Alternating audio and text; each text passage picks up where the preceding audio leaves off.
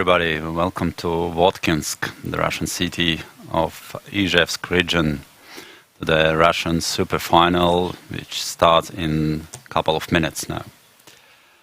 For those who follow us for the first time, I will explain that the Russian Superfinal is the main tournament of the Russian season. It's the tournament which will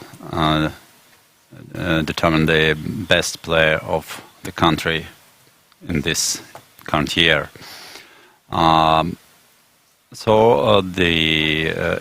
both sections, women and open, are composed of 12 players, and the female section is extremely strong as usual.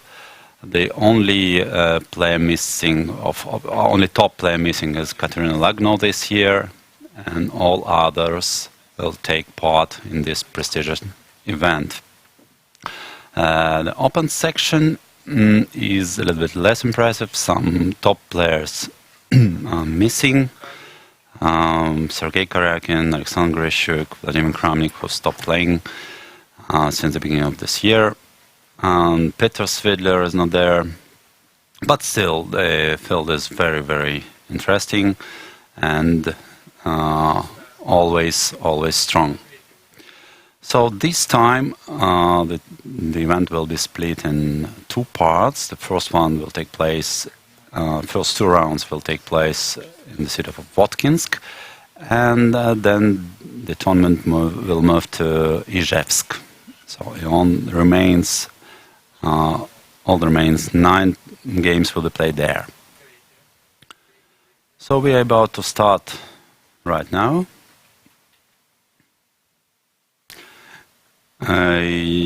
You can see now on your screen the playing hall. Yeah. And this is the beginning. So why Votkinsk, and what we can say about this city? Well, first of all, it should be mentioned that the tournament takes place in the homestead of the families of the famous, maybe one of the most famous Russian composer, Peter Tchaikovsky.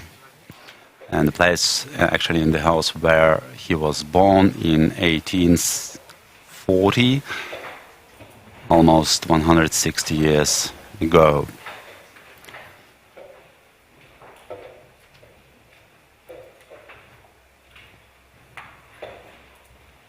You can see on your screen Vladimir Fedoseev, maybe one of the favorites of the event.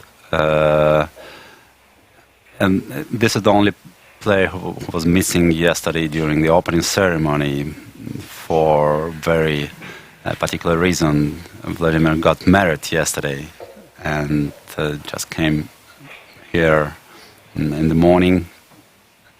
So it's very, very interesting to see how he will do after this important event happened in his life.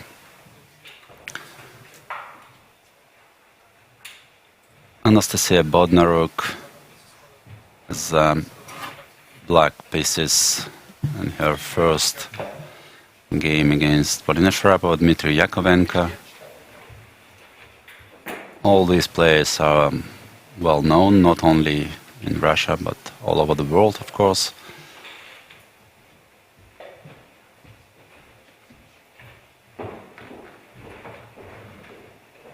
Valentina Gunina.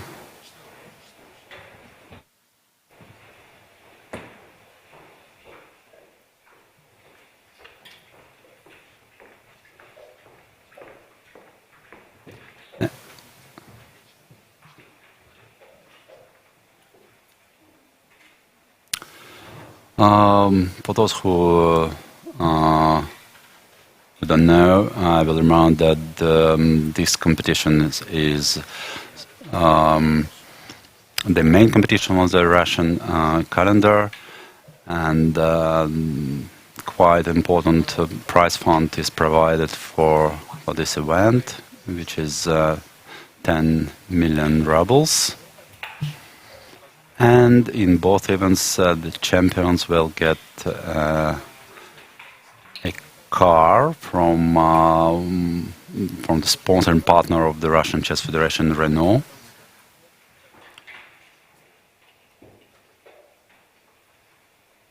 Evgeny Tomashevsky and Nikita Vitiugov on backstage. Alexei Dreyev on the right, the oldest participant of the event, famous Russian grandmaster.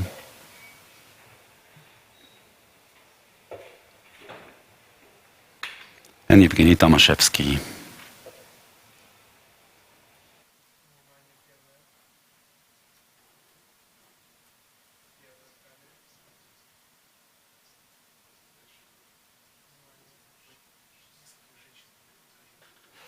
Valentina Gulina plays today against Zarina Shafiqullina. This young lady is absolutely unknown for me. She qualified from the Russian Higher League, and this is probably the first time I see her. I see her over the board. And Aleksandra Goryachkina. I would dare to say that Aleksandra is a clear favorite of the women's section. She's very young and very promising players, still in progress, very convincing this year, showing up great performances in any event she participates, and the last one was the Women's Candidates Tournament when she won very convincingly and qualified for the match World Women Champion title, which will take place in January and will be split between China and Russia. The first part will take place in Shanghai and the second one somewhere in Russia, but I don't know exactly which place it will be.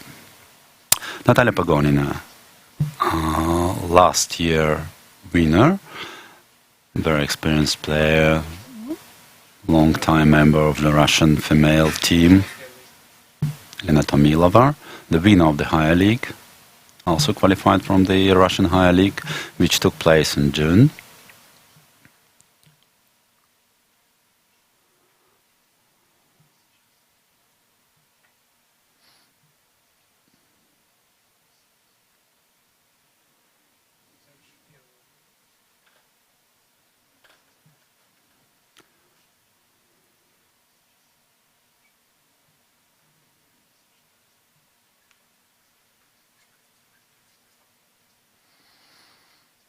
Okay, we make a tour and have seen almost all the players.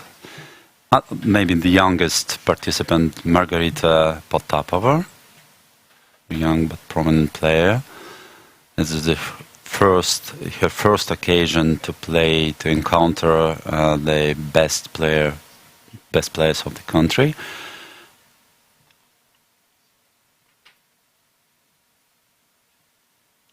Seems a little bit nervous, which is quite natural.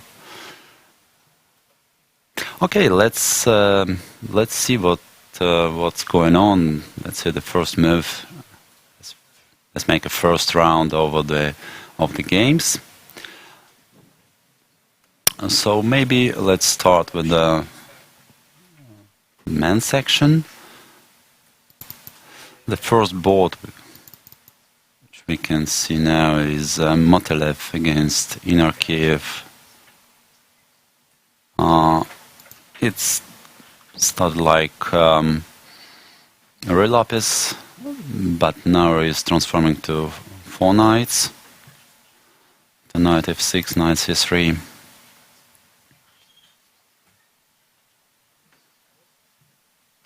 Or maybe it's still considered relapis. I don't really know. Grunfeld in Predki Artemiev.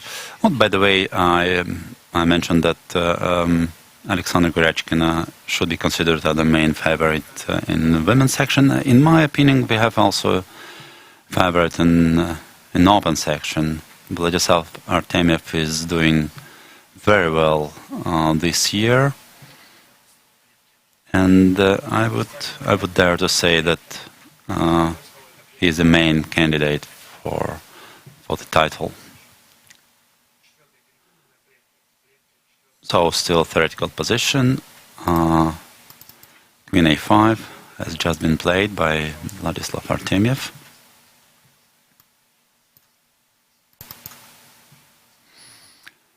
An Italian, also well-known position in Yakovenko Matlakov.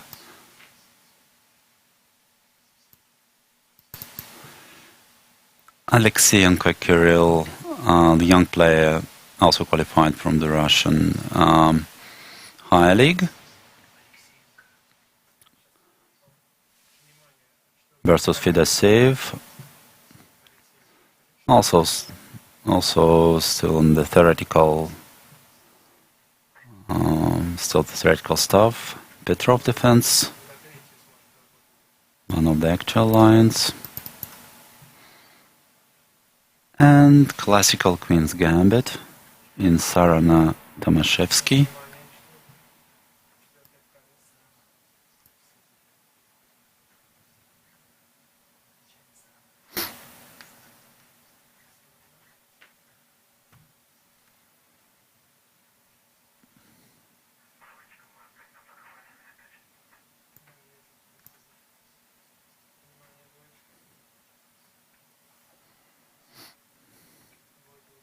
Mm-hmm.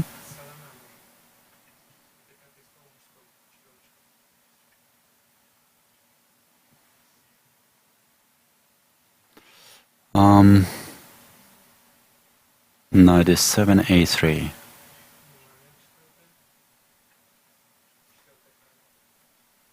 Yeah, I believe this is still theory.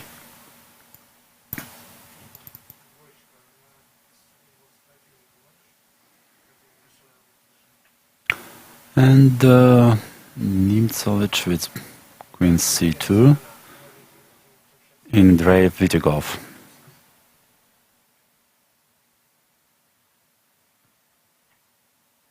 Well, first moves are made very quickly, as usual. I believe that all 12 players are still the field of their home preparation.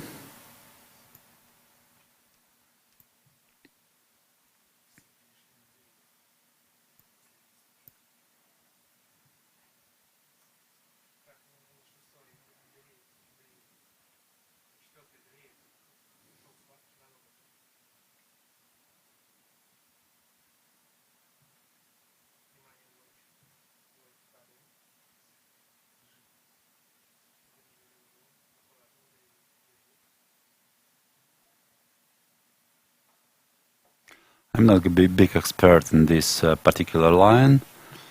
Well,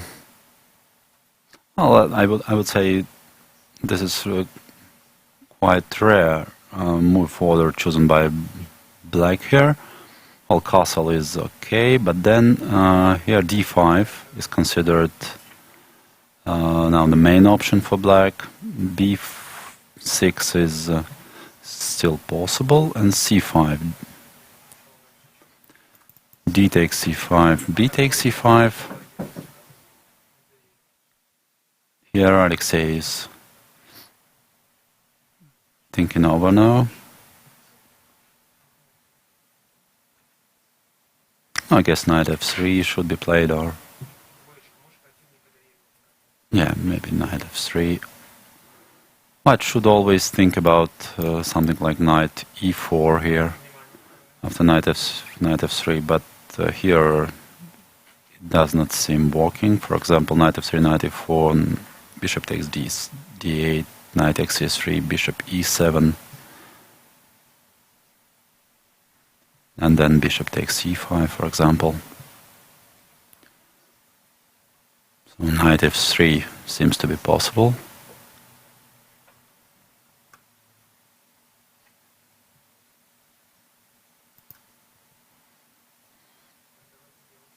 Okay, let's see what happens in in the female section.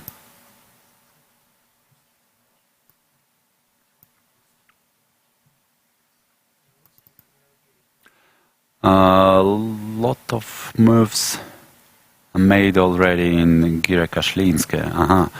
That's very interesting. And this Vienna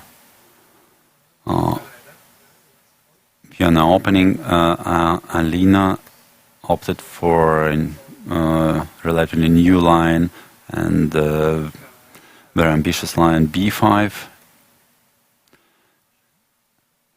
So far, both players play quite quickly. Well, Olga have spent already about 10 minutes, but still, I think she's trying just to remember what she was going to do in this particular line. I think she's still in her preparation.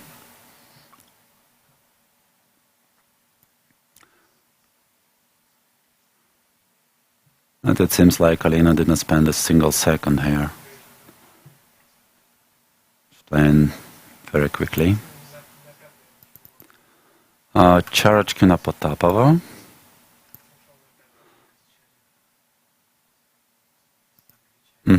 Trumpovsky. D5 takes G6. H4.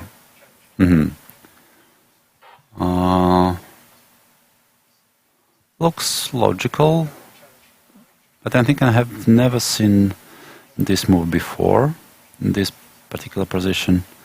No, the idea is clear, so White is launching kingside initiative, intending to play h5 and eventually opening the h file. So it seems to be a little bit unpleasant. So h5 is a very natural reaction, and now I don't know what's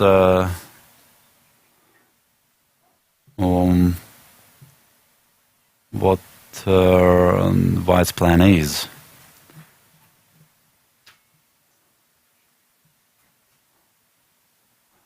Will she try to prepare g4 or maybe just knight f3 or even knight h3 maybe, following by knight f4.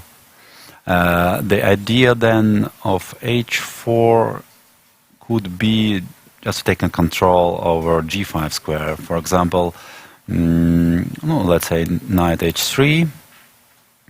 At some point, Black will need to play f5 to open his bishop, and then knight will get a very attractive square g5.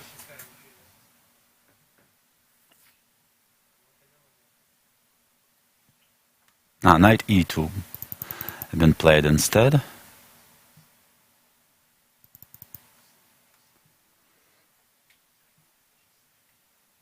No, of course, Black should not blunder after knight f4, which will follow on the next move probably. Knight g6 will be the threat, so Black should be careful. And sometimes after knight f4, maybe even knight takes h5 would be a considerable option for White. Okay, h4 is a very interesting move played by Goryachkina, who also plays very quickly so far, so maybe also following her home preparation. And let's see what's going on in the next game. Very interesting. Pirk. Anastasia Bodnaruk. It's not Pirk. Sorry. I was sure that at first sight it looked like a Pirk defense, but actually it was Sicilian. Shuvalova against Bodnaruk. Bishop b5, Rossolimo.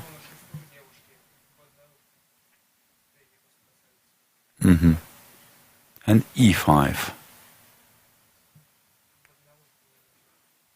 Also played very quickly by Polina Shuvalova. No doubt she is still in her preparation. So the main question, what happens after bishop takes f3? If queen takes, d takes e5, d takes, knight takes e5. Seems like a pawn sacrifice.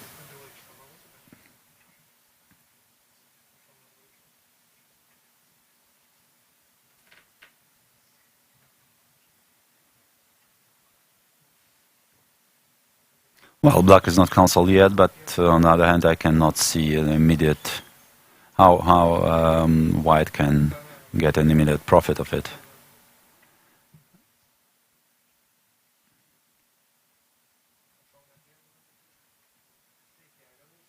No, maybe this is not the idea. Maybe white can just take with the pawn, but then somehow the pawn structure is spoiled and black can simply take an e5 and play knight h5.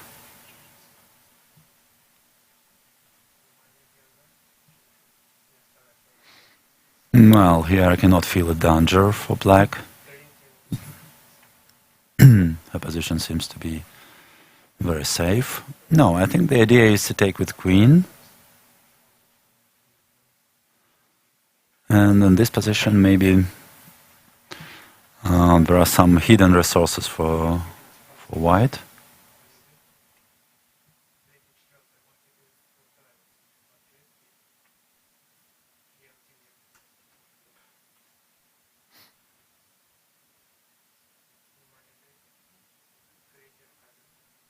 But so far I cannot see anything special for white.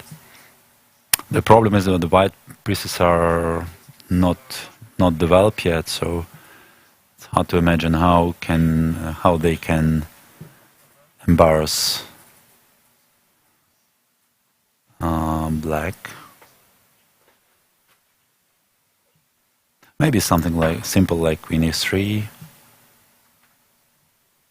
Still hard to believe. Even queen c7 or even knight d7. It's quite interesting what Alina has in her mind here.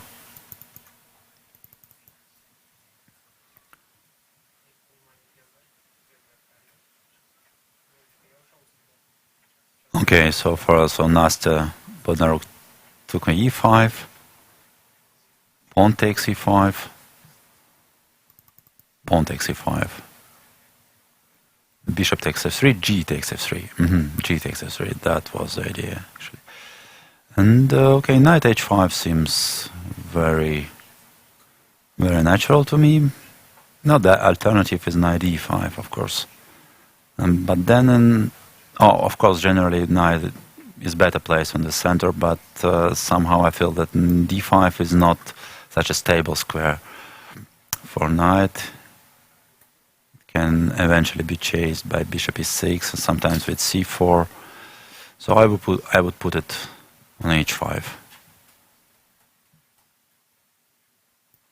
And then I guess white is intending to play e6.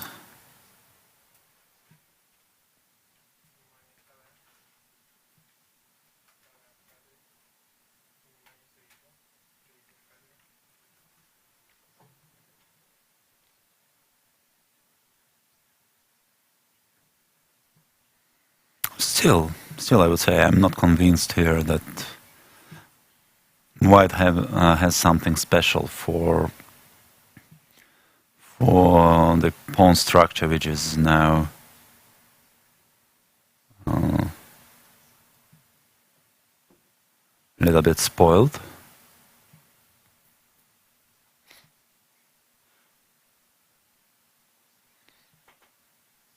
Okay, let's see what will going on here, and see the remaining games, which we didn't see yet. Aleksandra Kostyniuk against Aleksandra Goryachkina. Some ready stuff. Transport to the Grunfeld with g3.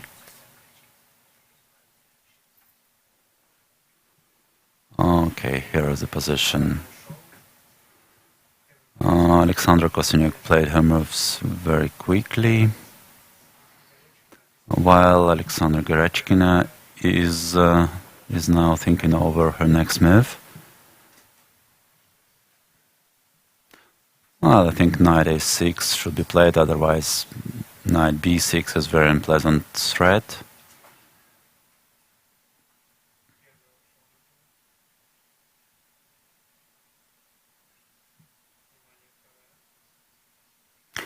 Oh, I believe this is still a theoretical position. Well, knight f4, not the best option here for white. I mean, normally white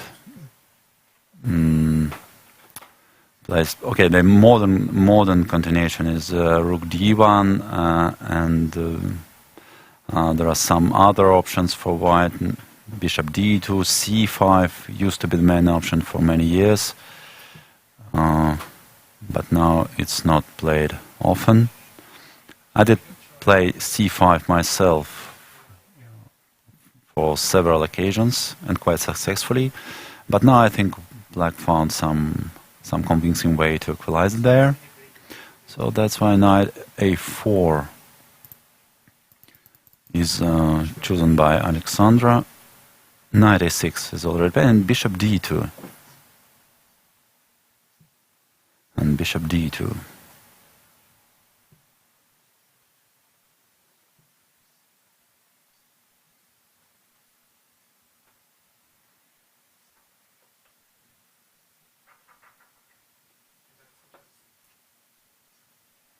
Well, Aleksandra Kostyuk seems to be in her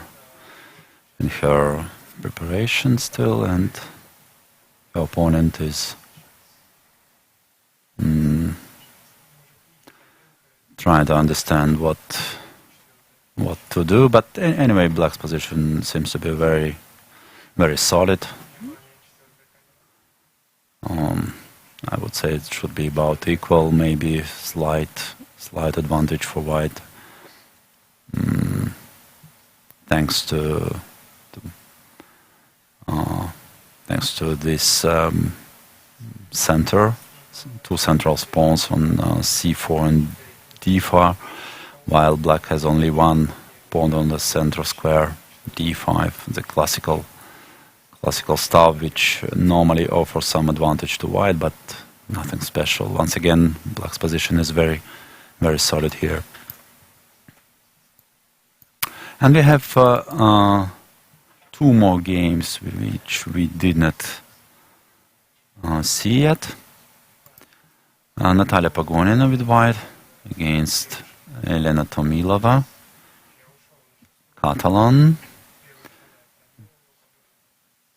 which is extremely popular nowadays on the high level. So black avoided the critical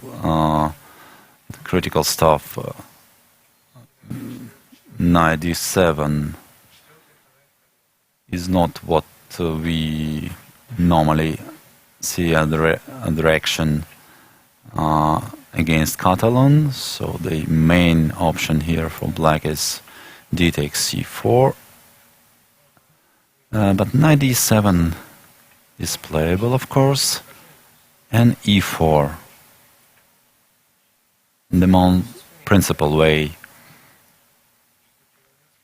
played by Natalia Pagonina.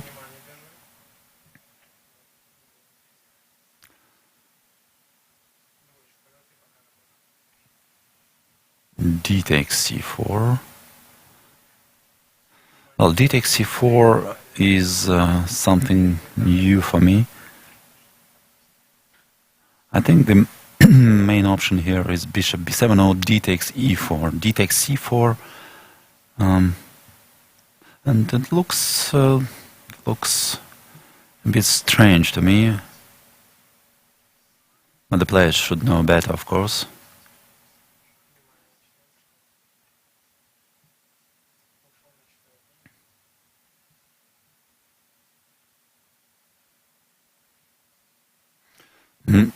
Natalia is still playing very quickly. And her opponent is now thinking. So what's wrong with knight x d5 now? Let's try to understand.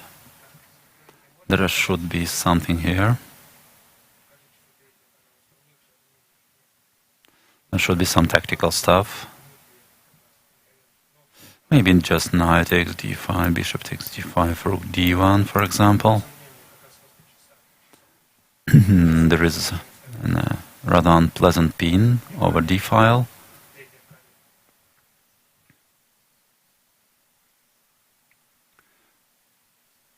So what to do?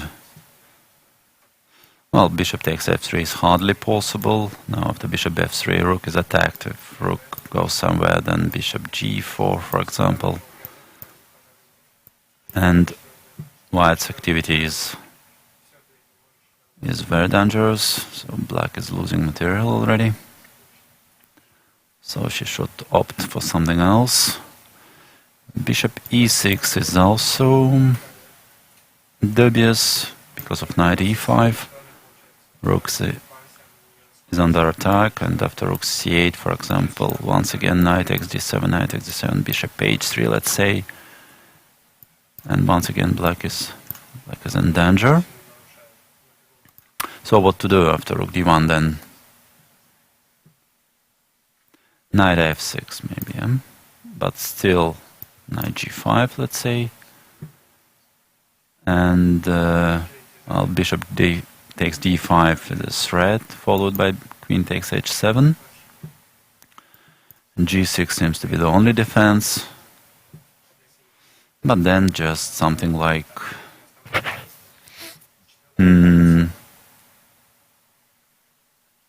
maybe not that simple. That looks very risky. This pin is very unpleasant.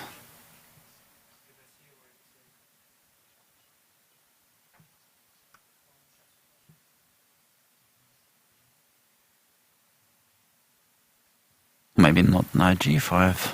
Let us see what white can do here. Maybe simply bishop g5.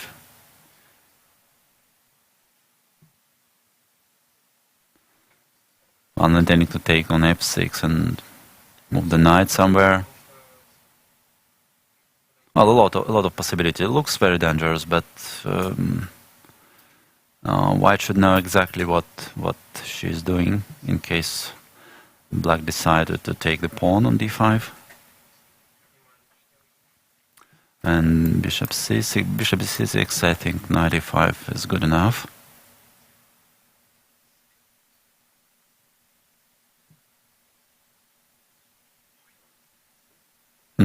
No. So I think this is an explanation. So rook d1, yeah, just knight takes d5, bishop takes d5, rook d1 is the right way to proceed for white, I think, in case black decide to take on d5. So that's why Elena Tomilova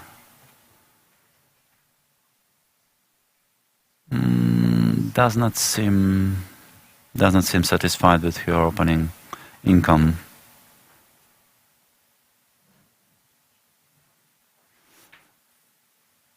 So if black cannot take on d5, what to do then?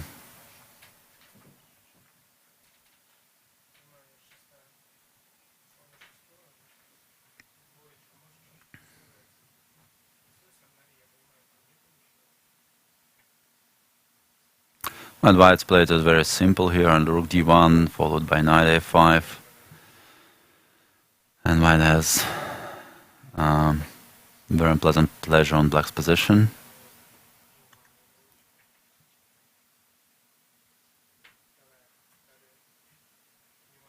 Maybe g6, yeah, preventing at least knight f5, sorry. For example, rook d1, but then d6 is coming. Bishop d6, knight c5, not c4, sorry. Looks very unpleasant.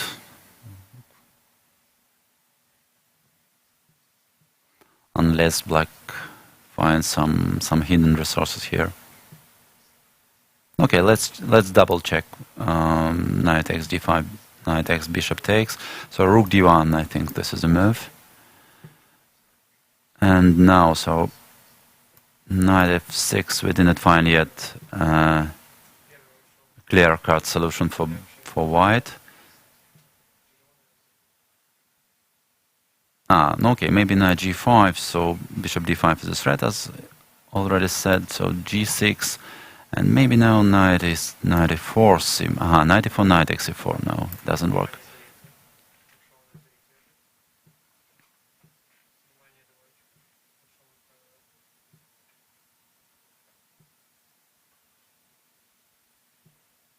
What about simple b3? The idea is bishop b2, bishop takes f6, and then bishop d5 is in trouble. Oh, or even, maybe even knight h3.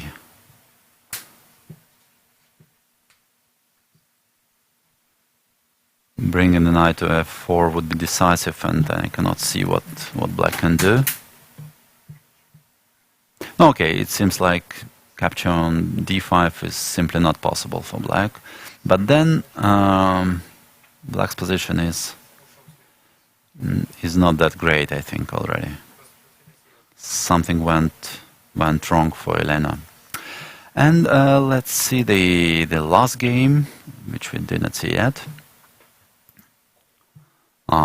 Valentina Gunina with white versus Zarina Shafiqullina.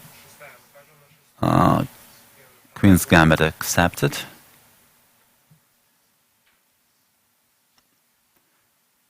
Transport to... Oh, I don't know actually. This position can be reached from both, from the Petrov defense and from Queen's Gambit accepted. I don't know which opening it belongs to, the official theory.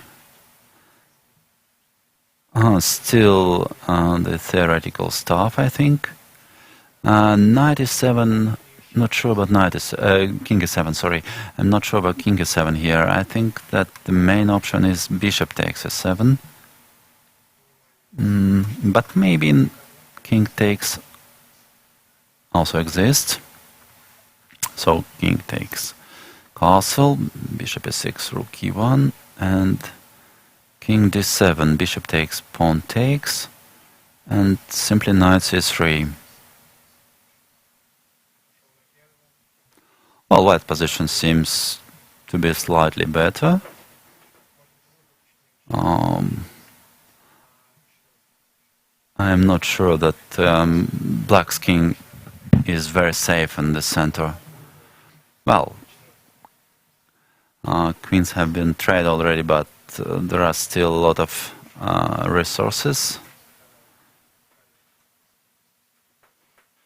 And not okay, but on the other hand, black has no something very, very convincing. I think that rook e8 is already played by Zarina.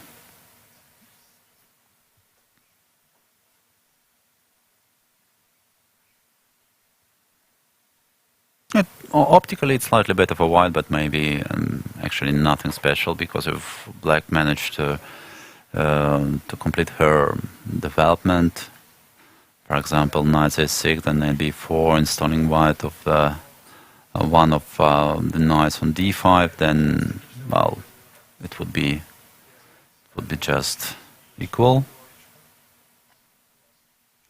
So white should do something very quickly in order to prove she is better. And meanwhile, something happened in Pagoni and Tomilova. Elena did take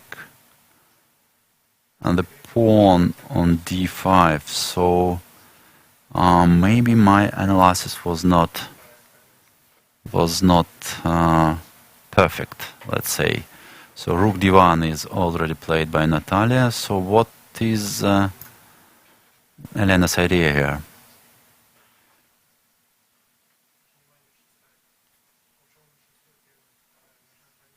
As you remember, so we failed to find a convincing defense by black here.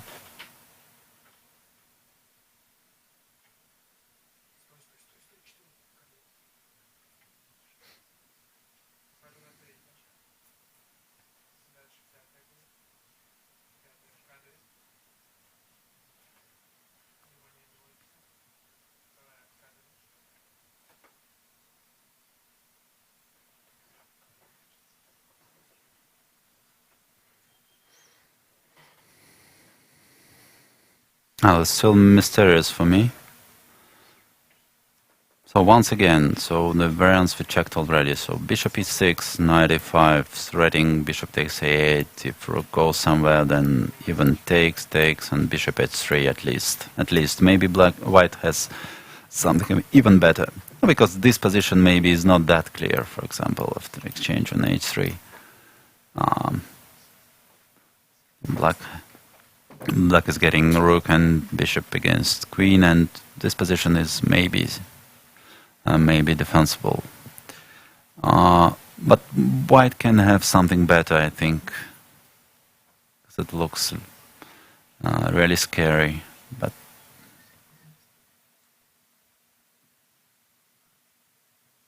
for example, what if white starts with bishop f4 here? Oh, then maybe queen e8. It's not that bad still. Bishop c6. It's hard to play anyway with black. Okay, this is the first. It's already played. Bishop e6 is played. Yeah. Okay, bishop e6. So this is Elena's idea. So she's ready to sacrifice some material, hoping to hold, for example, this position. After bishop takes h3, I think.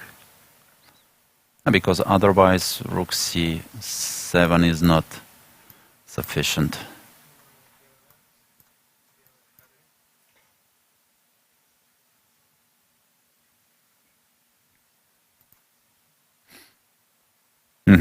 So maybe that's what she is opting for. Okay. And then let's go back to the open section, and before starting the second round of overview, I will remind you that if you have any question, you can send them via our YouTube channel, just chatting your question. We will select the best, and maybe if you have time, I will answer all of them. So please post your question in our YouTube chat. Motolev, Inner Kiev.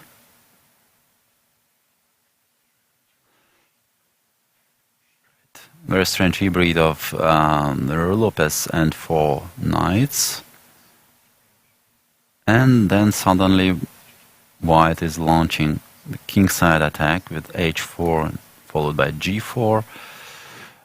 For me it's hard to believe in this attack when the center is no, okay, the center, we can say that center is fixed, but white is missing his light square bishop, and in these conditions, for me it's always hard to believe in such an initiative. But on the other hand, black has any counterplay, so he will need to switch to the defense, but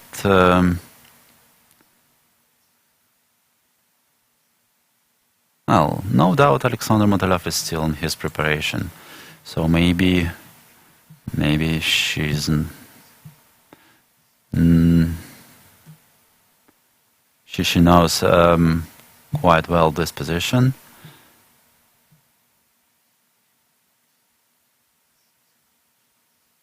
Oh, okay. My first intention was black to bring his knight to e6. So I would consider seriously knight c5 now.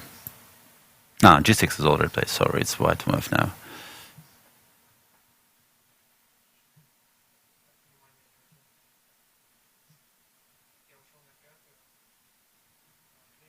Oh, g5 probably will happen, and then h5, yes, and then white has no the direct straights, so black has time to improve his pieces, and that's why knight c5 would be the first option to consider for me. Follow knight e6 and eventually knight f4.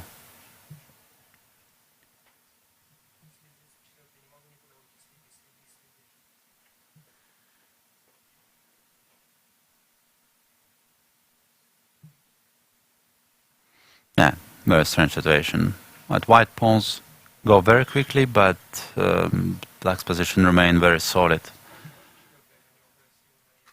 So not easy to evaluate this position for me. Okay, let's go to the next one. Aleksandra Pretke, the winner of this year High League. I would say that this is the first significant success for Aleksandr. To my knowledge, this is the first time he wins a tournament of such a high level and qualifies for the Russian Superfinal.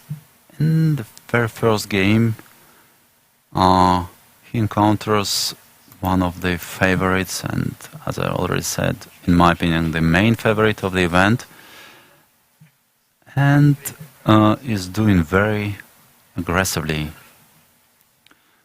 So h4.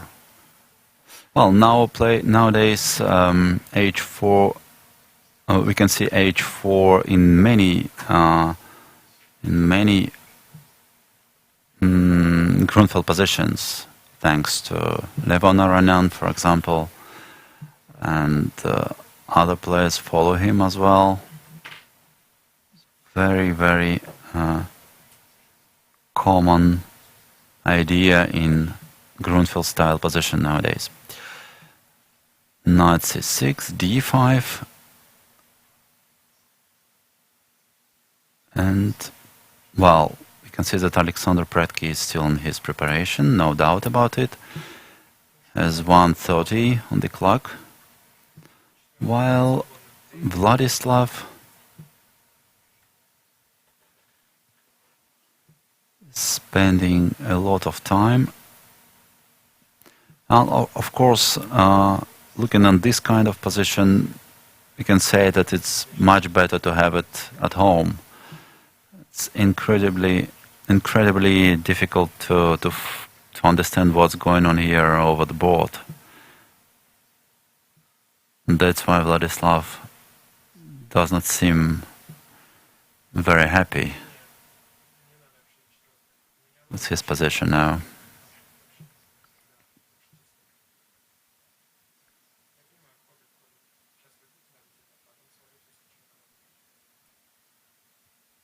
Okay, very interesting beginning of this game.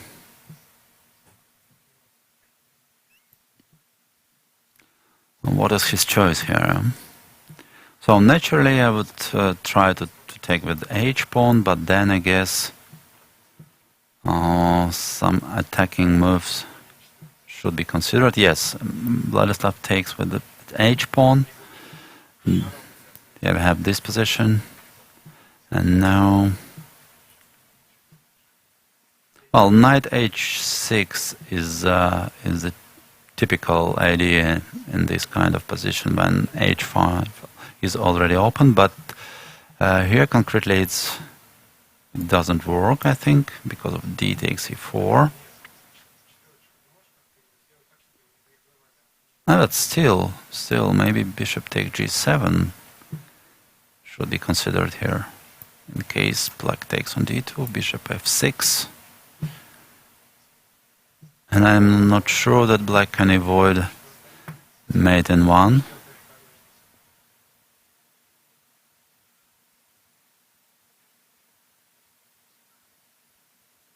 That seems very strong, actually. So even bishop h6 is it's already played. Yeah, it is already played. So d takes e4 is not possible then. It's really bad news then.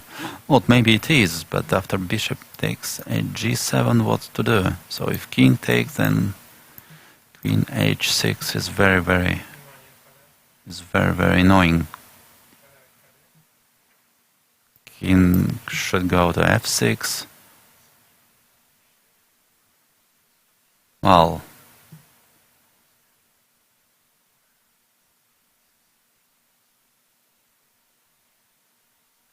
white has already perpetual, of course, but I think has something more in this position.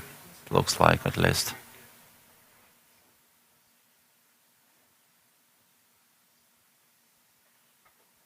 Now it's hard to believe that black can survive here.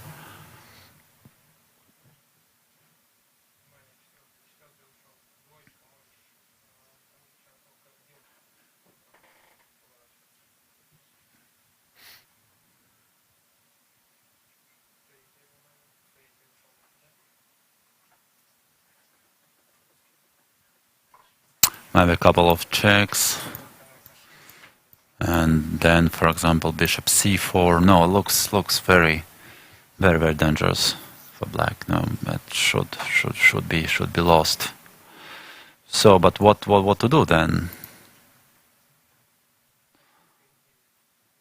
What black can do here?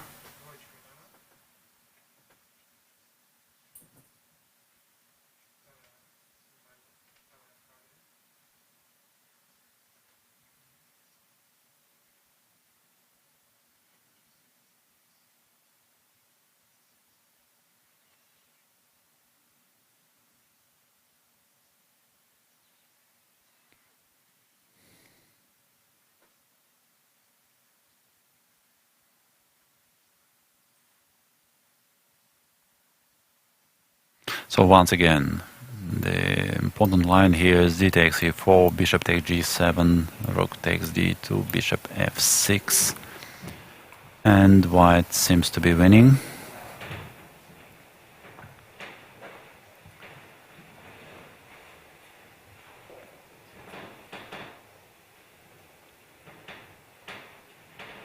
It seems that Vladislav Artemiev is in real trouble here.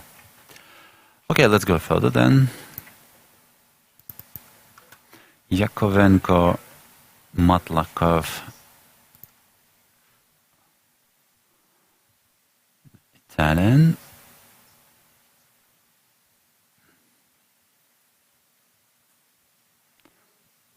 Also.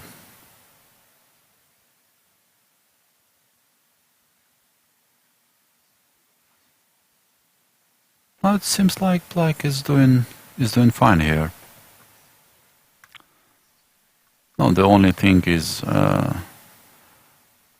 the moment, black's knight is pinned, but in my opinion, so black can even play simply king h8 here to unpin, and then I cannot see the reason for black to be worse in this position. But maybe white should try d4, otherwise, okay, black is even better in the center, so white should not tolerate that. But somehow even e takes d4, knight takes e3, everything seems to be okay for black. Yeah, knight h8, king h8 is already played by Maxim Matlakov. And it's hard to say.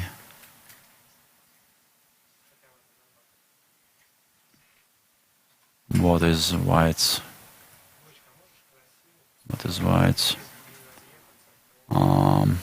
arguments here?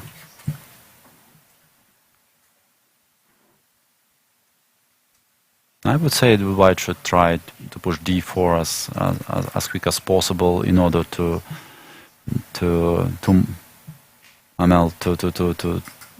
keep equal chances, I would say. Otherwise, black will probably get initiative soon.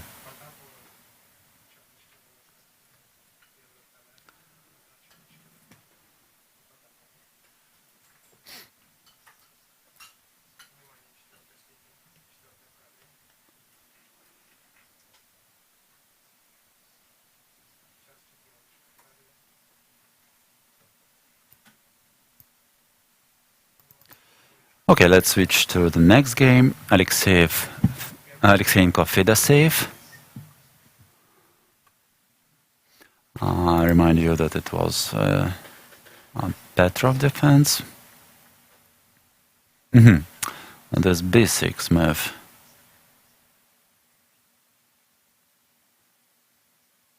The options, the main options, there are two main options here, knight c6 and knight d7.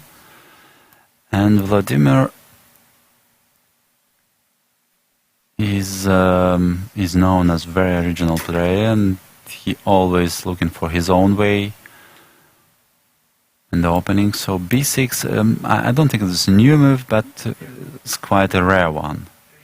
Castle, bishop b7, h4, which is quite usual for this kind of position. White is looking for an immediate initiative on the king side normally. But white is still playing very quickly.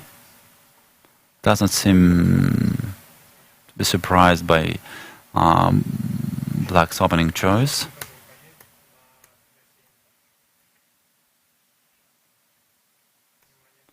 Well, at least optically, I clearly prefer white's position here. So he managed already to create some sort of pressure on the king side, while black has no real counterplay.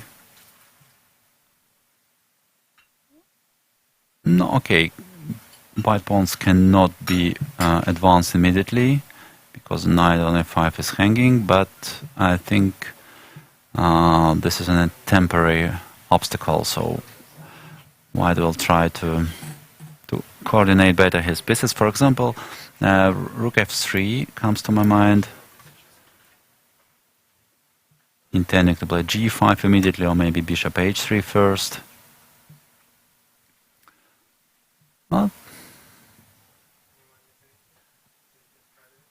maybe then g6 somehow. But still, once again, optically, I would take white. Then the position is quite complicated and maybe not that clear as it seems to be.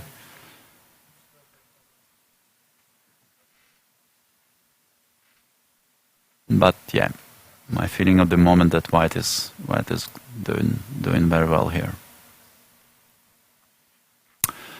Okay, let's switch to the next one.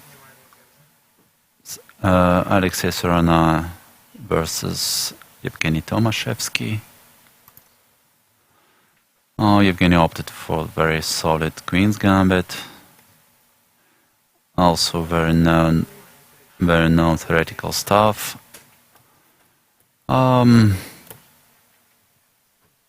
Well, these kind of endgames are always slightly better for white. But normally is holdable. It's black. Oh, f3 should be played, I think, now by white, taking control over this e4 square. Well, still slightly better, of course. White is playing comfortably here for advantage, and black should be careful. f3, king f2, or king d2 even, rook c1, rook d1. Okay.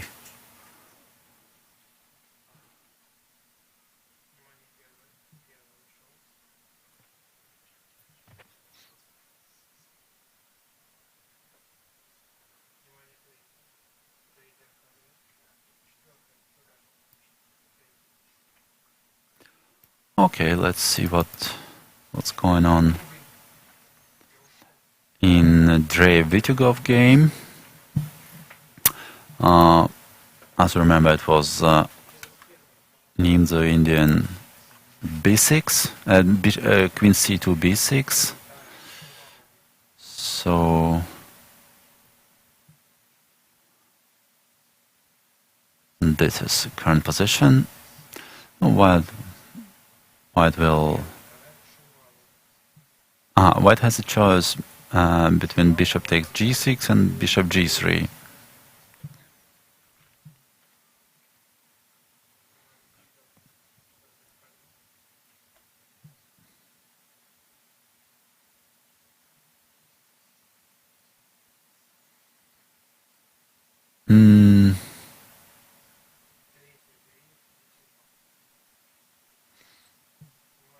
Okay, after bishop g3, maybe even bishop takes g2 can be considered. So rook g1, bishop goes somewhere.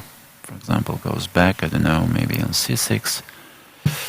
And then I'm not sure that white has something special for the sacrifice pawn. Well, even not sure at all.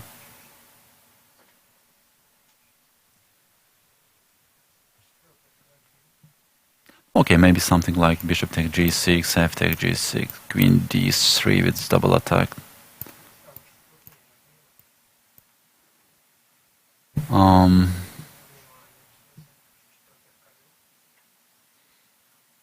Okay, yeah, it is possible.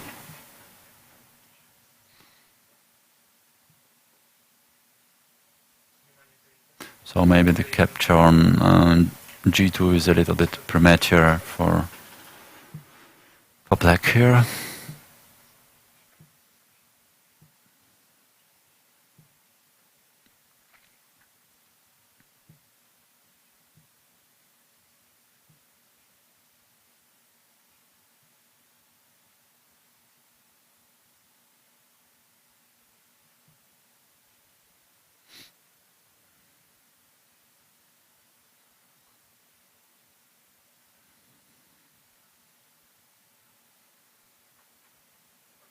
Okay, then if capture on g2 is not possible, then I would probably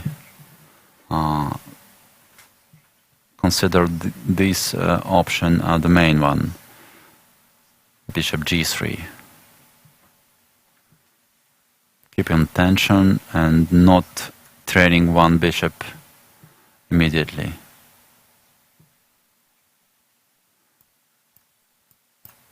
Bishop g6, as we said already, is another option.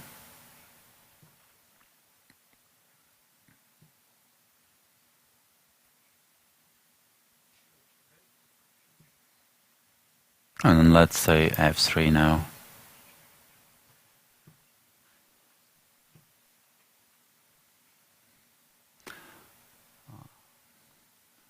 As I said already, we should always think about knight e4, but it doesn't work here.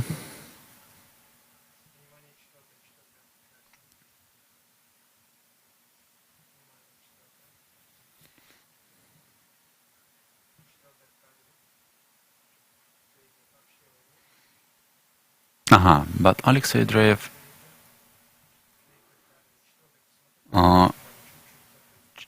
opted for the third option, which we did not consider, which I didn't consider seriously. He took on f6, queen takes f6, and queen takes f6 now, g takes f6.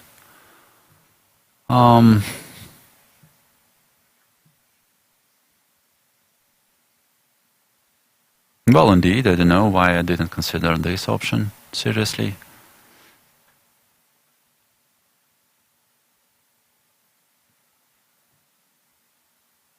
No, I think that it's quite possible to play like this. And I can see two possible moves here with bishop e4 and knight f4.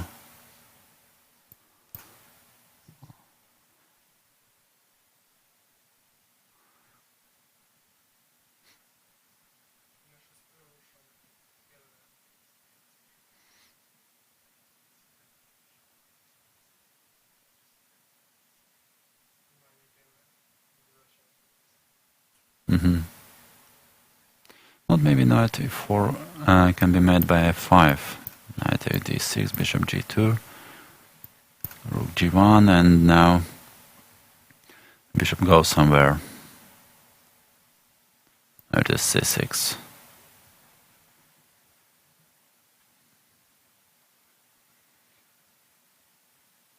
No.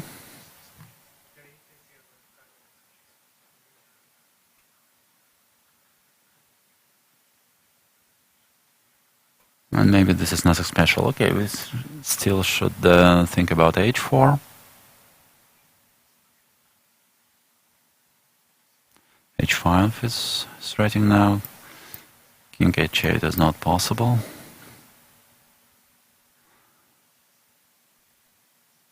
But maybe rook d8 is possible.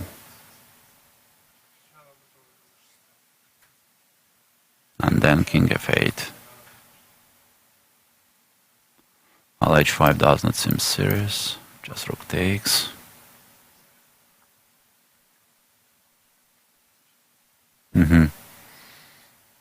So what to do then?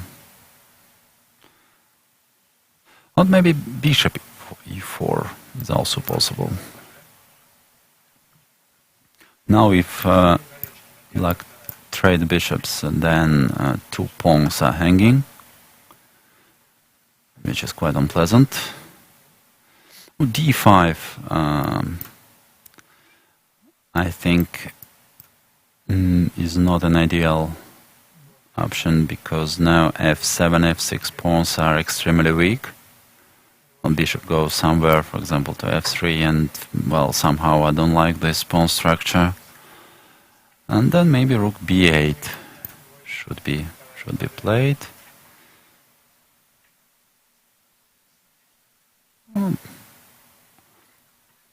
White can probably castle long.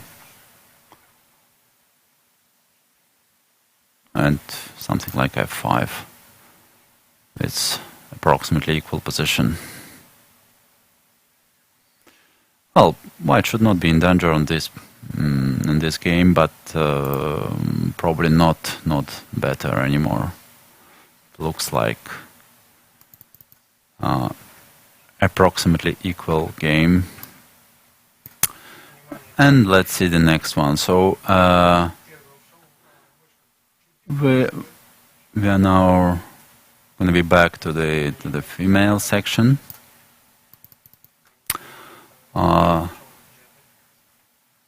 So the game of Olga Gira versus Alina Kashlinskaya. As you remember, the modern line of Vienna opening, Vienna defense happened, and Alina is still playing very quickly.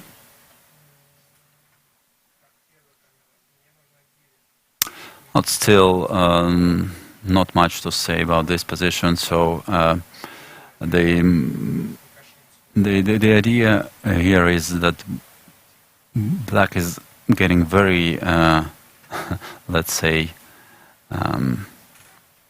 very bad, very ugly pawn structure, but in exchange getting full control over d5 square, which is very important in this position. And for white, it's not so easy to attack immediately in these weak pawns. For some concrete, some tactical reasons. No, for example, let's imagine white decide to attack c4 pawn immediately.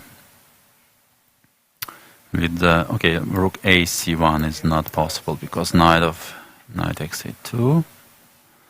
Rook d c1.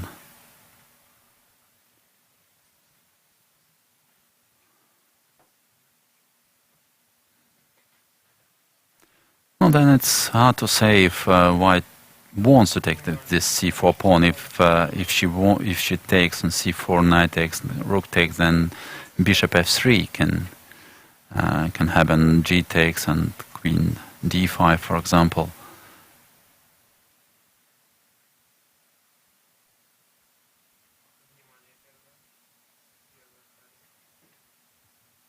What about knight a3, let's say?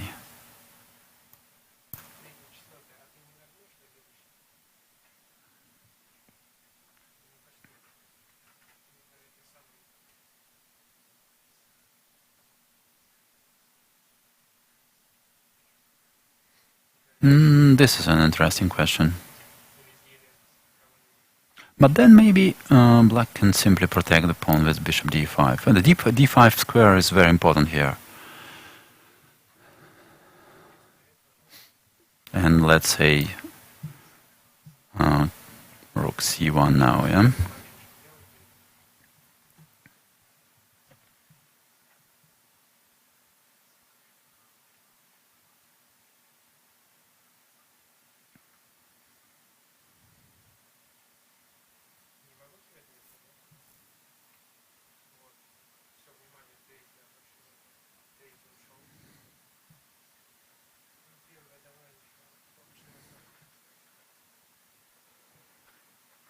Well, I'm still not quite sure that white wants to take this pawn. Well, for example, black plays something like rook b8, knight takes, bishop takes.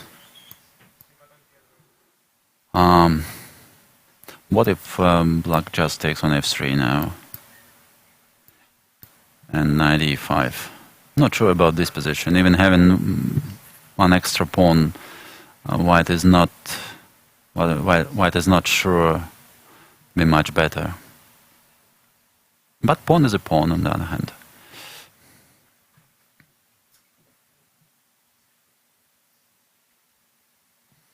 And the very important factor as well that Olga Giria has spent much more time already. She's 35 minutes ahead of her opponent.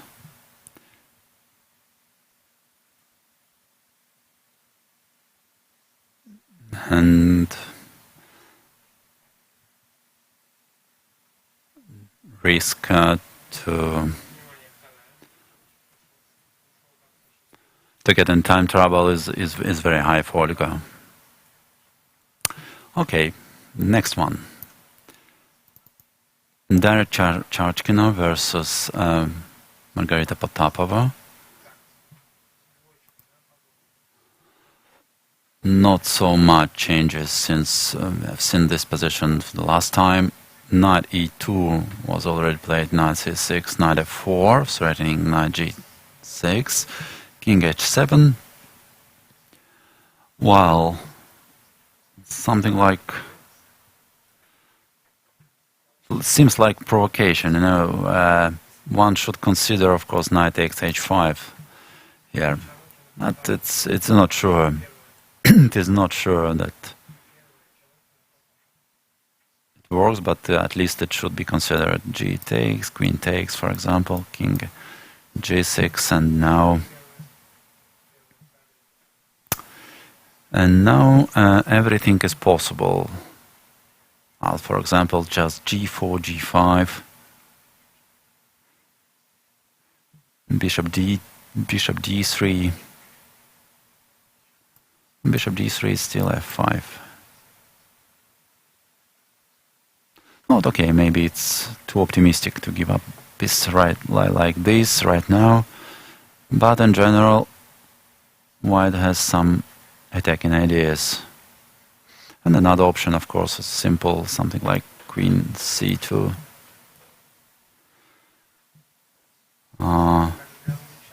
Threatening sometime take on h5.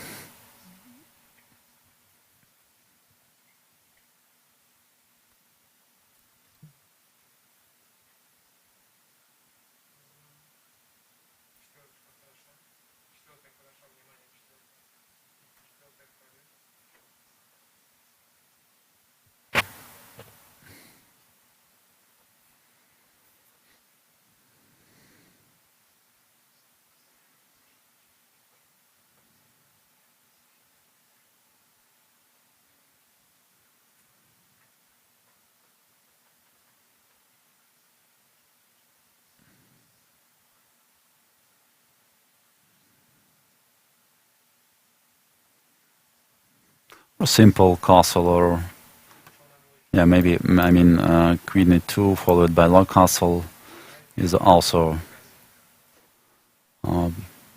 possible for white. Well, somehow, once again, optically, this position seems to be better for white. White has a good choice of attacking possibilities, but she will need to choose the best one. Polina Shuvalova versus Anastasia Bodnaruk, and so last position we saw was this one. So knight e5. Finally, Anastasia opted for knight e5, e6 as predicted.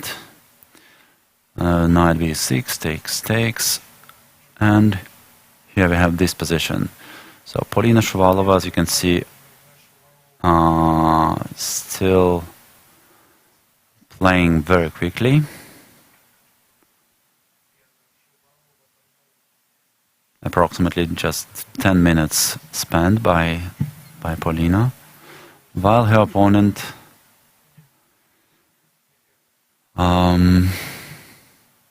is approximately 50 minutes ahead already. And we know Anastasia Bodnaruk as, unfortunately for her, a typical time travel player. She is very often in time troubles, and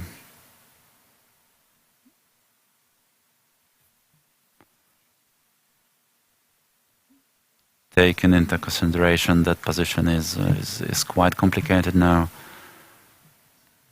It will not be easy for her to avoid time trouble in this game. So knight e4 will be the next move, next white's move, threatening c5 pawn and also intending to play knight g5. And black should deal now with all these threats, which is not an easy task. I will try to take control over g5 square, playing h6 maybe. And if knight e4, just protecting c5 pawn somehow. But now, okay, sorry, maybe h6 immediately is not that good. Maybe now white can attack g6 pawn somehow. Something like queen d3. If queen d6, then knight e4 now. White clearly has a good initiative, and it's not easy for black to defend this position. Okay, the next one. Compared to other games, this position seems to be very quiet. So last time we saw this position, it was under this game it was this position, bishop g4, e3, knight e7. That's quite strange decision by Aleksandra Goryachkina, take on f3 immediately without even waiting for h3, giving up her bishop, and e6. If you take on f3, I thought her idea was to push e5 immediately, but this is not the case, so e6 not, but position remains very solid anyway. Very solid. No, white seems to be slightly better. She has two bishops and stronger center, but it would be very difficult to break through. Especially taking in consideration that Aleksandra Goryachkina is good defender and normally hold this kind of position easily. No, okay, but still white is better, and it's white who plays for advantage here. I don't know what white plan should be here.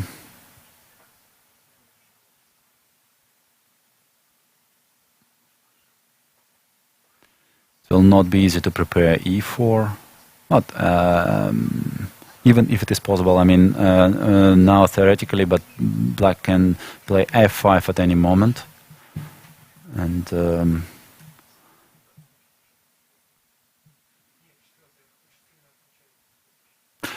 it seems that white's only option would be take on d5 at some point and start pushing her b pawn.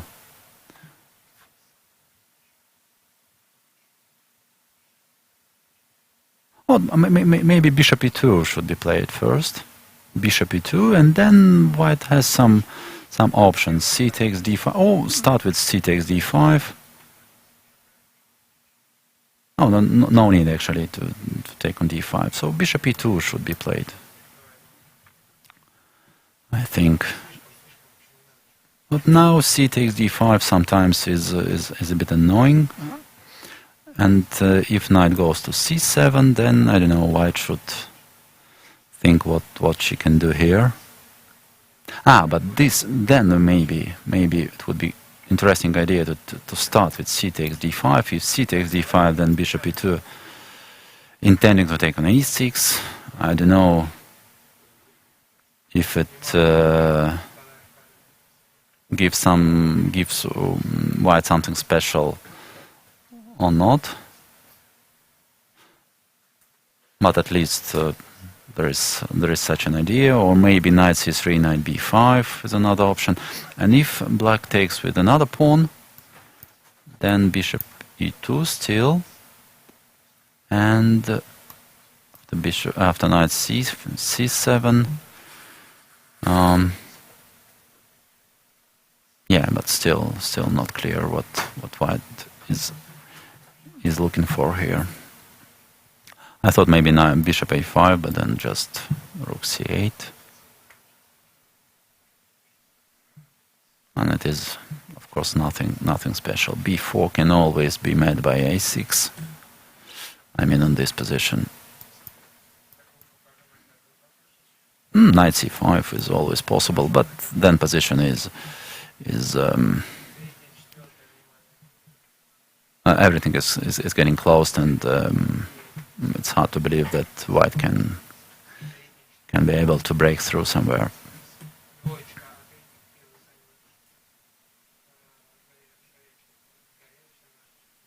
So yeah, I think that draw is the most probable result here.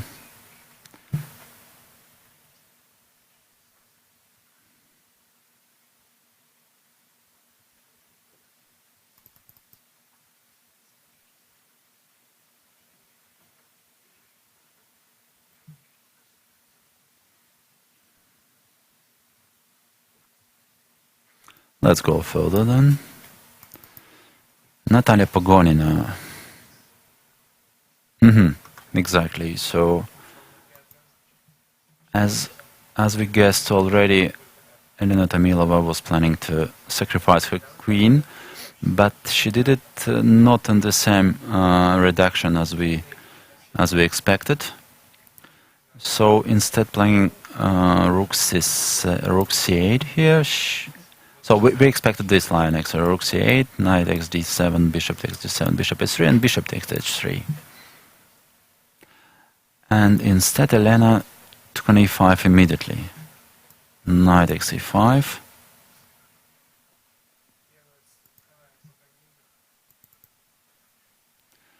Rook takes, bishop e4, played by Natalia.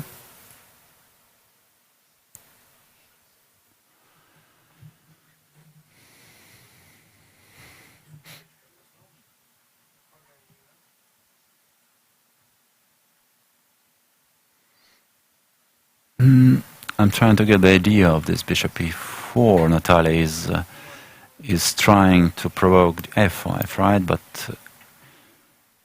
his f5 is a bad move.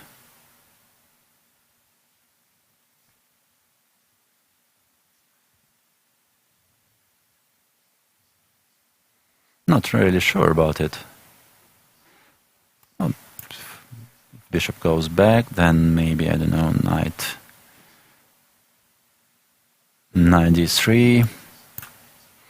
And sometimes black would have this f4 option. But maybe, yeah, maybe queen e2 is the idea. Yeah? So f5 maybe is too optimistic.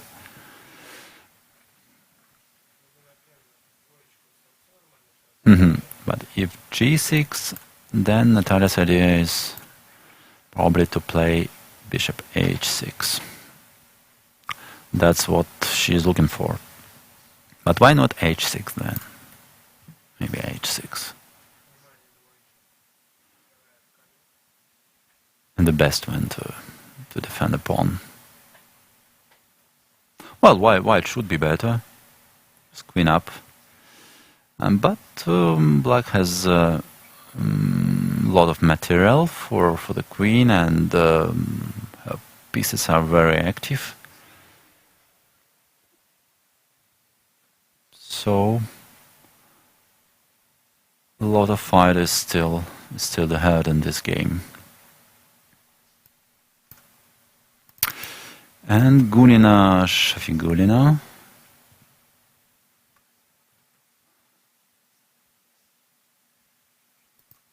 So last position with sword was this one.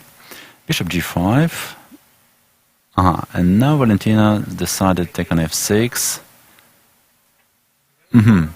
That's very interesting decision by Valentina.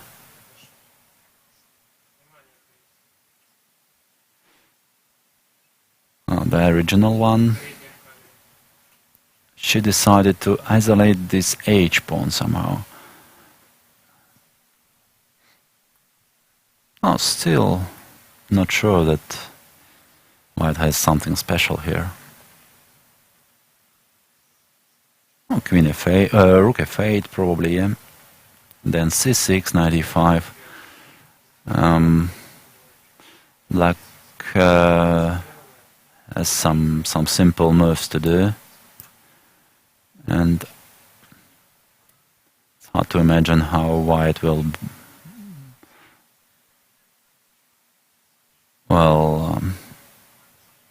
proceed here. Well, for me it looks like equal now.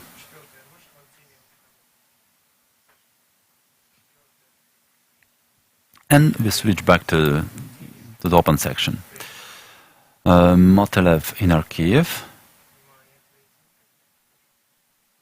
After g6, Aleksandra Motylev went bishop e3, queen e7, knight g5, keeping his pawn structure flexible so far, and so he probably didn't decide yet which pawn should be advanced first. And he's improving gradually his pieces and preparing long castle probably, yeah? Simply. And at the same time inviting black to chase his knight from g5, which can eventually be considered as a weakness, for example, as a weakening his position. But f6 is still possible. f6, maybe knight will go to h3, and then f4 would be the additional option for white. And h6 is also not the move not easy to do. Then knight can go back to f3 probably, and h6 is hanging.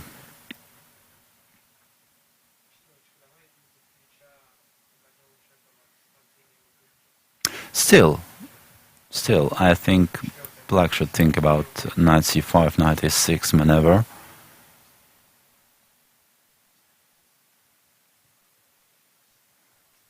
Improving somehow his knight. And attacking g4 pawn at the same time. F3 probably, and then, for example, knight e6.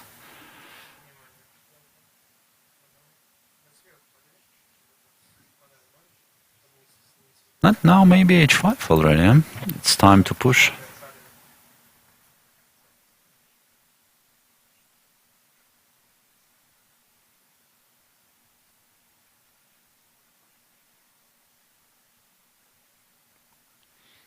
Well, white has an initiative here, no doubt about that. Ernesto just played his move, and this is knight c5.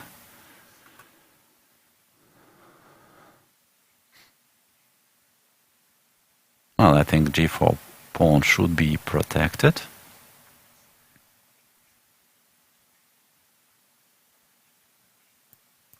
Okay, f3. And now if knight f6, maybe h5 already.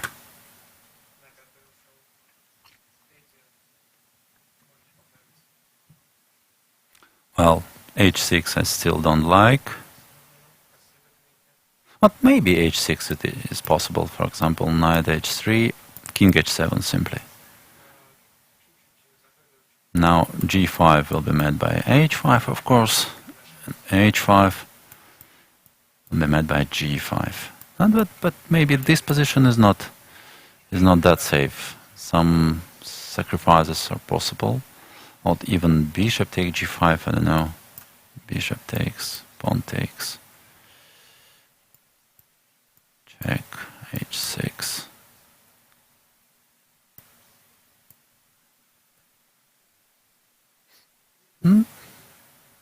Maybe nothing special for white.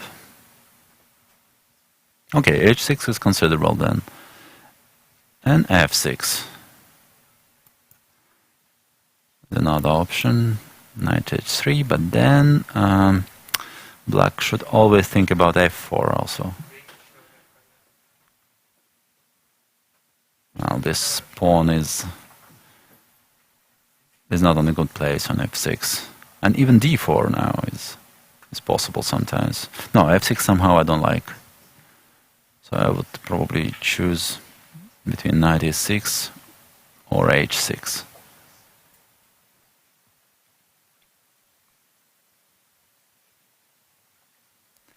But anyway, it's simply and simply play with white. Of course, if I have choice, I would take white definitely. So, what happened here?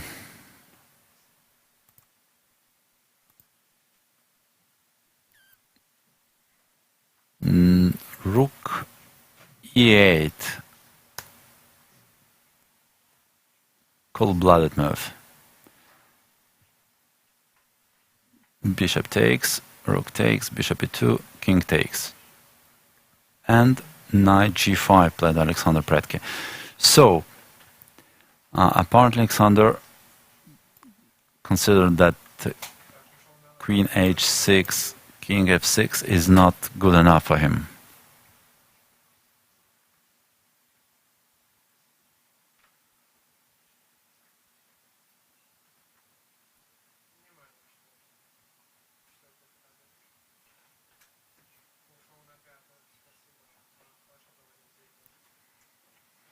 It's hard to believe, yeah?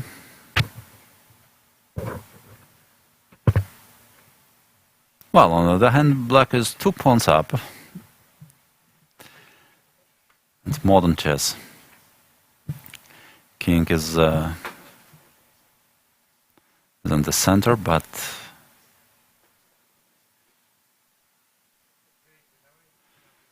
not easy to create a direct threats. Okay, so Alexander opted for knight g5.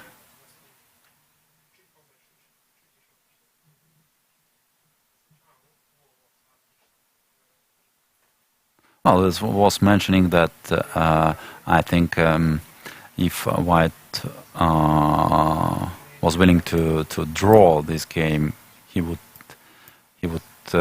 play it this way.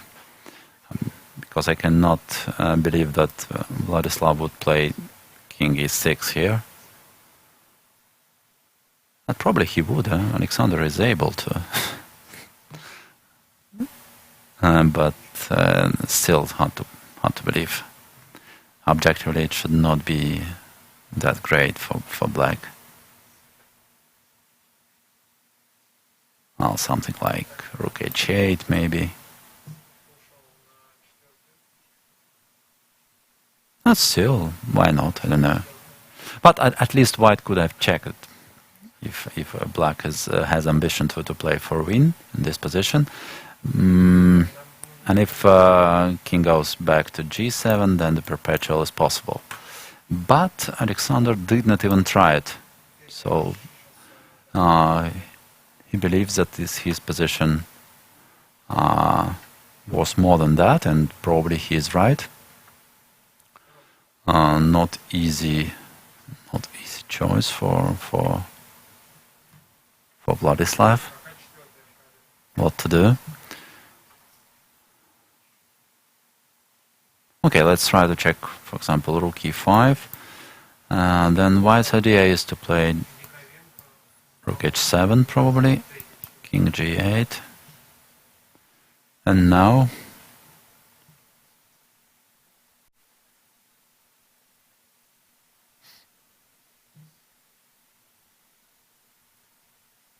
maybe Queen f4, right?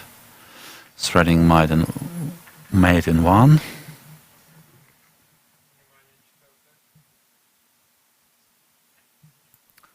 And if Rook f5, okay, Rook h8 probably is not good, but then Queen h4.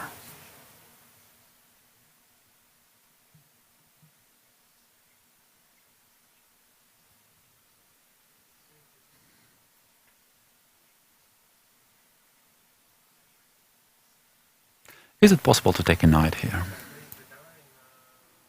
Rook h8, King g7.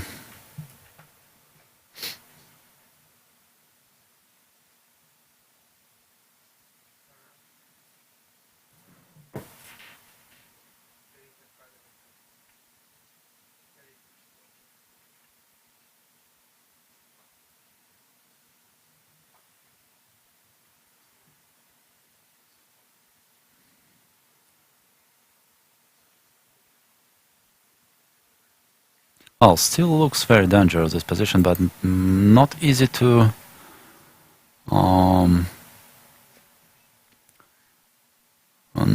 find a very convincing way for White. So Rook e5, Rook h7. What else?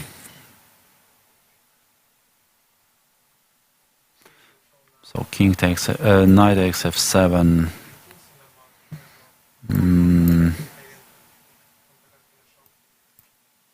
Maybe something like this also, yeah? Yes, for example. And now just knight takes e5, if knight takes, and queen d6. And White is gaining back the material and remains with a better position, as Black's king is very exposed. Maybe this is the idea. So the line is like this: Rook e5. If Black goes Rook e5 here, then check, and not Queen f4, but knight takes f7. But maybe some other lines should be considered here. That's too complicated. It's still too complicated.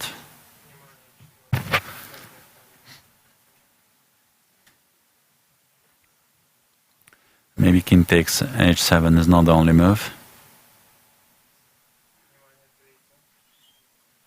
Let's see what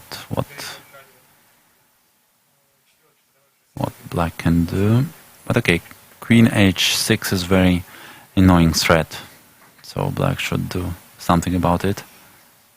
For example, after rook e7, queen h6 is just killing. Too many threats. Queen g7 is the main one. If rook takes, then rook h8 mate. So maybe this is the idea. Maybe the idea is just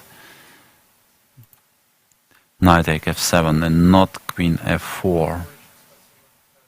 So once again, if king takes, then check.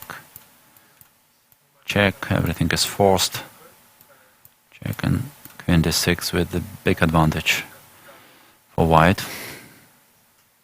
And that's why Vladislav is still thinking over his move. And yeah, looking at him, I can conclude that something is going clearly wrong.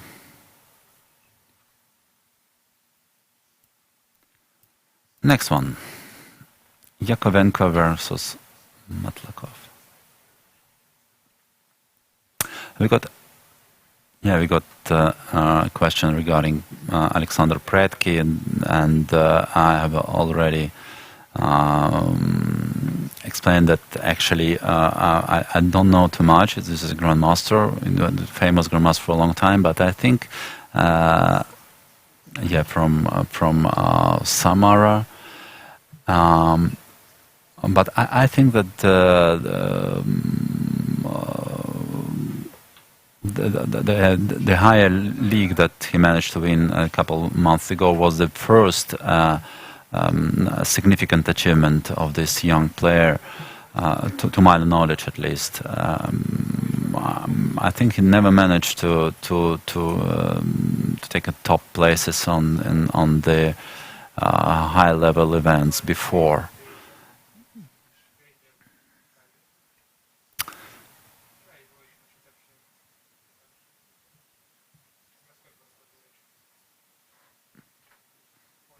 Maybe he did also. Maybe he has some other successful events in his career, but I cannot remind anyone. He was doing quite well also in Hunter-Mansijsk last year, but it was not the same level. And in higher league is clear his best achievement so far. And here, and today, he's very close to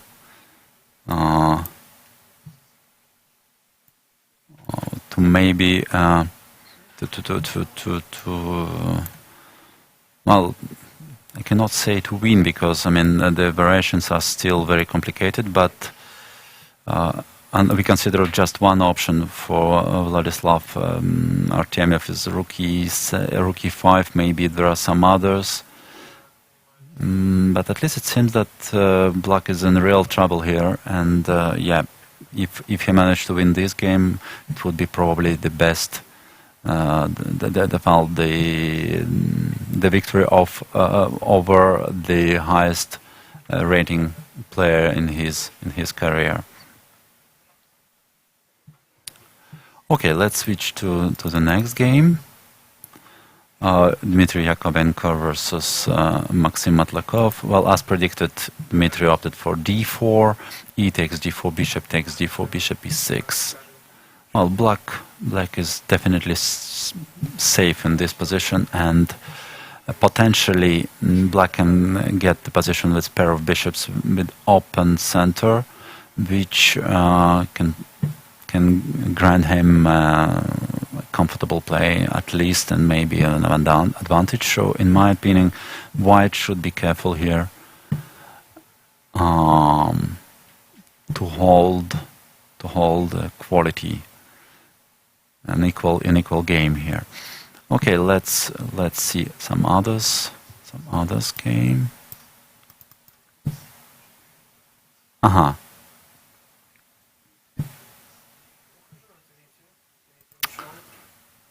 So Alexeyenko versus f3 happened in that position, and once exchanging couple of knights, I think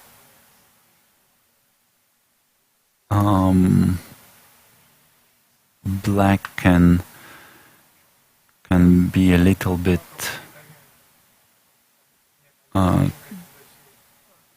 relaxed. When exchanging any kind of pieces in this position, when your king is risking to be under attack, is always a good moment.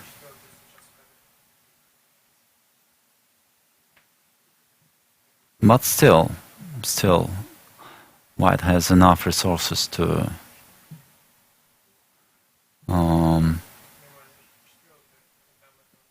push on the king side.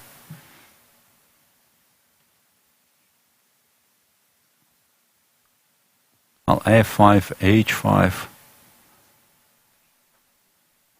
All these obvious moves come to my mind. Well, it's never easy to choose the best one.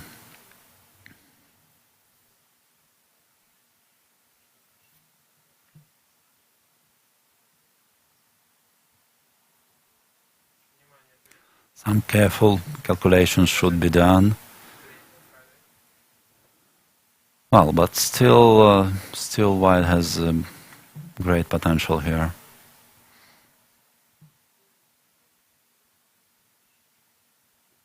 Great attacking potential. Should he push immediately his pawn or make some prophylactic moves? For example, putting his queen away of this unpleasant pin, my e file, for example, queen, I don't know, f2. Maybe even queen h5 sometime makes some sense. I mean, provoking g6 in order to push h5 afterwards.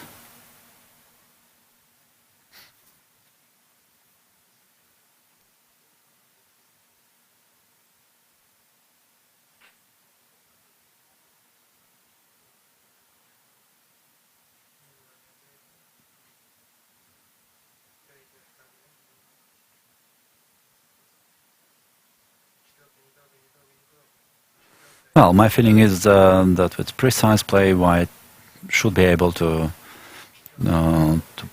put some pressure on Black's position, on Black's king in particular.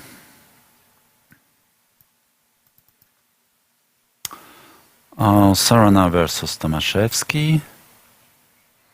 I'm not sure that pushing b4 was a good idea for White. Now when Black's knight comes to c4, I cannot believe that Black can have any single trouble in this position.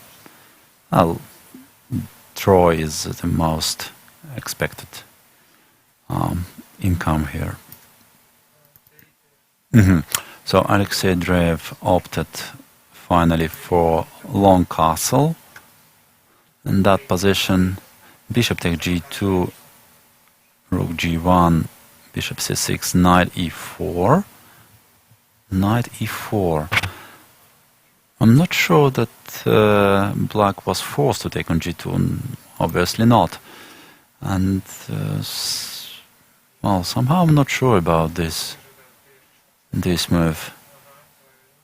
Well, for example, f5, preventing any white piece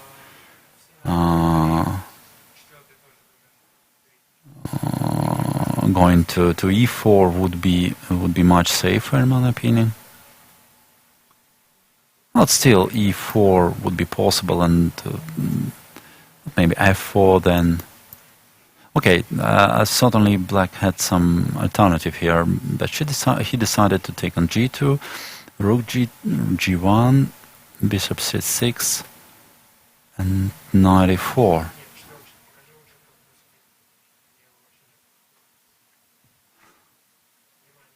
Well, what to do now? Or maybe still f5. Maybe still f5. Knight takes d6, for example. and rook d8.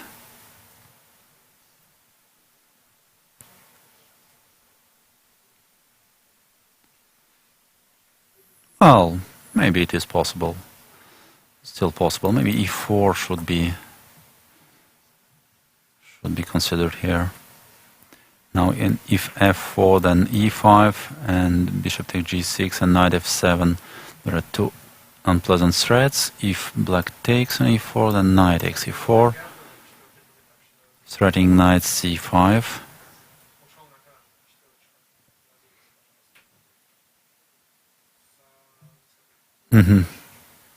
And if bishop takes, then bishop takes. But maybe this is nothing. Just take. King takes, rook d8. King c2. Oh, sorry. King d8. Rook d8, king c2. And simply king g7. But this endgame is slightly better for white. b4 and bishop versus knight. Is usually better for white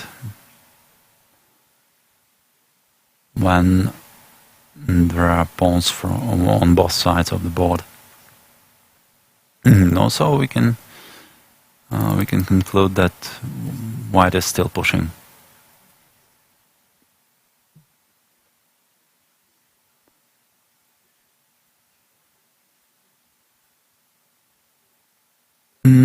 What if black decides to exchange everything like this?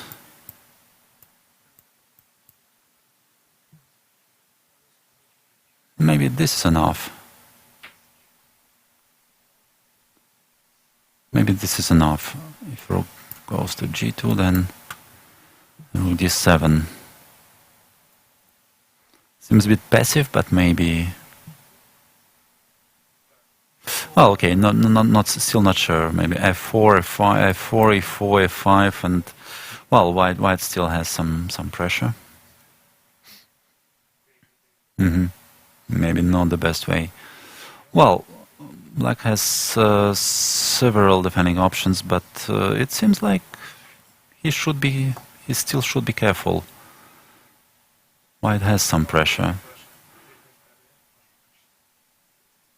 White will definitely recover a pawn, and then his pieces are still better placed, and well, even with the resources now very limited, white still has some potential. Okay, let's be back to the women's section. And now we can see that Alina Kashlinskaya is finally starting to think.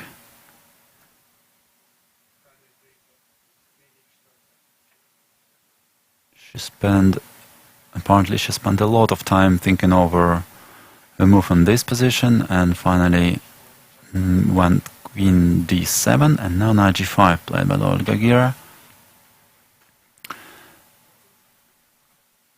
And the time is almost equal already.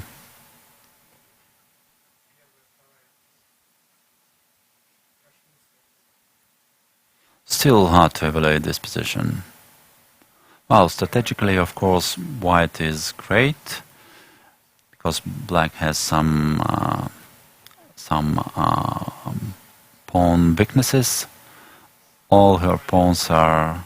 Well, all her pawns on the queen side are isolated, but this d5 square, as we already mentioned, is very important and gives black some counter chances. And we can see that Goryachkina did what we considered as the interesting option. She sacrificed a piece on h5, knight takes h5, g takes, queen takes, and went g4 as we predicted. Knight e7, And simple castle now. Queen d6. And okay, the logical question is, and natural question is, why castle? Why not g5? Maybe Daria now doesn't want to allow bishop f5, bishop g6 transfer. Maybe this is her idea. But then, okay, if just take, no, it doesn't seem possible. If bishop takes, rook g1.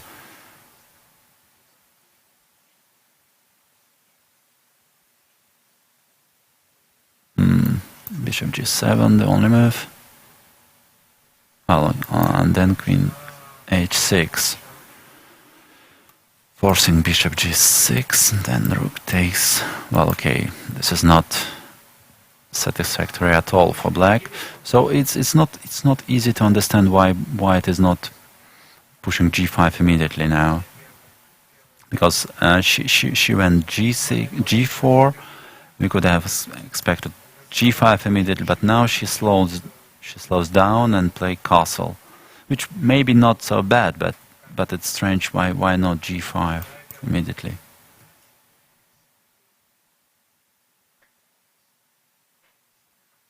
So once again, bishop f5 does not seem possible because of g takes f6. Okay, bishop g6 is not possible because f takes e7, intermediate move. If bishop takes, then check. And, well, bishop g6, rook g6, bishop g7, queen h6. Not easy to understand what was wrong with g5 immediate. But Daria should know better. And yeah, after g5, g6 is a threat now. So black has no choice. Probably maybe f takes g5. Maybe f takes g5. Maybe that was the reason. So now if h takes, then bishop f5, protecting everything so far. And maybe then, so yeah, and maybe now I'm trying to guess what was the idea behind this castle. Maybe Daria was intending to play e4 on the next move, taking f5 square under control, and then g5. But Margarita went queen d6, and now after e4, queen f4 would be black's reply. So far we have this position. Well, still, once again, optically, white initiative seems to me very dangerous. She has a lot of options, so g5 is still there. Maybe just king b1 should be considered, intending to play knight a4, knight g3, and so on, or maybe knight a4, g5, whatever.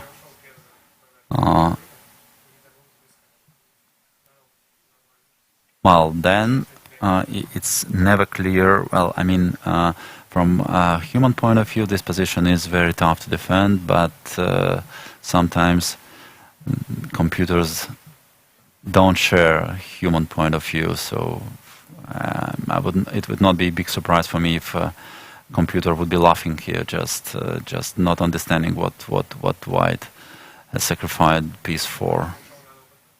We will see.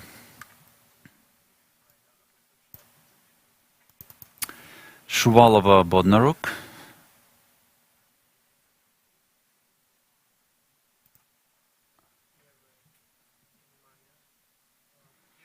That was the last position we saw. So h6, yeah, rook e1, e5. a4, c4, takes. Rook takes. Well, No. Oh, okay, the most natural move to be played is rook takes a8, of course. And then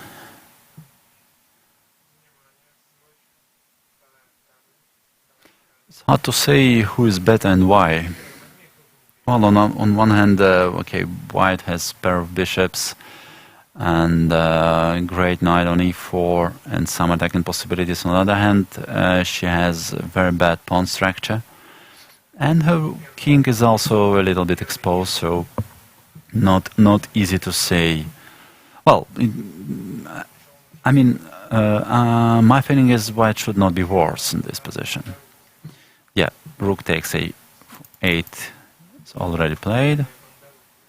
And how to proceed for white? Well, white should not be worse, but maybe she is not really better.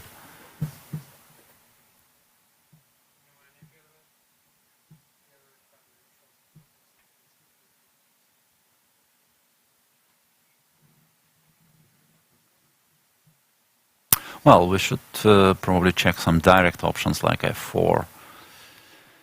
I mean, the idea is pawn takes, knight goes somewhere, let's say knight g5, pawn takes, queen e6 and bishop g6, but I don't think it works.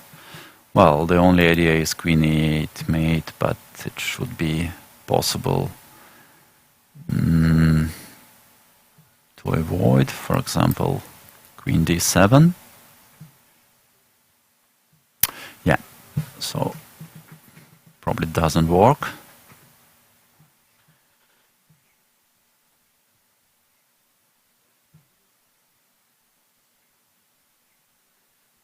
And then white should opt for slowly improving strategy, let's say. Maybe something like knight g3, queen e4, preparing f4 somehow. That's a long way to go. Black would be able to consolidate as well, maybe bringing her king to g8, h7 somehow. Well,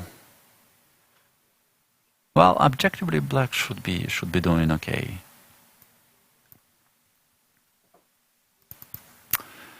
Goryachkina. Let's see what happened here. Rook c2, preparing doubling up. Bishop a5. Bishop b4 takes rook d2. Well, now at least white will try to push e4. But I think that black can stop e4 playing f5 now.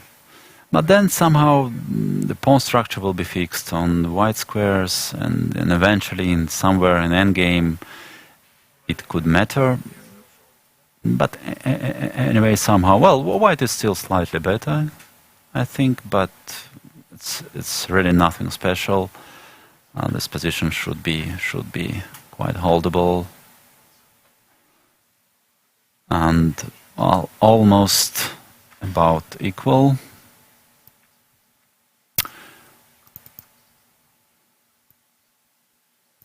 Pogonina Tomilova. Little simplifications came here. Somehow black managed to exchange white's light square bishop. After bishop b4, black didn't bother to defend her pawn and went just bishop g4. The move we didn't consider, and maybe it was quite strong. So bishop f4, knight f3, and bishop takes f3. Is white forced already to take on f3? Well, otherwise knight would come to d4, very attractive square.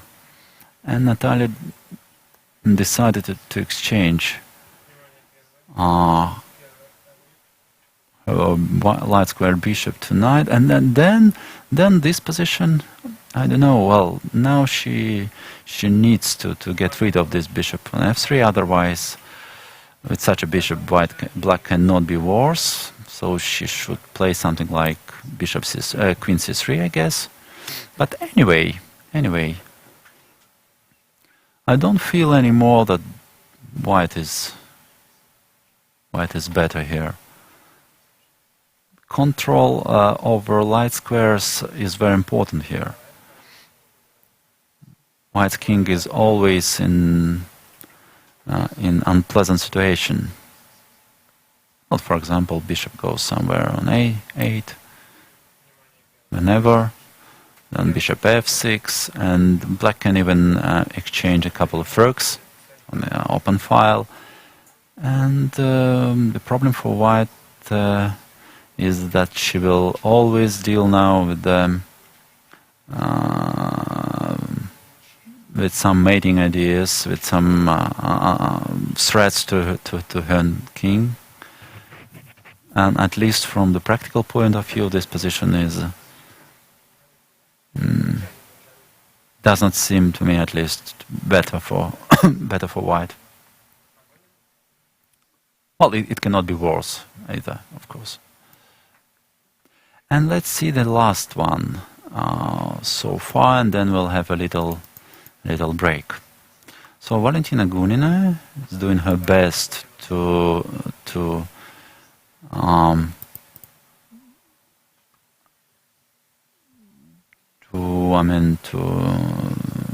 ask some questions, at least her opponent.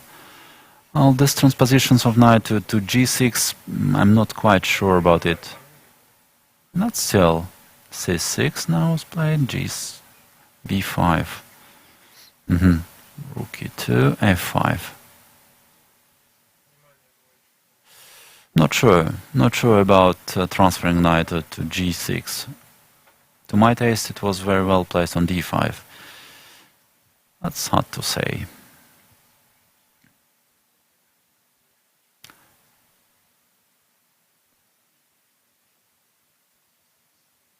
Well, in my opinion now, Valentina should think about transferring her knight to d3 somehow.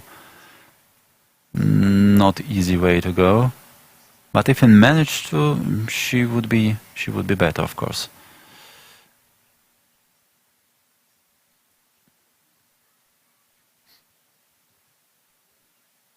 Well, now I have impression. Well, rook is very strange a place on h5, but I think it's not that bad. And yes, white is, well, maybe just knight b1, intending to play knight d2, knight b3, and transferring knight to c5 somehow. Well, at least I have some ideas for white, and cannot see any possibility of counterplay for black. Okay, rook g8, of course, can be tried. Putting a trap knight f4, but it's easy to avoid. Playing something like king f1. Well, I think that it's not over yet, and Valentina will try to push. That's it so far. So let's have a little break, and we will be back in 5-10 minutes. Stay with us.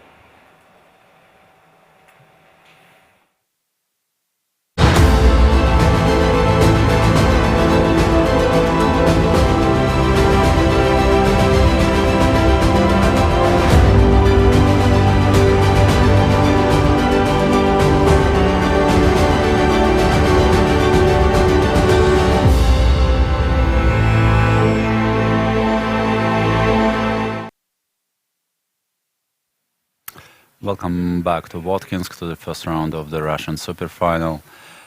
2 hours and a half of play, and all 12 games are still on the way. This is the result probably of anti-draw rule, which is applied this year in the Russian Superfinal. The opponents are not allowed to offer draw. The players are not allowed to offer draw to their opponents before the 40th move in each of their games. So, here is the first game we will see in the men's section. So, as you remember, probably last position we saw was this one in the game Aleksandra Motolev against Ernesto Narkiev. H6 was played by Ernesto, b4, knight went back to d7, and knight f3 played by Aleksandra Motolev, g5, and another knight goes to f5, knight g3. Well, the evaluation of this position is clear. White is better, but how better is not easy to say. But some more moves have been played. That's what was my question actually. If White has enough resources to break through, because the position is now closed, and okay, of course, White knight can go to f5, but what then? And Aleksandr is currently answering this question. Knight takes g5 has been played. And apparently this move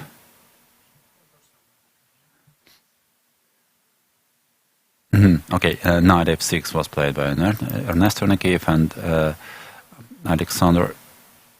Okay, actually, probably after knight f6, I think it's all was predicted by both players. Knight f5 is not possible anymore because of bishop takes, and in case pawn takes, knight takes e4, d3 pawn is pinned.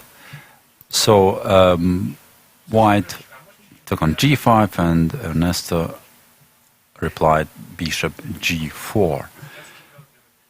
Well, seems very promising for White.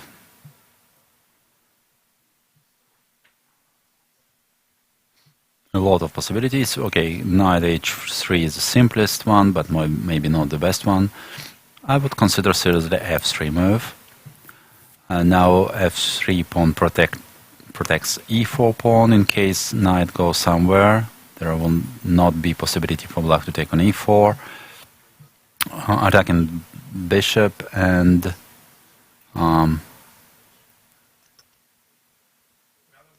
what to do? I mean, if bishop goes somewhere, let's say d7, then knight can goes back, and then h6 pawn is hanging. Knight will go to f2, maybe then to g2. Then just castle rook g1. White has a huge attacking potential on the king side. And if black takes on g5, then f takes g4, followed by bishop takes g1. g5 is also very unpleasant for black. So I don't know what is what is Black's idea here. And Ernest is getting short of time.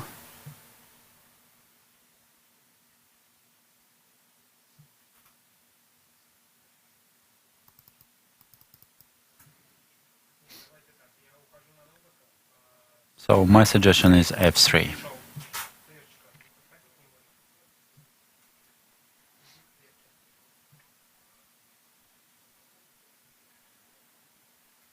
Okay, let's see.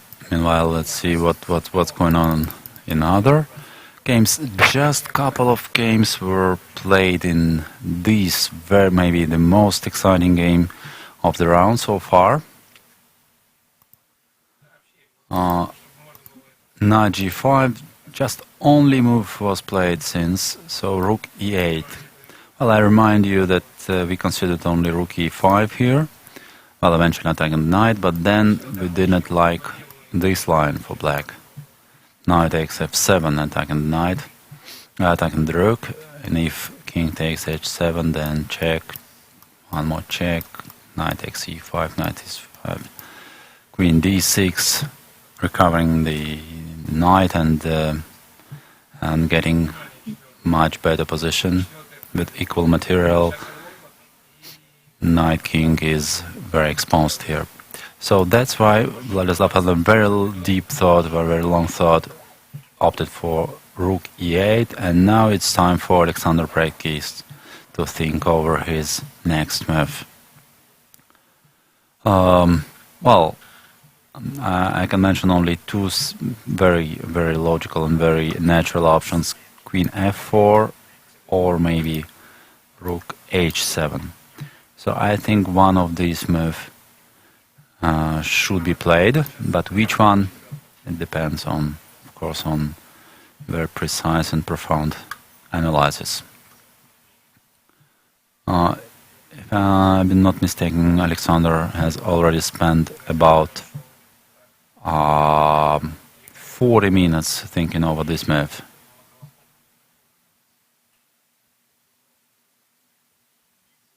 Okay, let him think a little bit more and see what happens in other games. Yakovenko Matlakov. Aha, Aleksandr Predkist just played something. Yes, rook h7. Okay, I think that king g8 will be played quickly, or maybe already played. It is played. And now it's white turn. Once again. So what about the same move?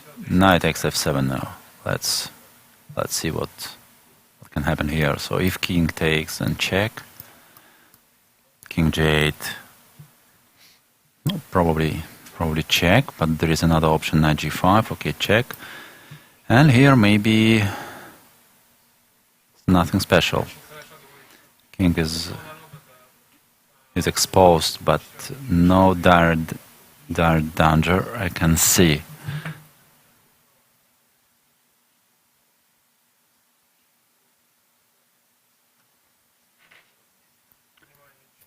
Queen f6 will be met by rook e6.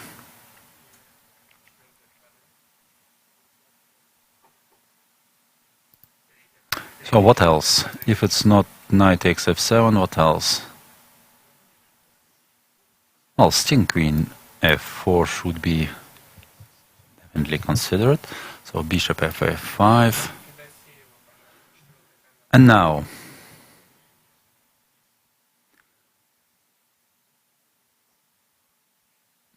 well, still a lot of possibilities.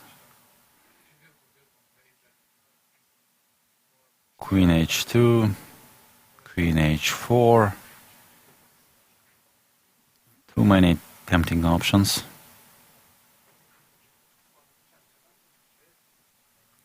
Okay, Justice was mentioning that rook h8 does not seem to be working. King goes to f6 and survives probably.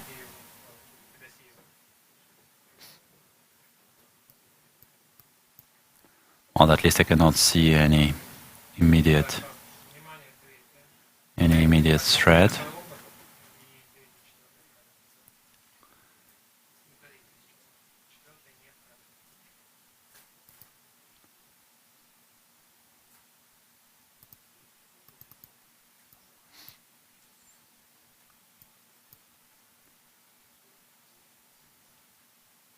Well, then maybe queen h2 or queen h4 are the moves to be considered.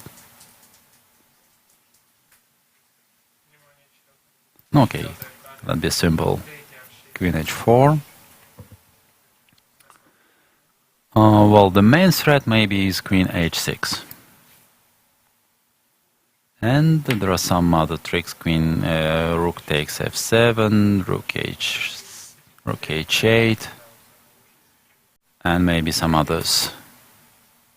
Okay, let's imagine black just takes on a2, threatening mate in 1. So now white cannot play, has no time to play queen h6, so he should proceed with checks. He still has a perpetual, by the way, but does he have something more?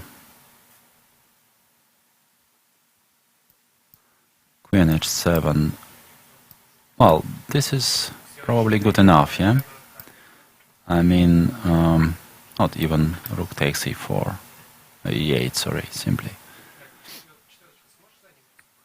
White is winning material, and it should be good enough. Well, then maybe this is the simplest way to proceed. So queen f4. What else? If it's not bishop f5, it's hard to find a better move. White is threatening mate in 1, and also queen f6 is a very unpleasant threat. Right. Not easy. Not easy. So bishop f5 seems to be the only move. And queen h6, queen h4.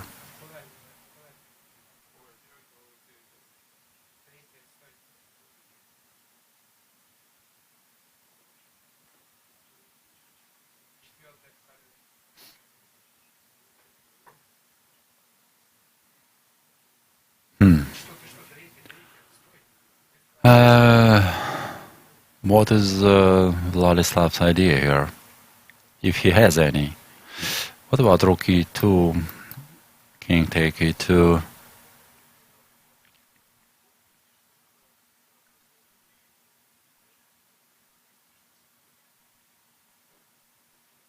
Not maybe something like queen e6 check. If c4, then knight e4. Knight e4, king f1. Still not clear what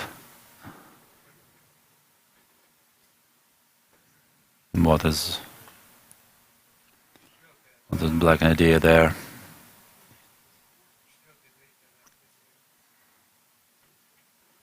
No, okay, maybe I can also mention some crazy lines, something like this, king f1. Well, I guess bishop d3, king g1.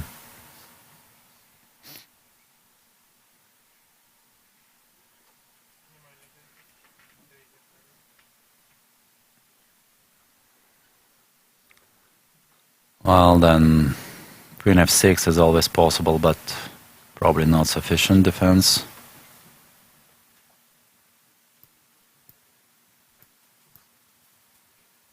Well, it's not easy. It's not easy to calculate all this stuff, but anyway, well, I think that queen f4 seems very, very promising. Very natural move and very promising.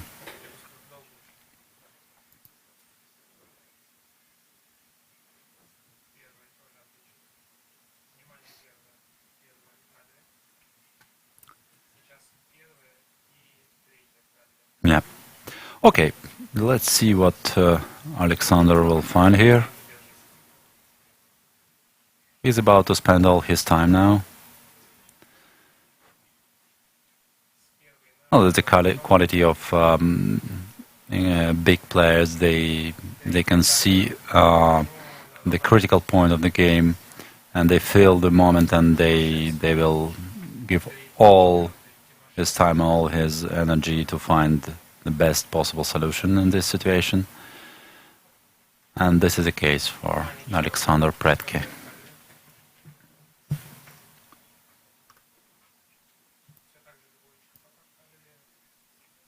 Okay, we'll be back to this exciting game soon. And now we can see what's going on in Yakovenko-Matlakov. So yeah, that was the last position we saw, I think.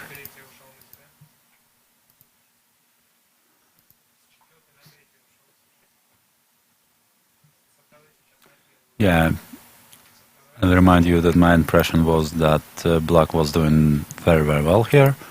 Knight f4, bishop takes.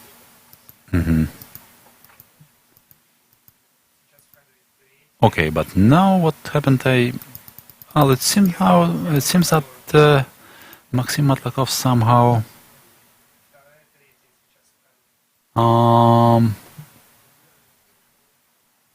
did something wrong here, because this position seemed just great for him.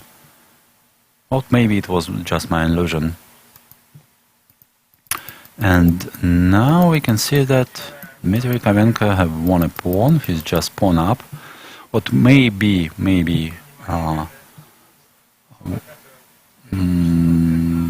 Black has some counterplay. But yeah, the evaluation of this position have changed since the last time we saw it. I mean, now it's White who's definitely play for win.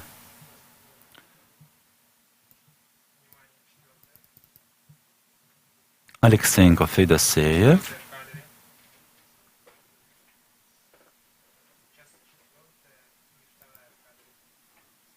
Okay, yeah.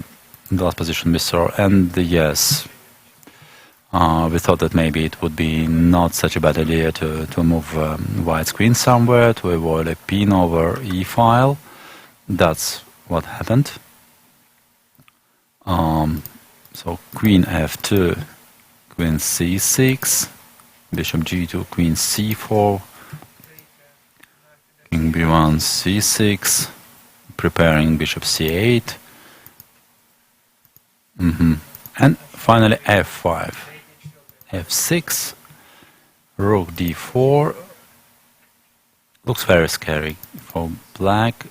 Rook g3. Once again, well, dynamically everything is still possible, but strategically I think that Black is in big trouble here. White is attacking on king side, and Black has no counterplay on the queen side. But it's not, of course, obviously it's not that simple. Two pairs of knights have been already exchanged, so which, of course, in favor of Black. The White's attacking potential is not that high without knights, but still too many pieces still remain on the board, and well, still looks very, very scary for Black.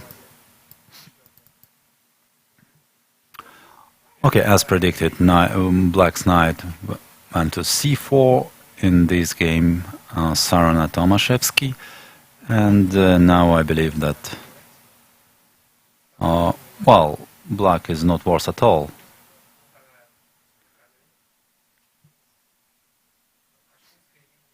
So any move is good. Maybe well, not better yet, but I mean no any single problem for Yevgeny Tomaszewski. Should probably be a draw. Well, maybe rook takes b4 is not is not good here because of knight takes d5. Bishop takes, rook takes, and then white is intending to put his rook on c5, on c7, which is a bit unpleasant. But black is not in a hurry to take this pawn. He can simply start with rook c8, I think, or even rook d8.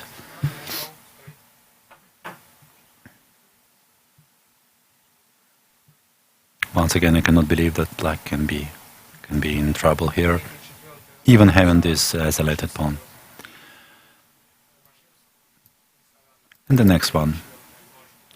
So finally, Nikita Vitiugov decided to go for the next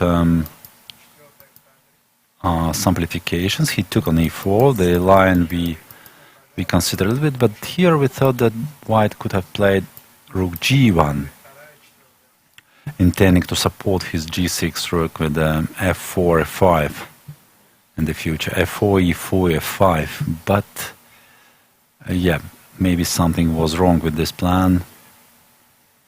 Oh, okay, we were intending to see rook f7, f4, and then e4, f5. But maybe black is just in time to push d5 here, and that's basically it. Okay, but then maybe not. Maybe white can start with e4, intending to play f4 on the next move. But maybe then e5, followed by f5 at some point. Rook d7 and then f5. Well, black should be okay. Aleksandra went rook g3 immediately instead, and this position should be about equal now. Well, normally everything should be exchanged quickly, and draw is very natural result here.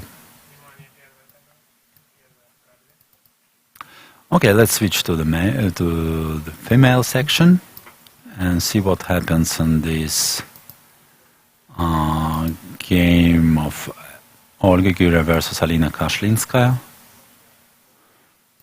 Many moves have been played since we saw this position last time. That was the position we saw. Knight e5, queen c2, bishop takes, h6.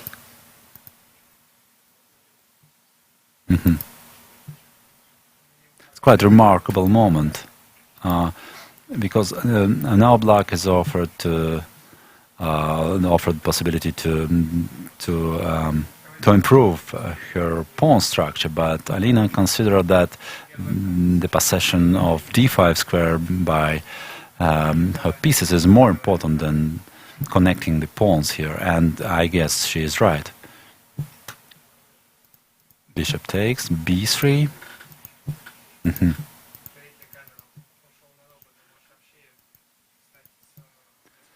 And now this endgame is reached.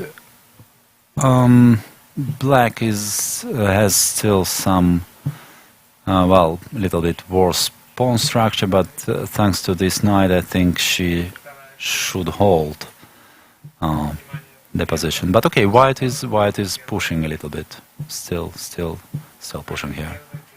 Rook a1 would be the next move, of course, if black doesn't do anything here. But maybe something like, but maybe not that easy.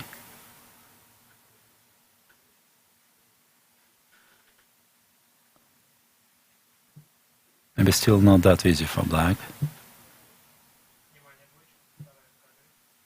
Well, of course, rook a8 is too passive. It should not be played like this, I think. But what else then?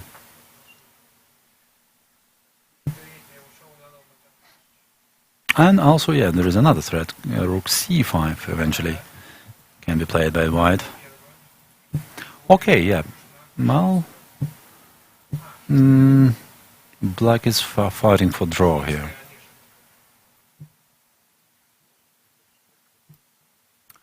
And let's see what's going on in Goryachkina Potapova game. As you remember, Goryachkina sacrificed the piece on h5, and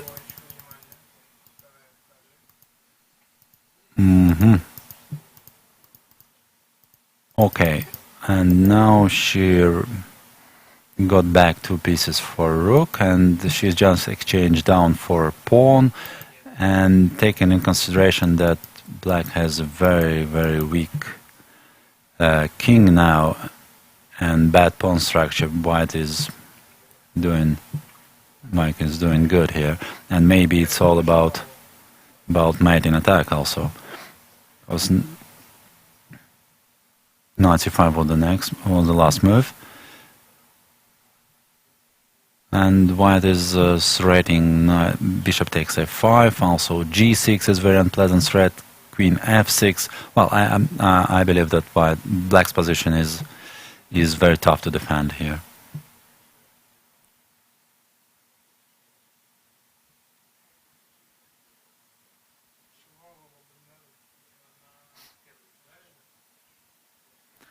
Well, the most natural move which comes to my mind is rook d5, then check. Well, I think king a8 is not good because black is losing material. Then maybe king d6. Looks a bit desperate for, well, even bishop c4 is good enough.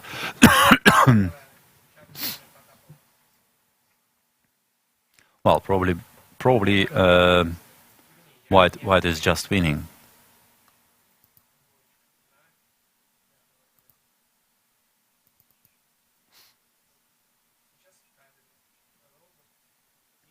If it's not rook d5, what else then?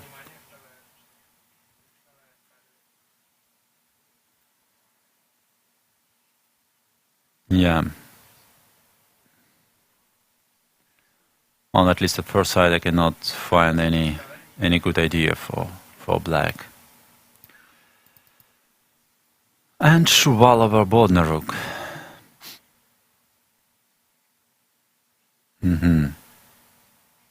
So that was the last position.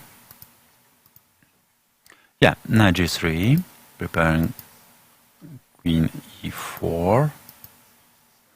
Anastasia transferred her queen to e6. Knight goes to f4.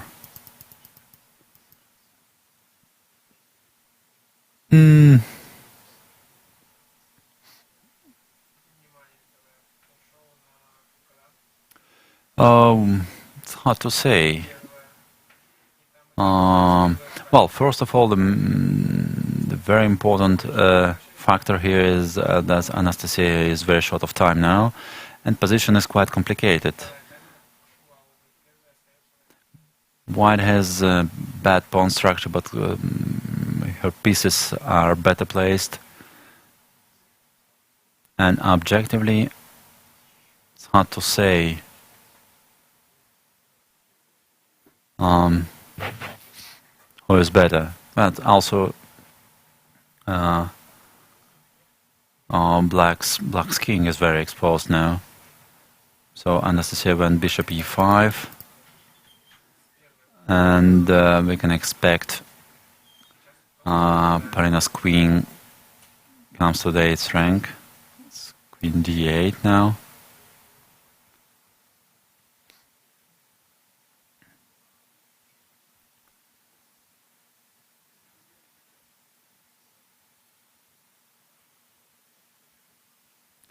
But maybe still nothing special. For example, well, of course, if Anastasia managed to trade queens, she would be out of danger. Then maybe, yeah, queen d8 maybe is not that good. Queen d6 is possible there.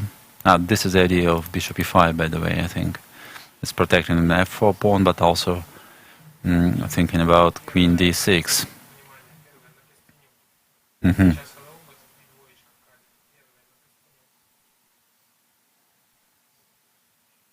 Okay.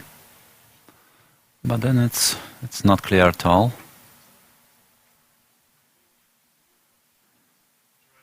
Maybe then white should think about knight e4.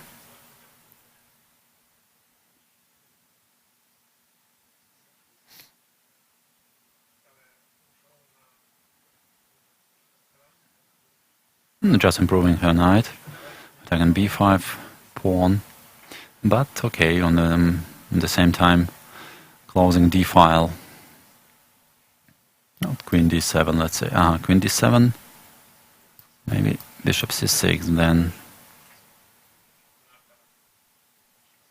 maybe not queen d7, maybe queen d6. Also possible. I'm just intending to take on d4 later on. Okay, let's leave Polina thinking and switch to the next game. Kosteniuk versus Goryachkina. Well, white managed to push e4.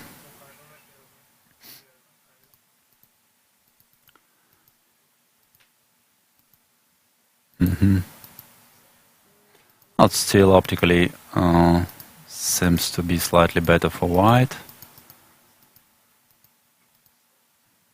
Okay, white is comfortably pushing, I would say so, but probably still nothing special. But somehow I think that white's position have improved compared to the last time we saw it. Still, white can still make some improving moves like king e3, king g3, maybe even sometimes f4. Bishop also can be improved slightly, but black's position is still very, very solid here.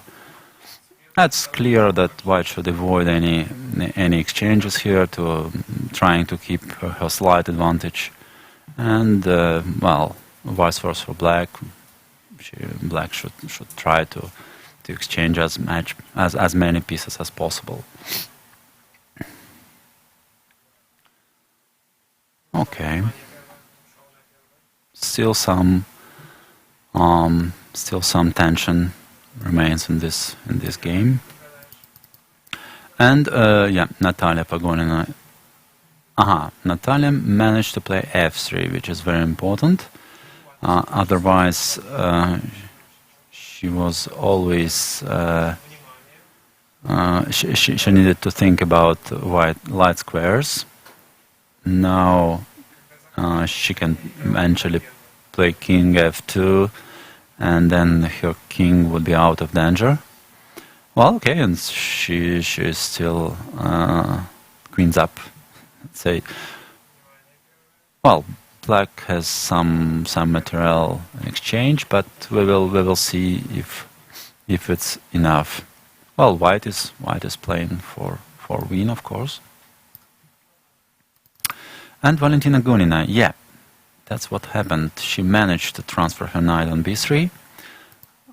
If you remember, we have seen this position. King f1, good prophylactical move to avoid a knight f4 at any moment. a5, rook c2, a4. Knight e2. And finally, Valentina's knight came to b3. Is it enough? But her opponent also is in severe time trouble. Okay, exchanging rooks, I think, is in black's favor.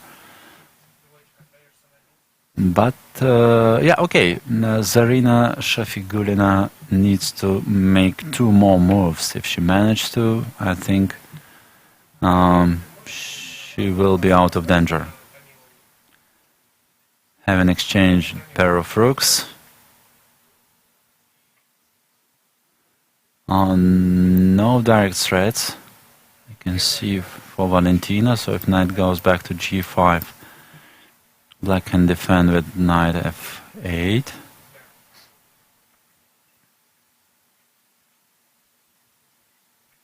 Well, then maybe it's nothing special. d4 pawn is hanging, so it's definitely nothing special for white.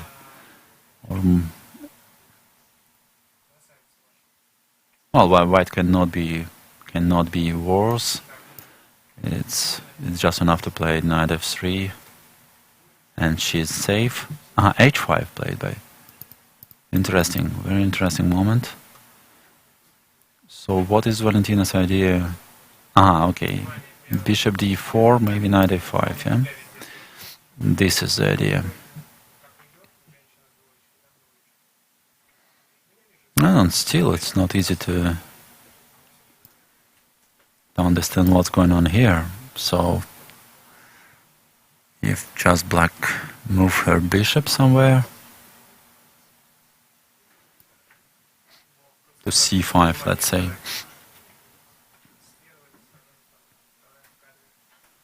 All this knight on c6 is somehow strangely placed.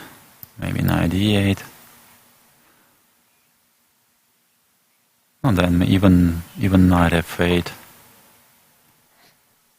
Then white knights are a little bit weird, to my taste at least.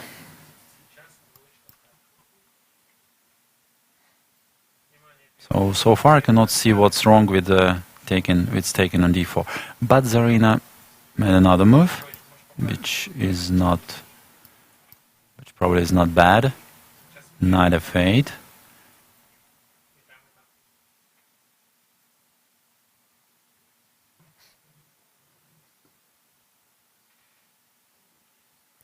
And she needs to make just one more move to survive her time trouble.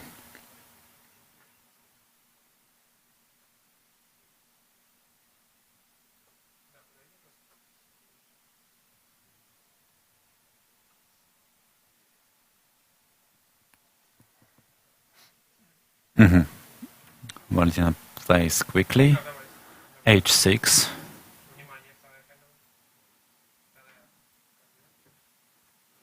Well, just provoking bishop takes d4.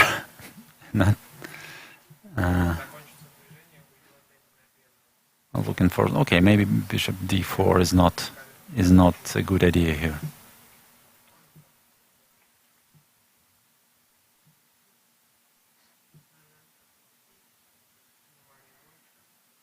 And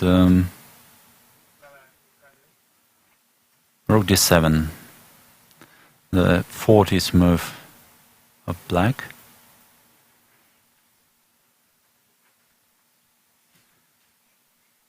Knight e5, I guess, should be the next Valentina's move. And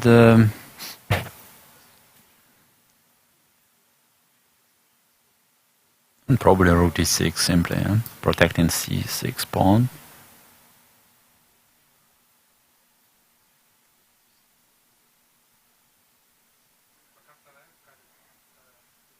Well, white is still putting some pressure on black, but objectively, I think it should be holdable.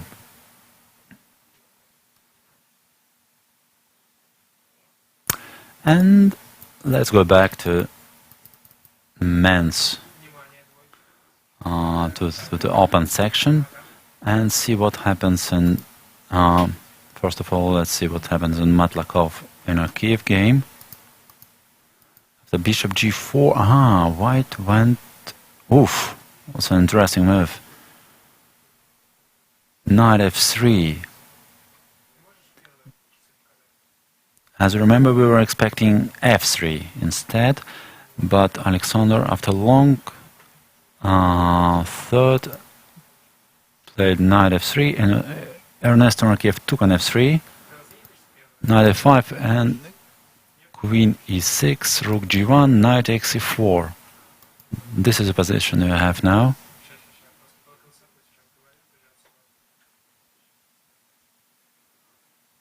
Very interesting.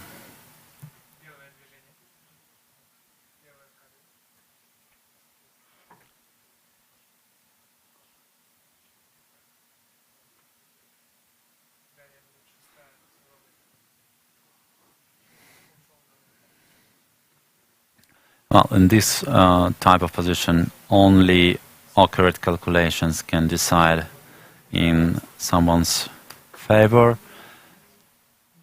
Nothing else to say.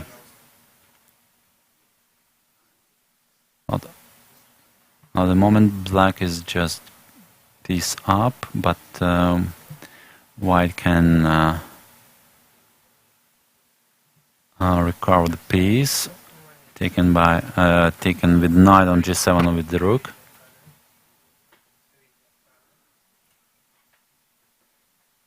I think white is almost forced to take the bishop, but it depends which piece will be used for the capture. D takes e4 does not seem good because of rook takes d2.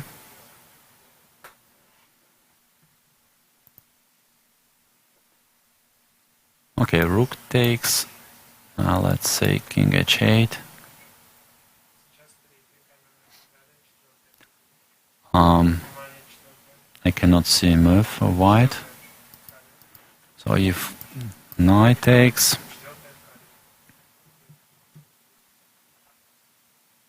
well, probably knight takes. And then black needs to move his queen somewhere. But let's say to h3. Yeah.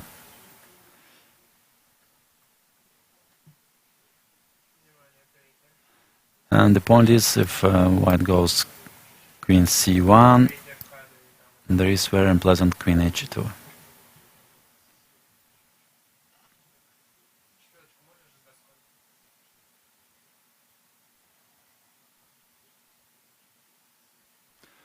Well, at the moment it seems that Aleksandra Motorov has missed something. Maybe just knight e4 came as a surprise for him.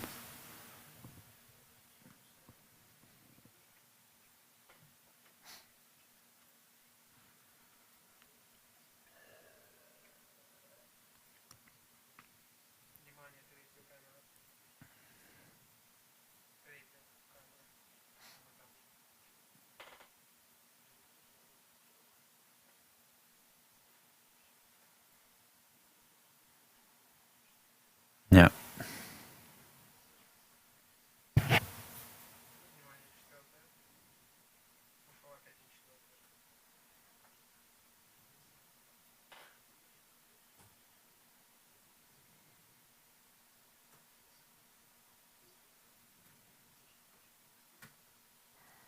Well, yeah.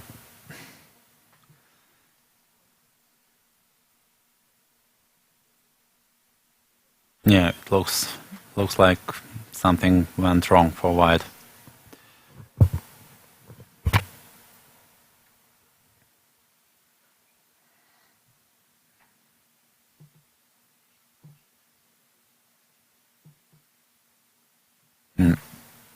Okay, let's see what happens in Predke Artemiev.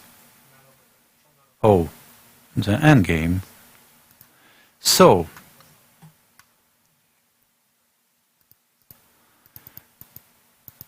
yeah, he didn't go for queen f4. Well, the reason we'll find out later, but for me it's very mysterious for this moment. I mean, queen f4 looks so natural, and well, For me, it was hard to believe that Black could escape there, but Aleksandra spent a lot of time there, so he has definitely found something for Black and opted for another move. Rook takes f7, bishop g4, f3, rook e5 takes, queen d8. Then temporary piece sacrifice by Vlad Artemiev. And now, what do we have?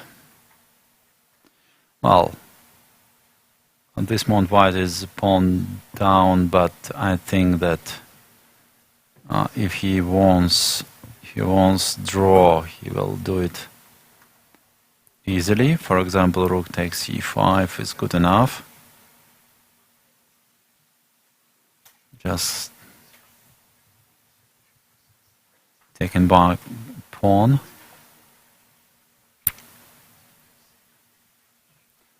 Rook e8. Not okay, it should be, looks drawish. But okay, Aleksandra remains ambitious, so he plays rook b7. And it's hard to believe that the material now is very limited, and well, white's resources are very limited as well. So it should be holdable, of course. But for example, knight king goes back to f6, then if check, knight goes to h8.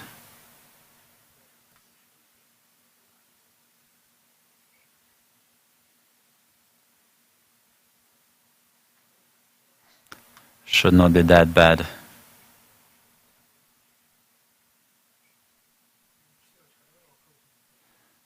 And for example, after rook f7, maybe even rook e8 is possible. Not sure about that, but no, there is rook f2. Sorry, it doesn't work. But anyway, it seems like the worst is already behind for Vladislav Artemiev. Rook b7.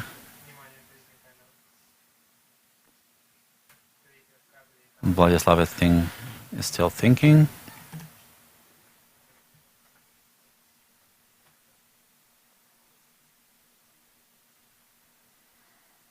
But it seems he seems much more confident than half an hour ago.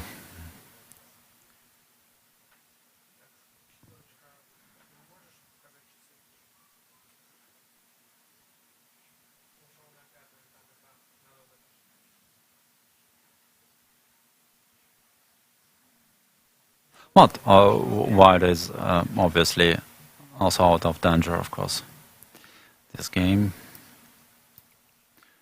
And Yakovenko Matlakov. Well, Yakovenko is still pawn up. So, well,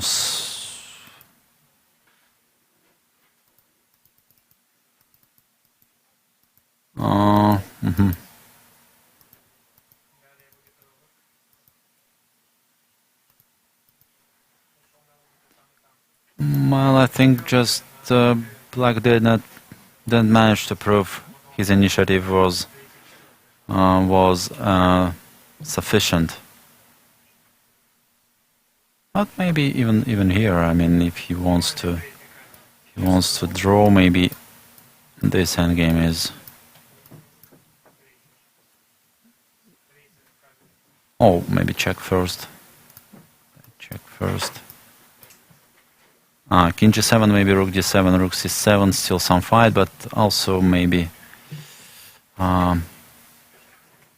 Okay, king g8.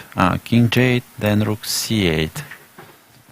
Okay, still some tension on this game.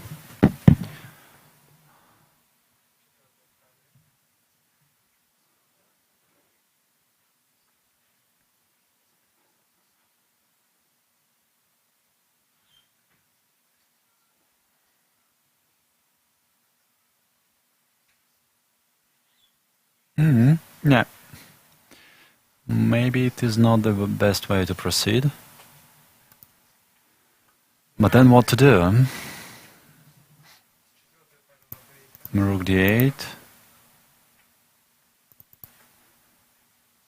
This is the position we have now.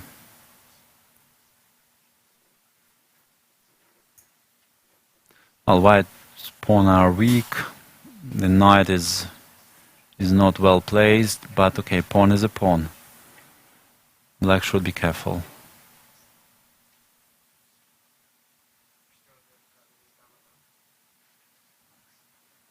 Rook b8. Rook b8 played by Maxim Matlakov.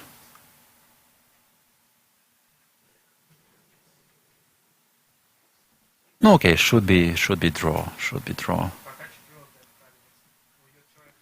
White needs some time to get his knight back to the play, and meanwhile, black should be able to recover, to improve his pieces, and maybe just gain white's pawn or something. Rook takes e8. Rook takes e8.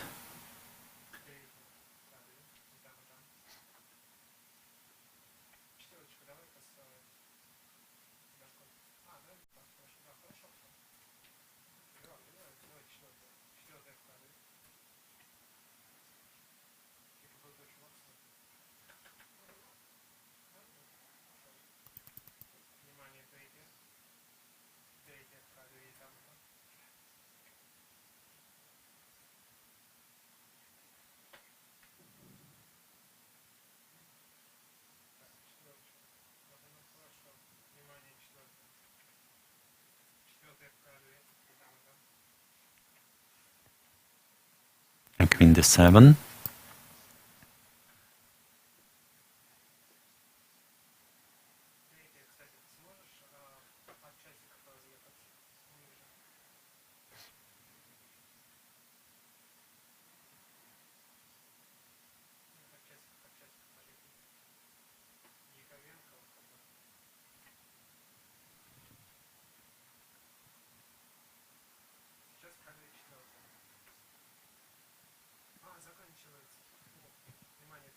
Rook e7, I think, should be played.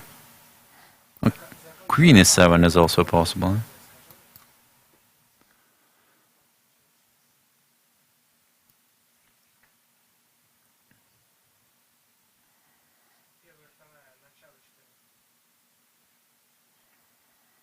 And meanwhile, we have one game finished, I think. Yes, indeed. I guess that Goryachkina won her game. Yes, exactly. Well, very well. At least the first time, it seems to be a very good game played by Daria, who sacrificed a piece in the beginning of the middle game, and then quite convincingly proved her sacrifice was correct.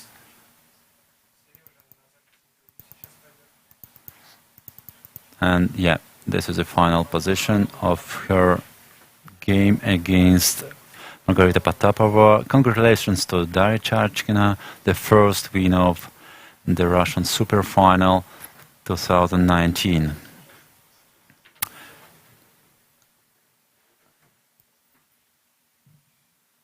Okay, let's go back to the men's section. Yeah. That's what happened in Motarev Inner Kiev game. The position, the phone position. And we have now King F1. The both players are in time trouble, and still 15 moves to be made. Well, Ernesta can force draw by Queen H3, King E1, Queen H2 if he wants.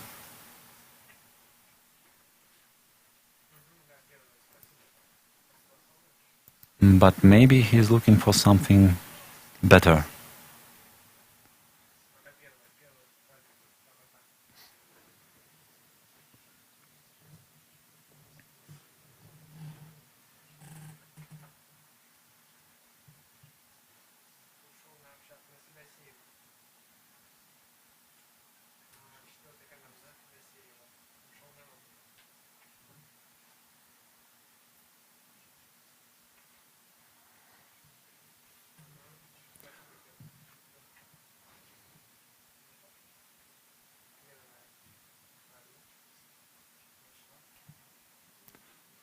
Well, Ornata's situation is very nice now, yeah? She has 5 minutes left, but she can force draw by perpetual, and she has some time to find something better. So it doesn't seem to be an easy task here. Well, discovered check is a threat, always unpleasant, and knight e4 is also hanging.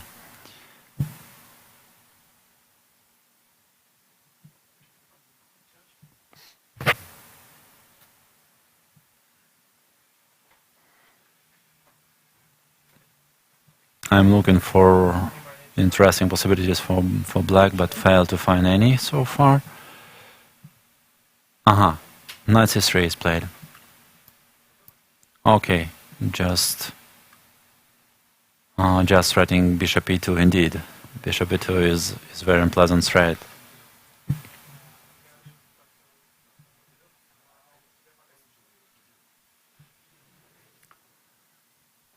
Okay, white can defend with knight f5, and then, yeah, knight f5 is already played, and knight g3.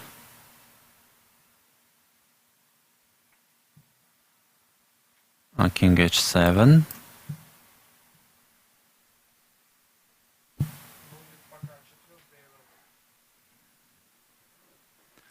I don't think that white has something better than knight g3 here.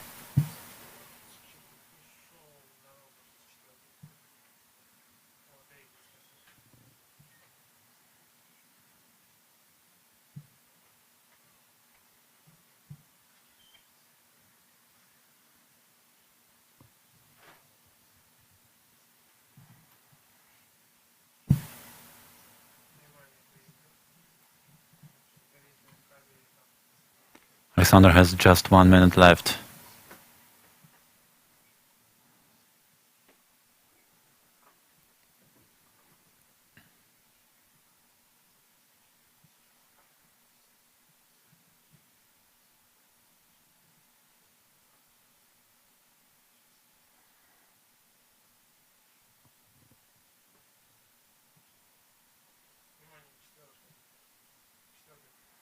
Yeah, of course, knight is so nicely placed on f5. We don't have normally even we don't want to remove it from such a nice square, but that's why Aleksandra is desperately trying to find something better. But I cannot believe that there is something else. Knight g3 seems to be forced.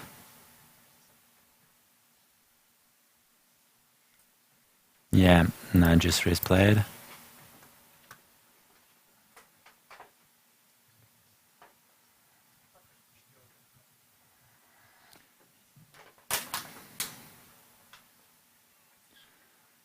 And now it's black to move. Rook g8 seems to me the most natural way to proceed. Threatening rook take g3.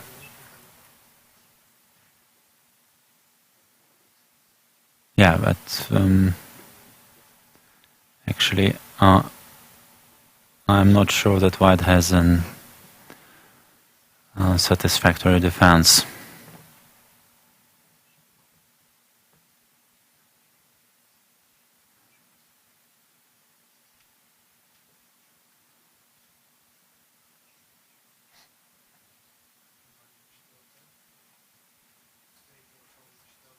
And just for example, Queen D2, Rook stays G4.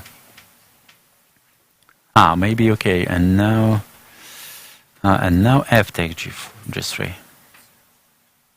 Bishop E2, King E1. Rook G8 is played anyway. So what about Queen D2?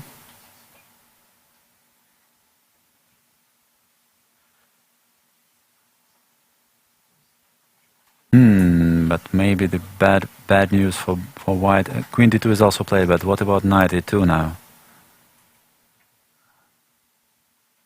Yeah, Knight E2 maybe is just a very bad news for white.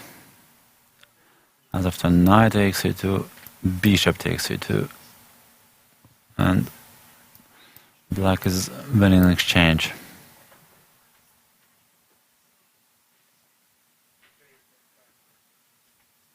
Well, still maybe game is not over yet, but obviously black is doing great here. Yeah, Knight E2 probably is a problem.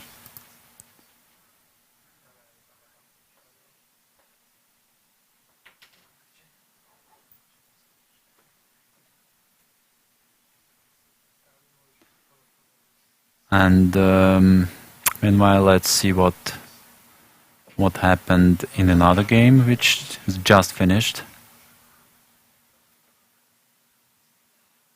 Alexei Trev just finished his game.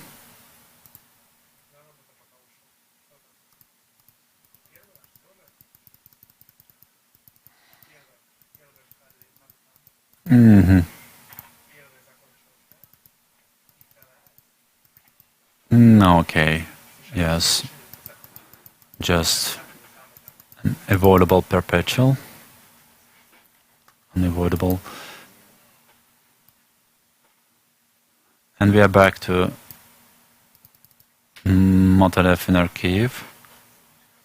And one more game is over now.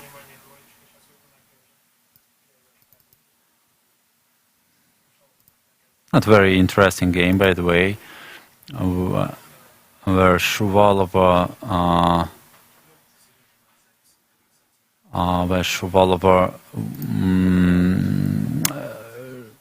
came up with an interesting, probably novelty or at least home preparation, but Anastasia Bodnaruk, having spent a lot of time, managed to resolve her opening problems, and finally this game reached this dead drawish position. And what happened in Artemiev game? Another draw.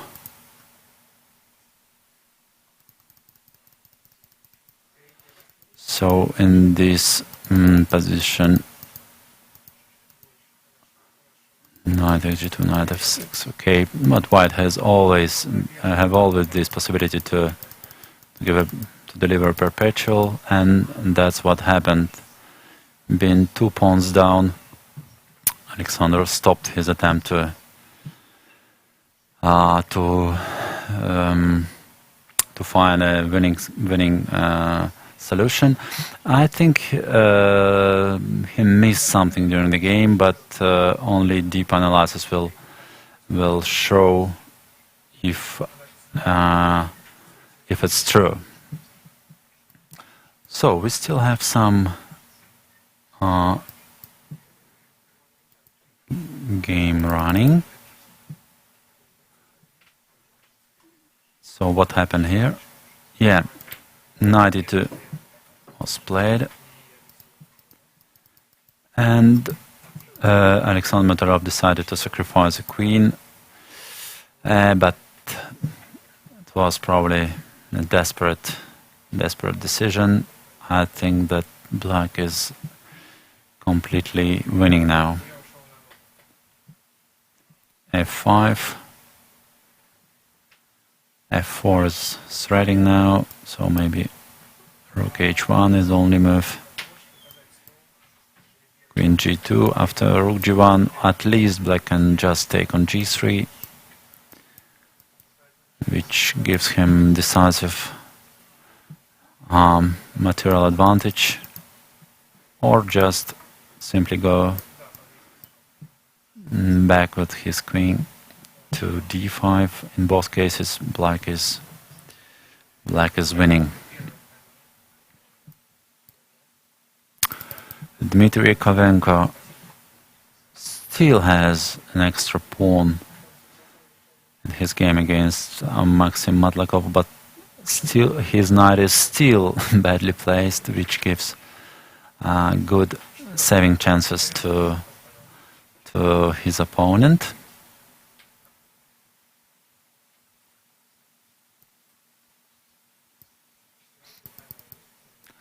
Alexenko Fedoseev. Oops.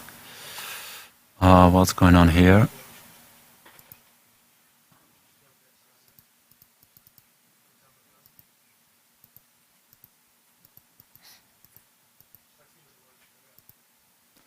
Well, as predicted,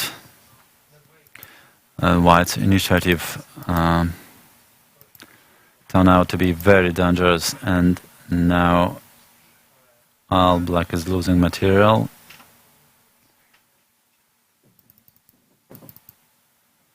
Well, e7 will be the next move.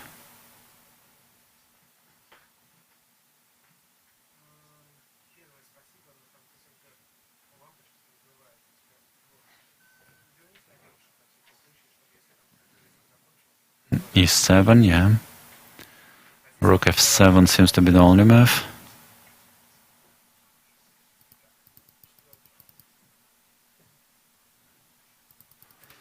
Rook f7. Oh, well, no, I think this position should be technically winning. Or something like c takes d4, simply, or maybe White has something better, like, I don't know, maybe queen c7. No, okay. We need to take a pawn, I think. Otherwise, d takes c3. I mean, I would eliminate this pawn. But objectively, once again, maybe this is not the best option. Bishop takes d4, played by Kirill Alexenko.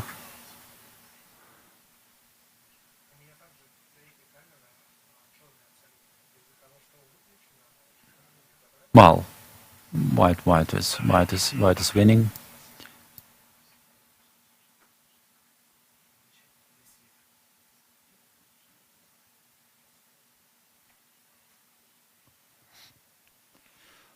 Well, maybe we can conclude that Vladimir Fedoseev, who arrived this morning, actually maybe just did not recover yet from yesterday's celebration.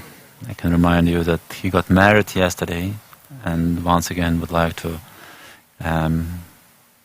congratulate him with this important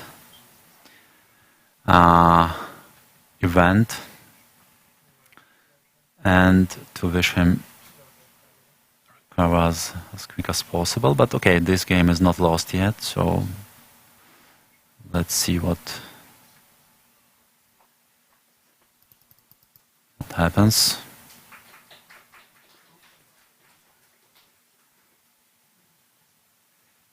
Yeah, the problem is that Black cannot even take on e7, I think, because of bishop takes f6, pawn takes, queen b8, rook e8, and queen c7. Aha, no, queen c7 still, bishop is 6. Sorry, but but then maybe it's not. No, bishop e6 is losing. Yeah, to bishop takes. So this is very bad news. If Black cannot even recapture on e7, then he is in real trouble.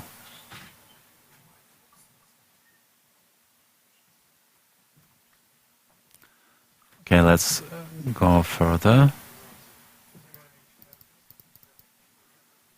Oh, this game is still underway, but unfortunately for Aleksandra Motilov is completely Yeah, and also, well, this game I guess is about to finish, and Kirill Alexeyenko is another winner of today's first round, beating quite convincingly in Petrov defense Vladimir Fedoseev.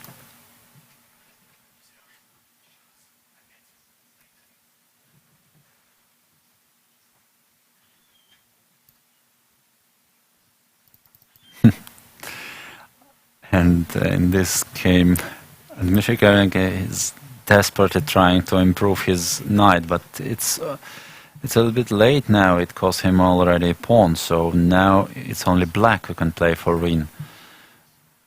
Knight h2, and well, now Maxim is thinking which piece he should take the pawn f2 with. It's probably with the rook. Probably with the rook, then rook will go back to a2. Well, now, well, it still should be holdable, but now it's black who is playing. Yeah, probably Dmitry have blundered something in time trouble. Let's see what happened. Well, up to this moment, everything seemed to be under control. Queen e5, c6. Bishop c5. Well, apparently black is not worse already. Even in this position is not worse. So, and simply queen e2. Yeah.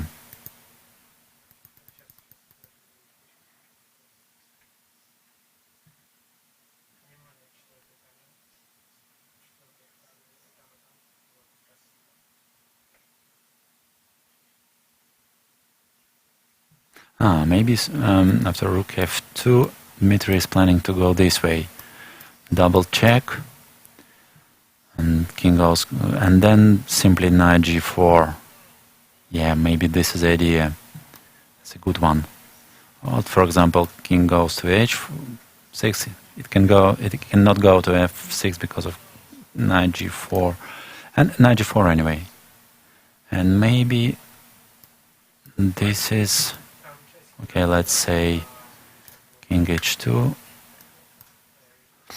rook takes e6, but still.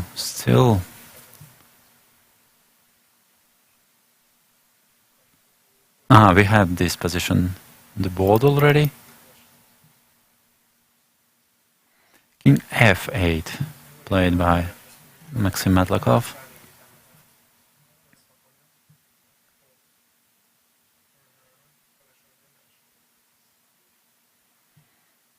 So if knight goes to g4, check. King h2 probably. King h2 also f3 is possible.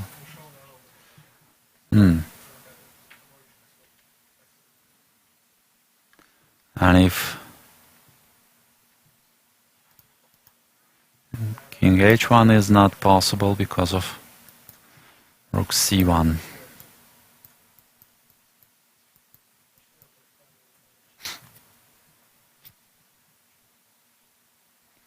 Well, what to do then, huh?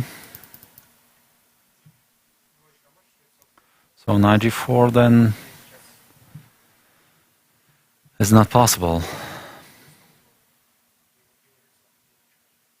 Well, white can give two more check, but it doesn't help.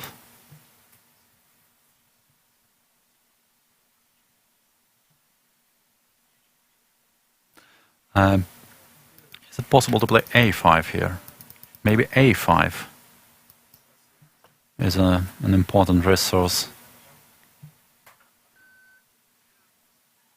Yeah, for example, now black needs to find a good square for bishop. For example, bishop e3, then king g, then knight g4 and knight takes e3. If bishop a7, then rook takes c7. And which is very important now that Dmitry has time to think. So, but a5 seems to be the move to play. Maybe bishop c5. Maybe bishop c5. But okay, still, then knight can go to g4, rook goes somewhere, and king f1.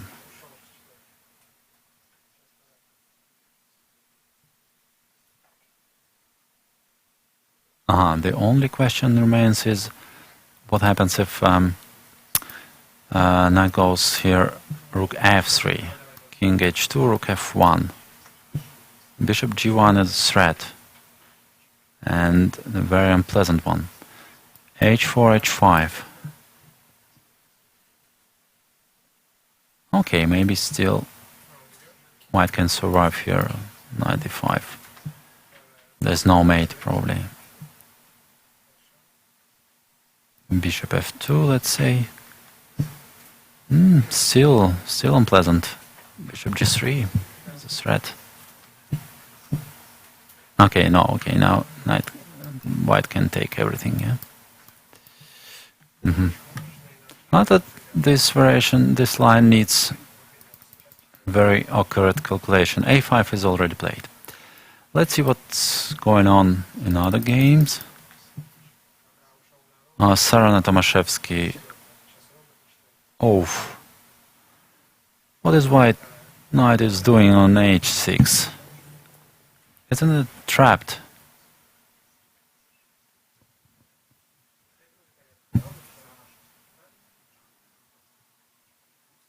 Isn't it trapped?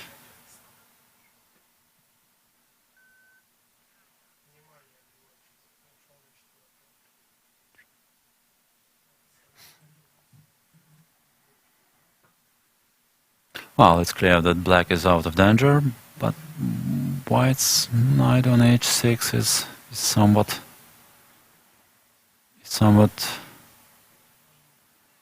a bit scaring for white. I mean, it is possible that white is just bad.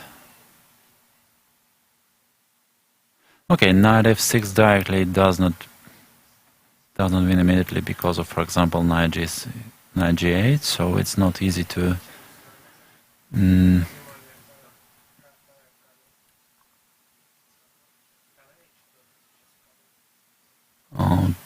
win this knight immediately. But it seems very, very scary. Probably it's holdable, but still. How did they get this endgame? So that was the position. Rook c8, yes. Well, okay, this position seems completely drawish, and first of all, absolutely harmless for white. What happened then? Oof! Okay. I think that somehow white missed. Not clear why white opted for this structure. Maybe he just missed g5. After g5, black is getting better already suddenly. Yeah, and this is the position. This is the position we have.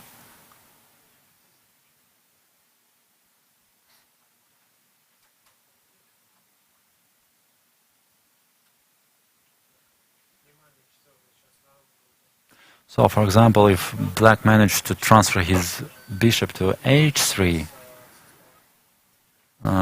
then white position would be probably lost.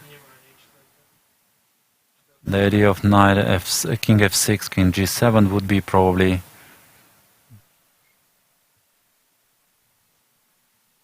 just a decisive one, but it's not easy to do. For example, bishop g2 can be made, but knight g4, and black has no king f5 because of knight a3.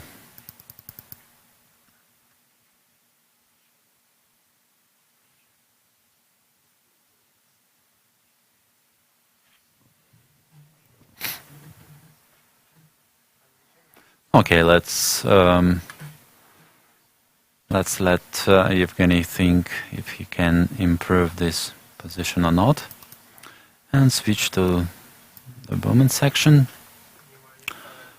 Okay, Gira Kashlinskaya looks like dead draw. Let's see what happened in time travel in this game. Okay, we thought that this position was slightly better for white. White was pushing, but Alina Kashlinskaya found an interesting way to proceed. Bishop b5. The point is that rook a7 is not possible because white is getting mated. So bishop takes d5. He takes d5. And Olga Gira did not find the way to hold the pawn. He could have just remained with the extra pawn, but then black would play bishop f5, and apparently white was considering this position as drawish, and that's why she tried to complicate the matter, playing e6, f takes. But then maybe she could have considered playing bishop f4 immediately, without recapturing on c6. It would make more sense probably, but okay, it's hard to say. The players normally see over the board the simple methods much better than the spectators. Okay, but now it seems just like a dead draw.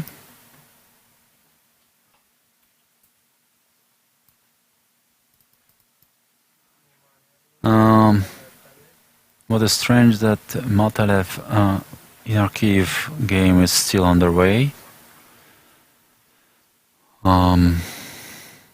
It's great fighting spirit for Aleksandra. Trying hard to save this game. Bishop c5. Bishop c5 has been played by Dmitry Yakovenko, and we thought that knight g4 was possible here. But knight g4, maybe the problem is rook d2, and then exchanging rooks also. We didn't consider yet this possibility.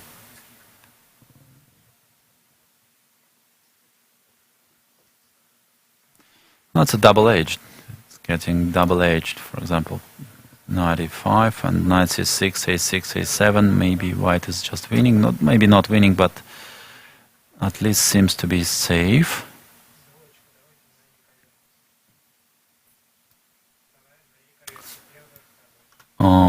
Evgeny Tomashevsky is still thinking over, and let's see what happens in the further game. Alexander Kostyuk versus Aleksandra Goryachkina. A lot of things happened there, and currently white is an exchange up. So let's see what happens. So that was the last position we saw, I think.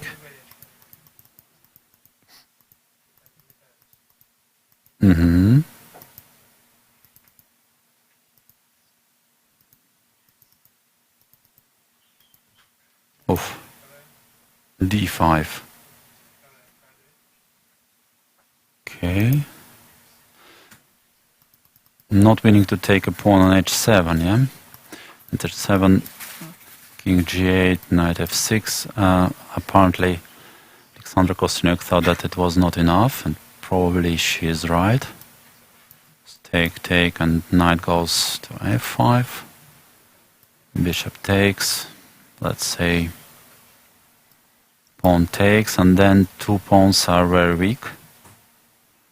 And she prefer to play d5. C takes, knight takes, d6. Important intermediate move. Winning an exchange. And now, well, it seems that white is just an exchange up. Seems like after a technical position should be winning somehow. But maybe not easy yet. Well, the white idea should be just an exchange, one knight, maybe play f4, king f3, king e4, king e5, and then threatening rook, rook c1, rook c8, and sometimes even transferring to the pawn games and some lines. Well, should be winning, but maybe technically not so easy. Maybe even not easy at all, hard to say.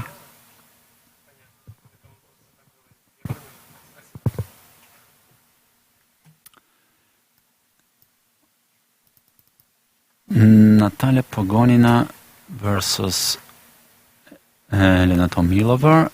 Natalia managed to win a pawn. If you remember, players got this position from the opening, this queen against rook and bishop stuff. And yeah. And Natalia is gradually improving her position.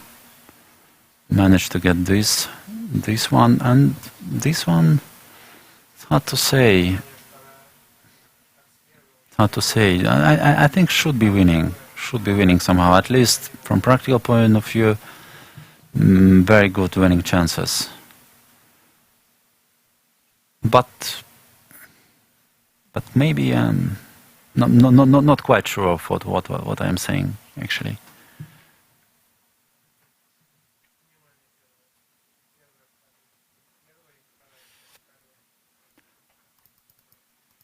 G5 played by Natalia.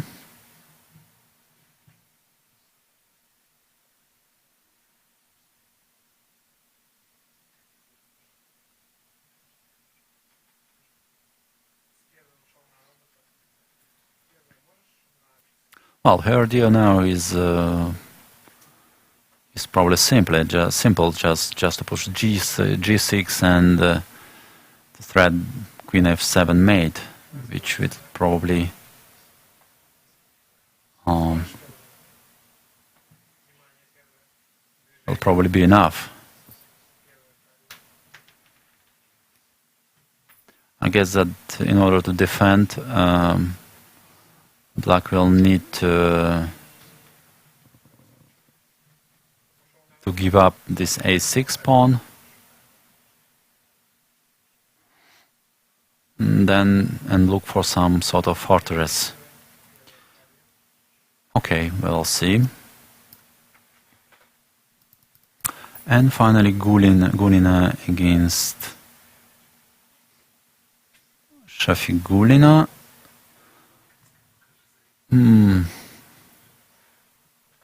What is this? So Gulina is a pawn up, but Black's pawns have advanced quite far.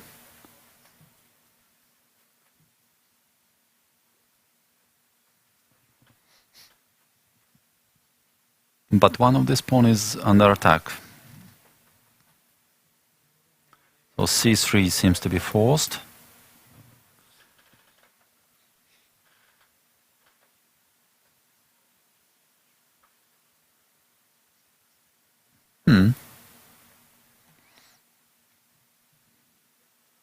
Well, it's more or less clear that White is playing for win, having pawn up. But is her advantage enough? It's hard to say. Some calculations are required. Okay, c3 should be played, I think. There's no other move. And Zarina is looking for something else, probably. Also b3, yeah? b3, but b3, I think, just knight takes c4.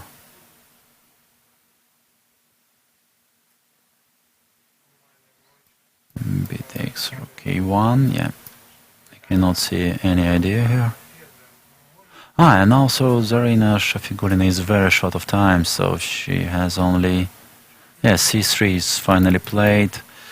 Yes, but the time factor is very, very important here. It's the last time control, so she will not get any additional time anymore, so she will be playing on the last 30 seconds until the end of the game now.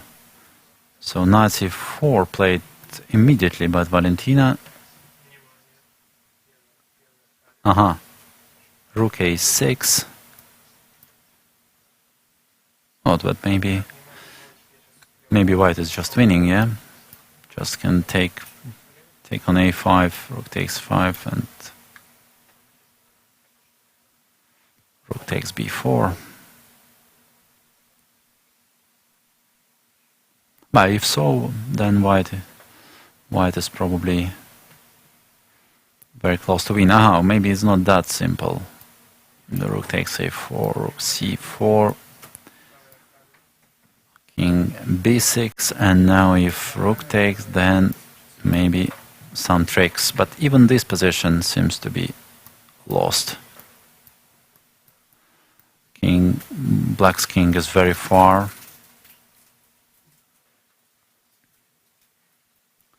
And this position is also probably winning. But Valentina goes his own way. Rook h1. She's not afraid of black's pawn, and she's looking for h7 pawn now. And maybe she's right. c2 can be met by rook c1.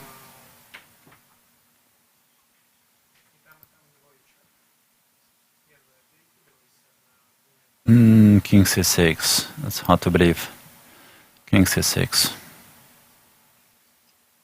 It's played by Zarina Shafiqullina.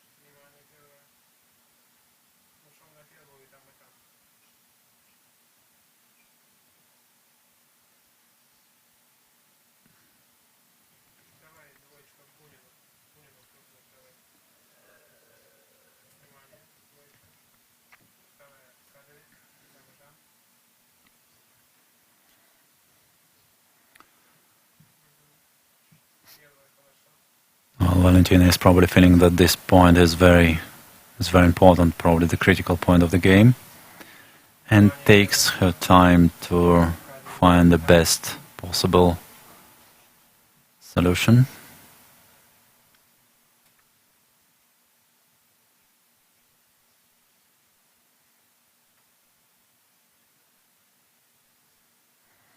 Still, I cannot understand her choice in the previous move, because if knight a5 is winning, well, it's probably the simplest way to proceed. But maybe it is not. I cannot see the problem here. So the line we just mentioned seems to be... but maybe black is not obliged to take on f2. Maybe knight e4 is also possible.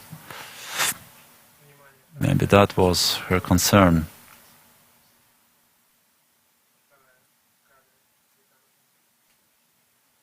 Anyway, it seems very, very, very promising for whites. Okay, let's see. Rook h1.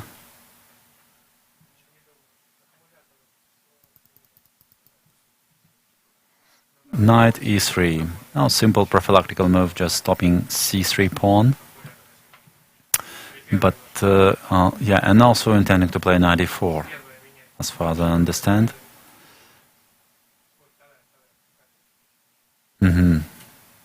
Yeah, seems quite strong. Okay, let's see what we have else remaining in this first round of the Russian Superfinal. Aleksandra Moldov is still fighting hard, trying to save.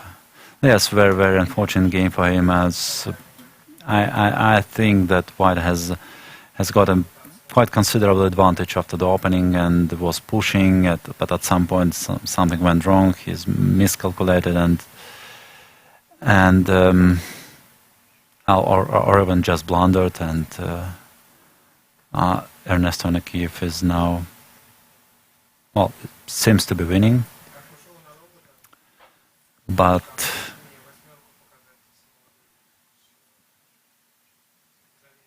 the game is still underway. What happened here?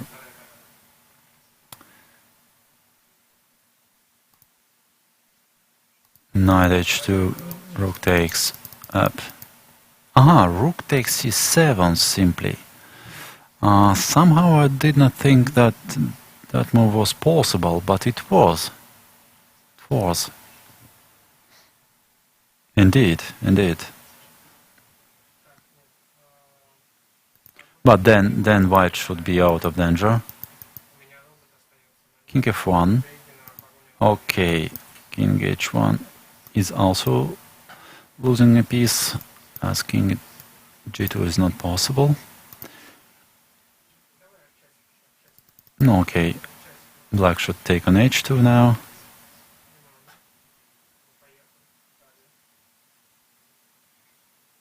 And just rook take h7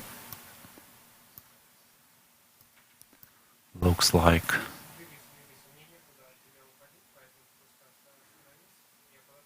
looks like draw, but okay, c7 is very serious threat. How exactly Black should make a draw here?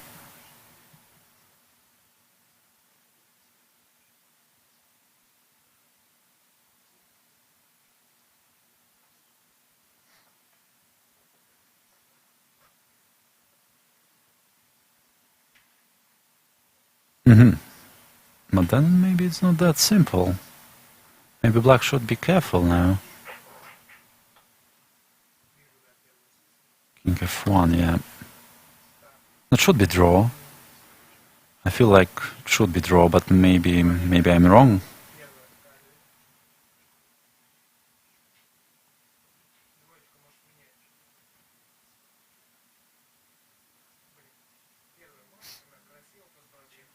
Oof, what a game.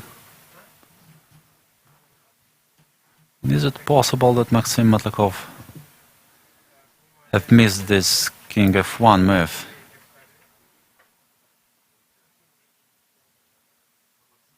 Well, considering that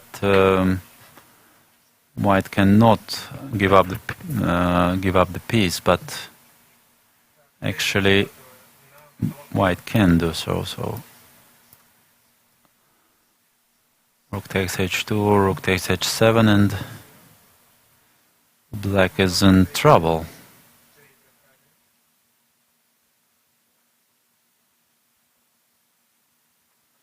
No, okay, probably, yeah, sorry, maybe.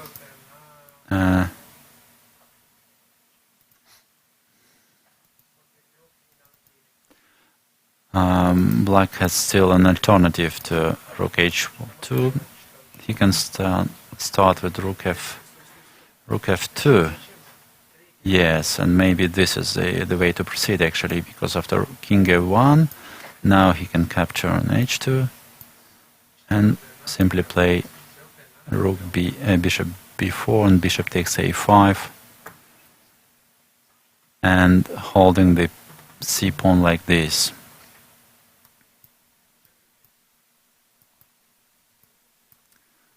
and this is a draw.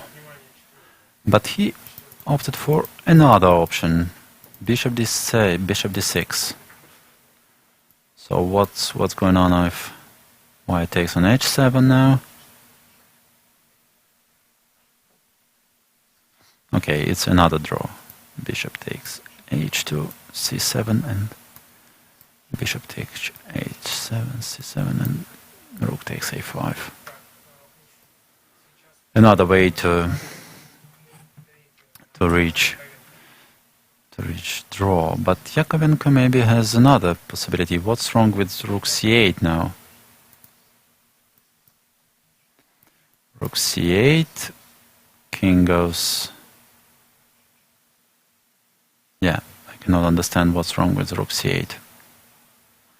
King goes somewhere, let's say, and now g4.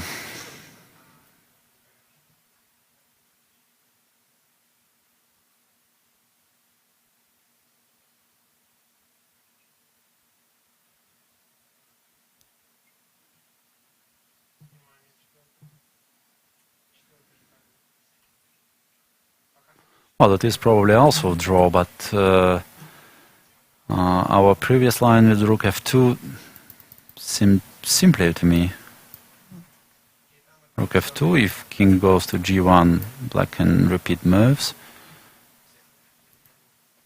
If king e1, rook takes, maybe a6, maybe a6 is a problem. Maybe a6. This is a point.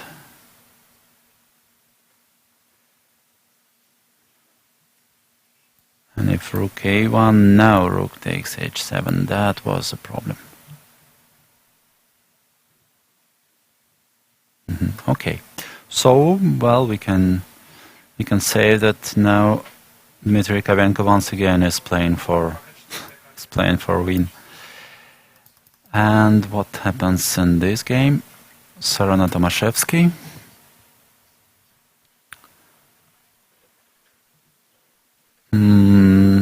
Nothing really.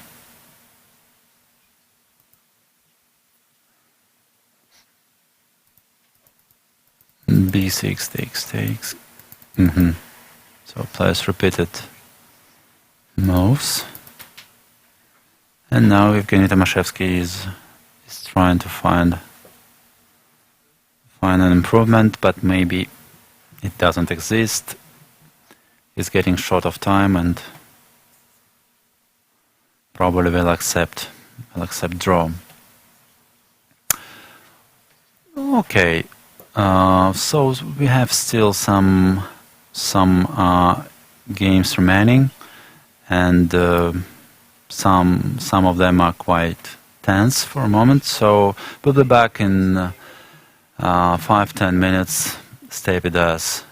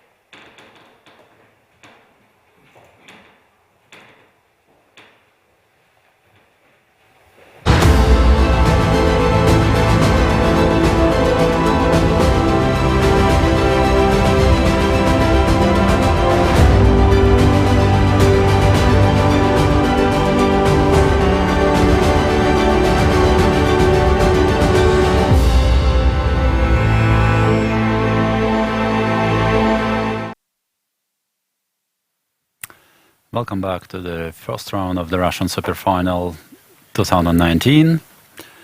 4 hours and a half, and still some games are underway.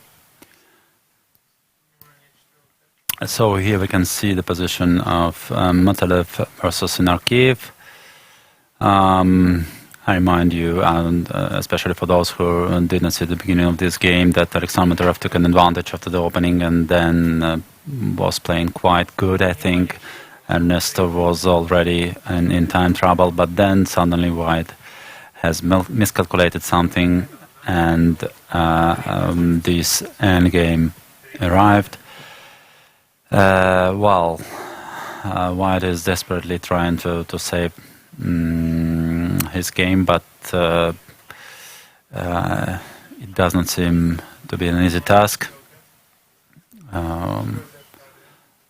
That we can see now the last move, which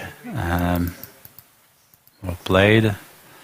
Well, it seemed that like Black is completely winning, but maybe still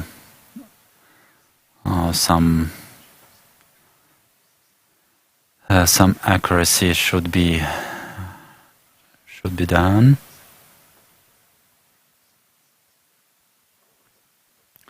Rook g2, the last Black's move. Well, bishop e3 seems to be the most natural answer, but then rook h2 can be played and h5 pawn drops. Not easy task for Alexander Matalev. The next game is very exciting one. Actually,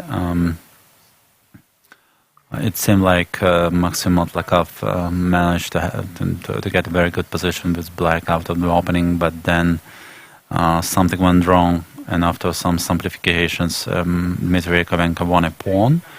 But Black still had some counterplay, and suddenly at some point in his time trouble, it seemed like Dmitry Yakovenko missed something and was already in danger, but managed to handle very well on the situation. And now we can see that he's pawn up, but position is likely.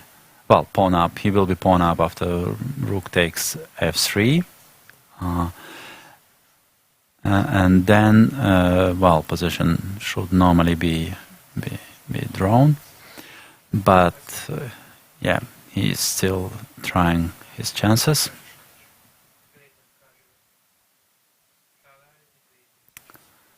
It's interesting to understand what's I'm wondering what Maxim Motlakov is thinking about. Seems like he's not forced to take on f3. Maybe he's not, I don't know, but I cannot say anything wrong with this natural move. Okay, let's try to calculate some variations. Rook f3, king g2, rook a3, h5. Otherwise, Black will capture the pawn.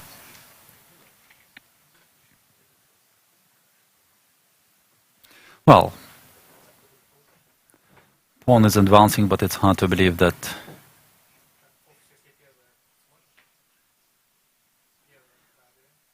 it can advance too far, but who knows? Bishop takes h4, yeah, sorry. This is maybe the simplest way to proceed. Maxim Motlakov just took h for pawn. And yeah, indeed, I think that this is over. Meanwhile, Alexander Matalev played his move bishop e3, I think. Rook h2 will be the next Black's move there. Well, actually, Black is not in a hurry to pick up this h5 pawn. He can start also with sc4, for example. Yeah, he can play c4 first, and the rook h2 would be his next move. Well, actually, everything is good here for black. Then Vitiugov takes her time to takes his time to accept draw. I mean, he's still playing. Well, of course, this endgame is completely drawish, but well, some accuracy. Well, not very big, but still some accuracy is needed.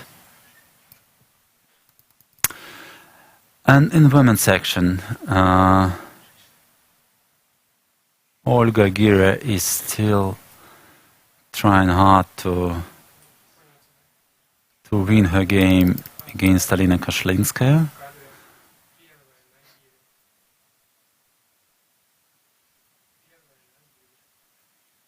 He managed to make a progress, but it's still insufficient. So G takes h5. He's already played. But still draw. And finally, not finally, okay, this is Kostyuk Goryachkina. White is in exchange up, but for pawn, so black has a pawn for exchange. And technically it's not easy task for white. Maybe it is winning, but not easily.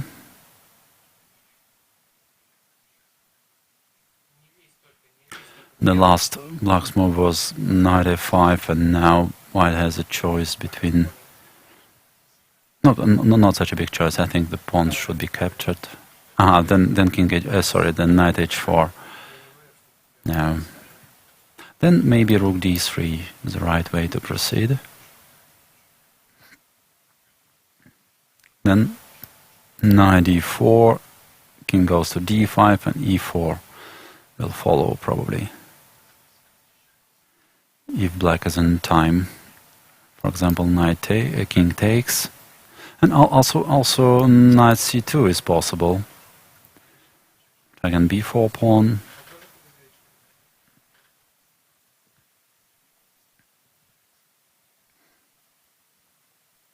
And then rook d8 probably. No, I would try to improve the king. So king d5, for example.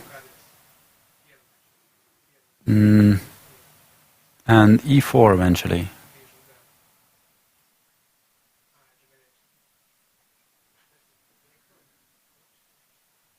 But for example, king f6, and then e4 takes, rook h3, and maybe king c6. And now also it's very complicated position to evaluate. Maybe white should go with the king or just rook h7, but still black has a good draw chances. King is very close to the pawn, so maybe black will be in time to exchange all the pawns. Rook d3 is already over on the board.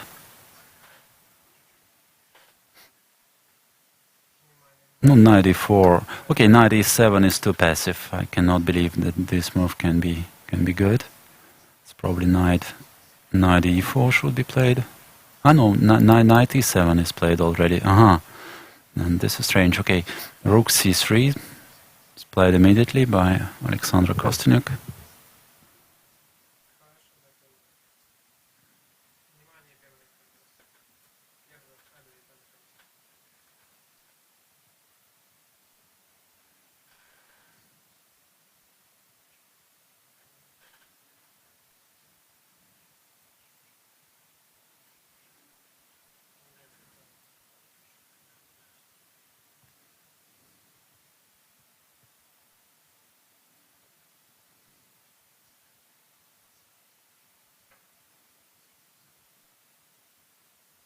Or maybe knight c6.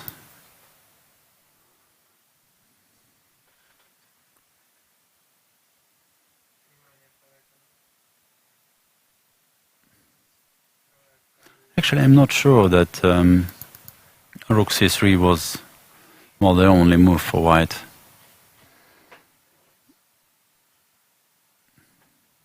Maybe knight d8 simply, just a waiting move, intending to play rook b6, b8 there. Was also possible. Okay, rook c3, knight c6, I think will be played.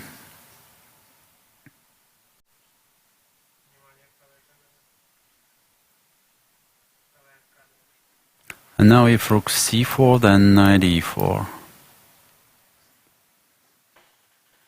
Maybe white should just take a pawn. Knight takes, and rook c7, something like this.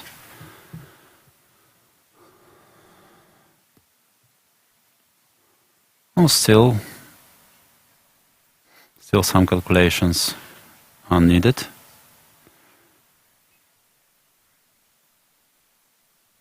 It is possible that position is holdable now for black. And Natalia Pagonina is trying hard to win her game.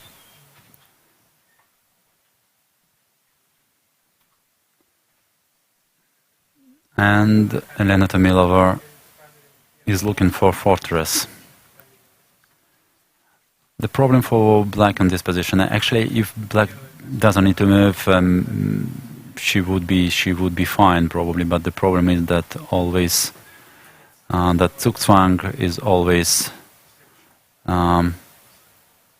possible in this kind of situations. So black needs to move.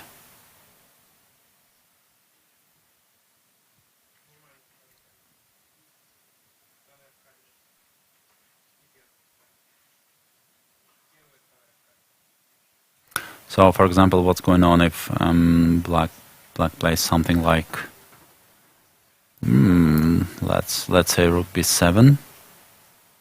Okay, if check, then rook goes back, and trying to hold it like this. Okay, maybe queen b6, king a8.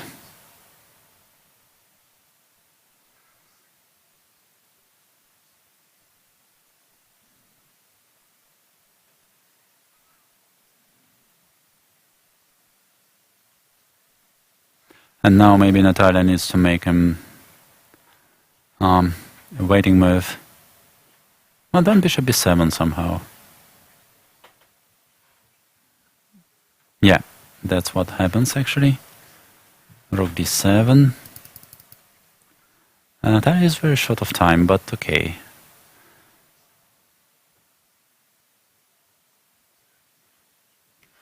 Her moves are quite simple. So she should not be in danger.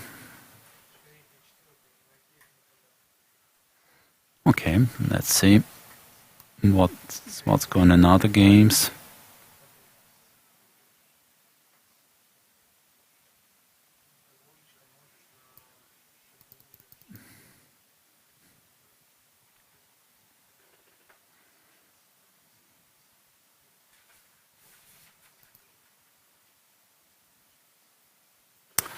C takes b4, c4. Wow.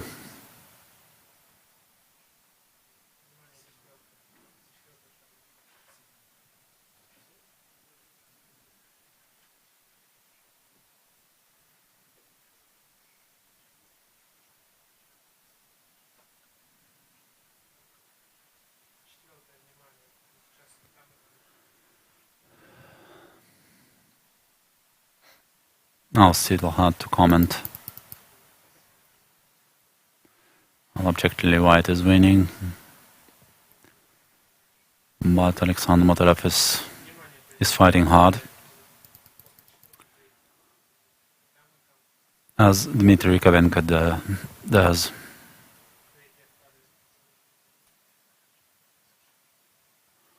Trying to win rook knight against rook.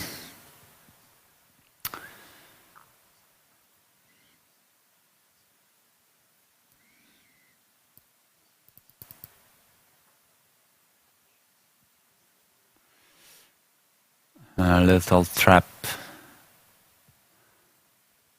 put by Olga Gira, but even if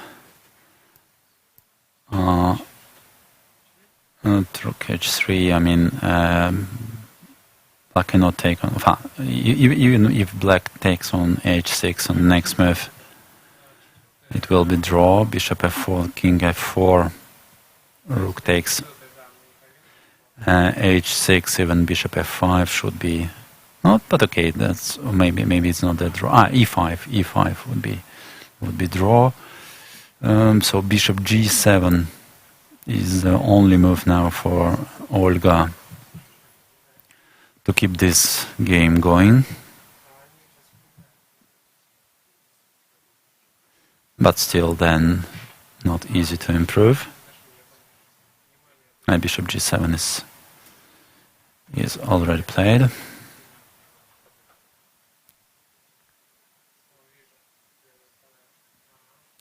No, for example, king f4 is now possible.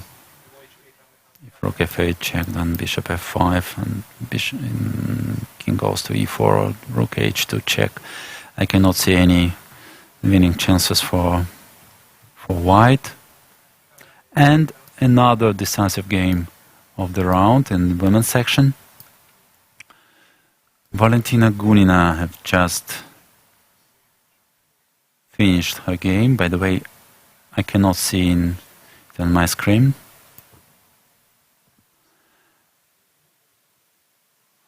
Valentina has managed to convert her big material advantage in a full point.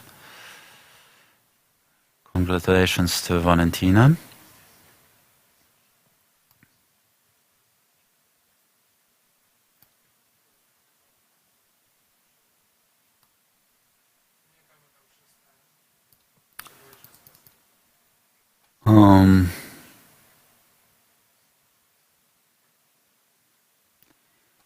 So, 95 was the last move played by Aleksandra Goryachkina.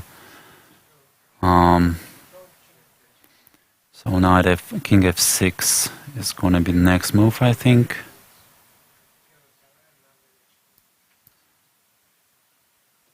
Knight c6, I guess.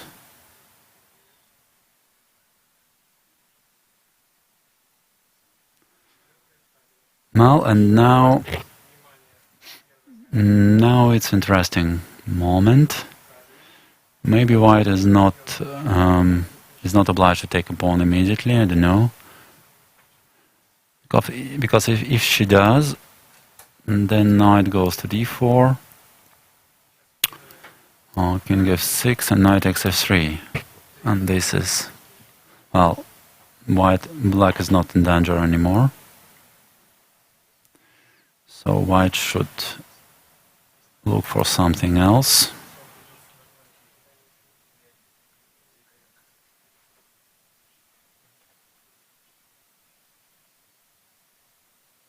Or maybe then knight f6 is not the best move here. Maybe white can find something else.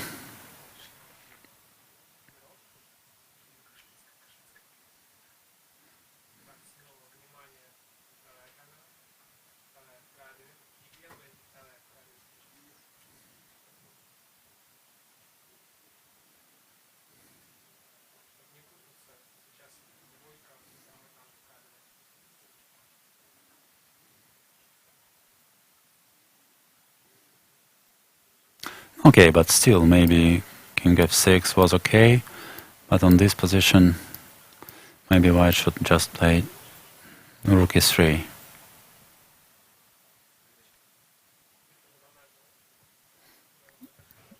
Knight c2. Oh, that looks like draw. Check. King e8. But still some chances remain, for example, like this.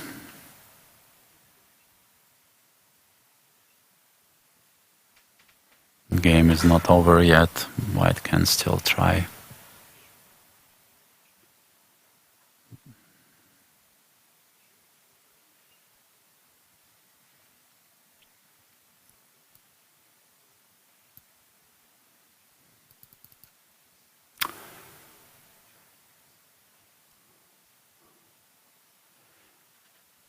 Well, Natalia put her pawn on g6, and now if bishop goes back to c8 to protect a6 pawn, well, I guess Natalia is just playing to play rook, king g8,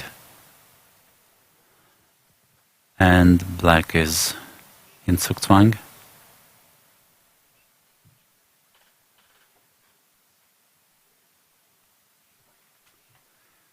Bishop b7.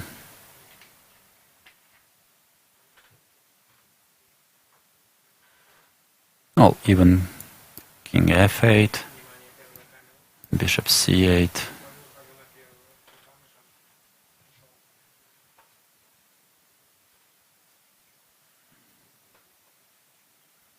Well, it looks like black should lose, but maybe not that simple.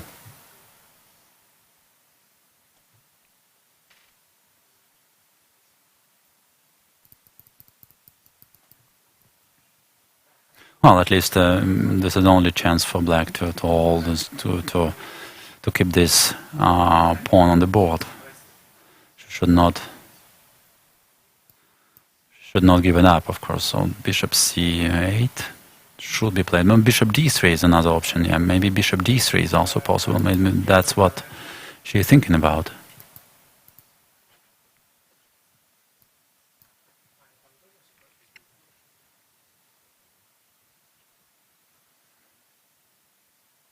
Oh, because if it is possible, that would be good news for black.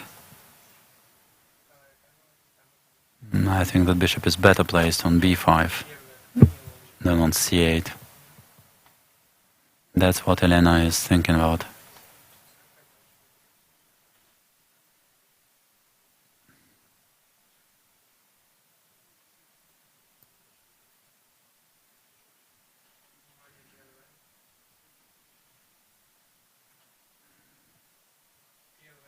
No, bishop c8. Bishop c8.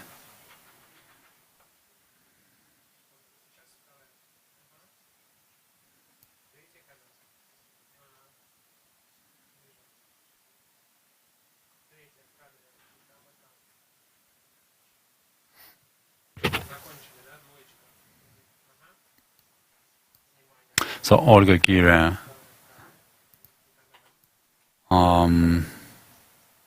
agreed finally draw versus Alina Kashlinskaya. She was trying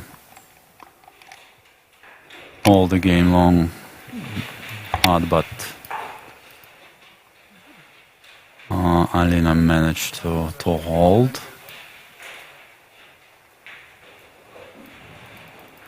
And this is the final position.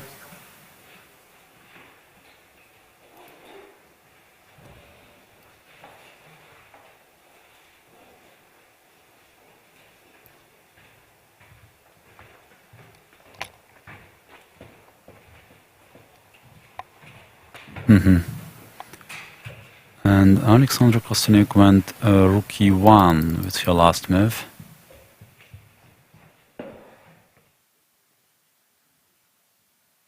So her idea is to capture first e5 pawn. So I think that now king d4 is more or less forced now. Cannot see other move, and then maybe just either king takes g4, g6, or maybe take g6 or just king e6. Oh, maybe king g6. Natalia is playing extremely quickly now, so this is the position. Everything is turning around, but yeah, it seems like she managed to achieve considerable progress, bringing her king on the 8th rank, but still not that clear for me how she is gonna win. Rook d7, of course.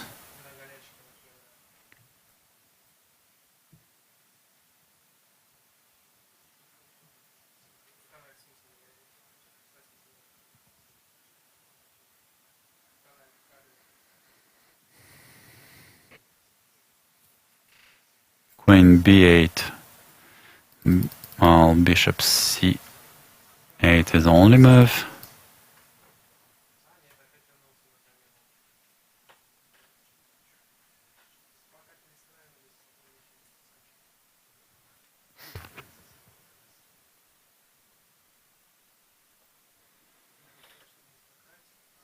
Okay, let's imagine king f8 now. And so, rook b7 still.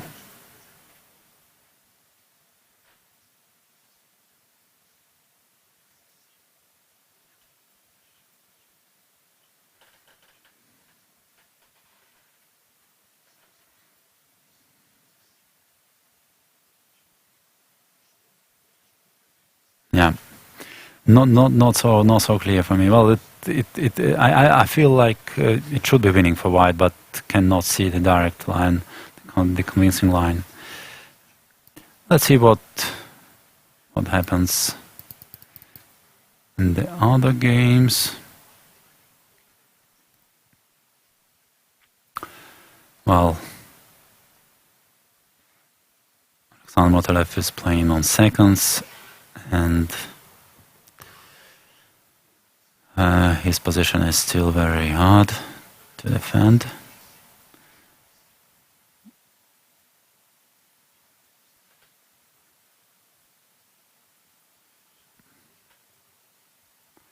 Dmitry Yakovenko is still trying his best in this endgame.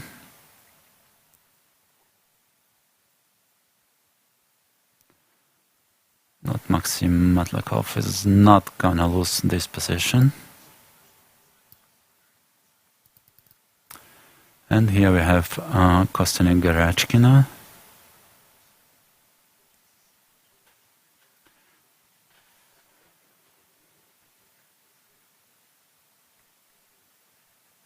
Well, now white has a choice, as we already said, between king e8, e6 and king take g6.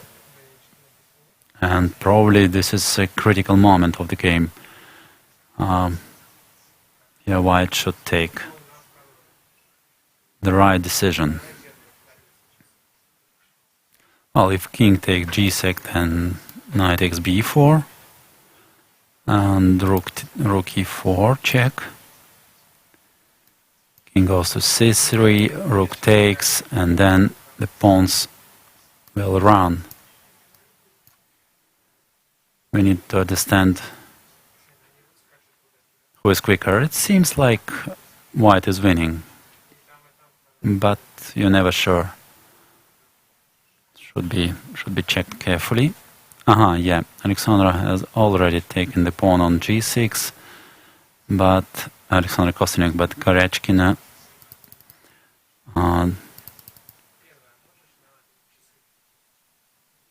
played another move.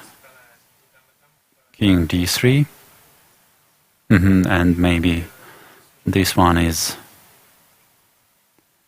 good. She is intending to play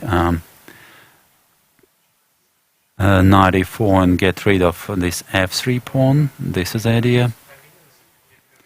And as her king is very close to, but Aleksandra Kostyuk plays king f5, and after knight d4, she's gonna play king g4.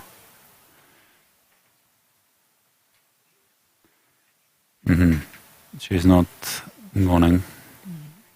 gonna give up this important f3 pawn.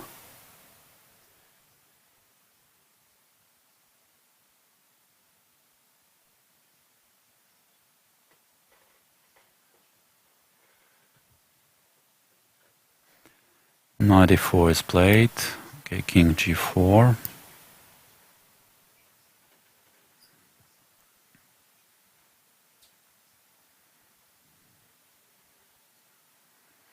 And I believe that knight should go back to c6.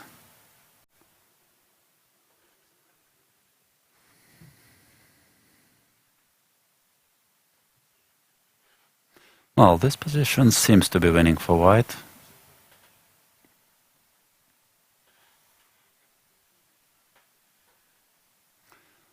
But some good techniques is required, of course. Yeah, knight goes back to c6.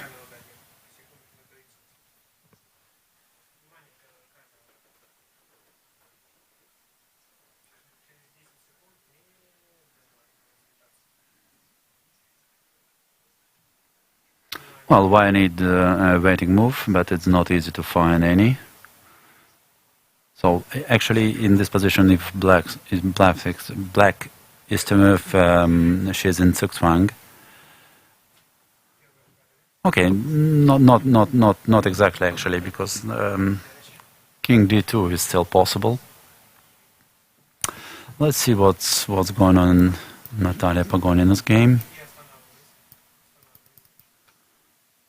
Still the same position. b4 is finally played by Natalia, but still I cannot see the point.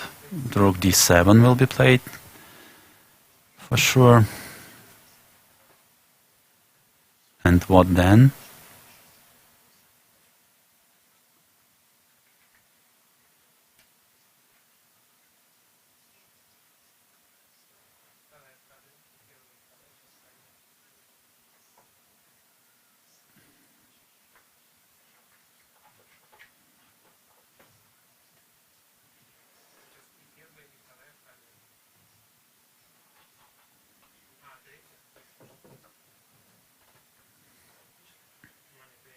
Okay, rook d7 should be played, I think. What about others games? Okay, Yakovenko managed to push Black's king to the last rank, but it doesn't really help. And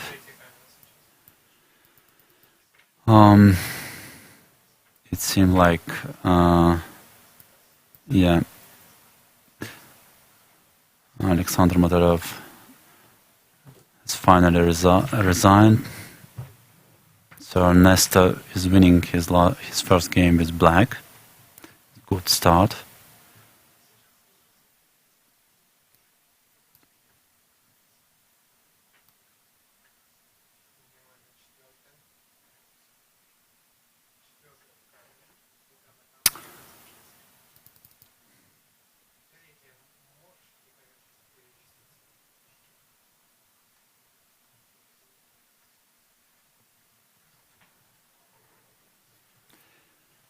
How many moves should be played in this game before Black can claim draw?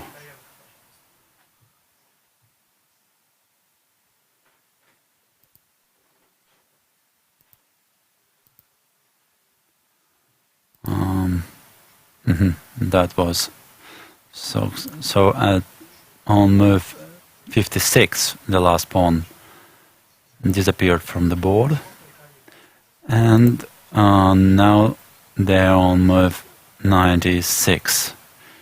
So still 10 moves to hold for Maxim Matlakov.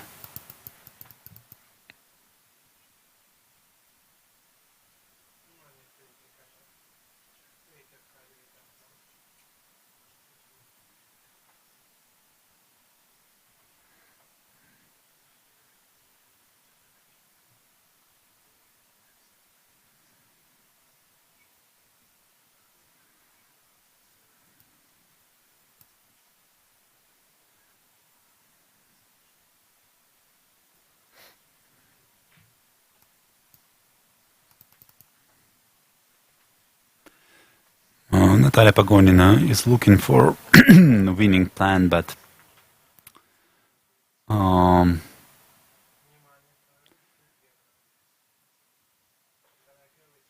not fine yet.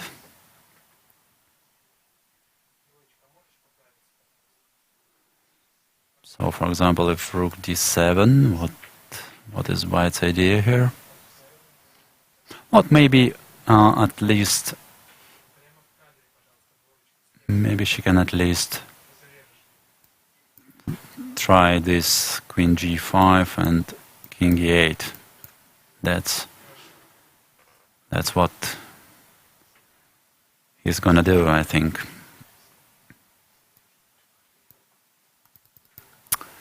Continue Goryachkina, Rook d6.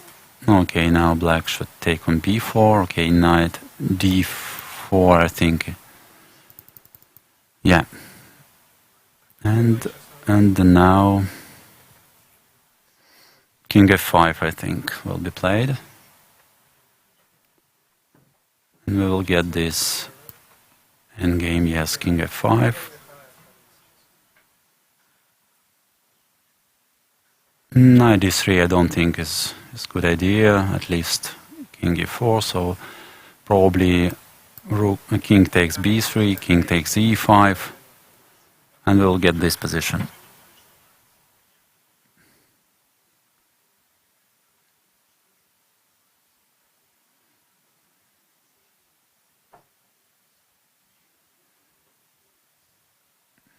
Now let's imagine a5, f4, a4, f5, a3, f6, a2, rook d1, knight c6 check probably.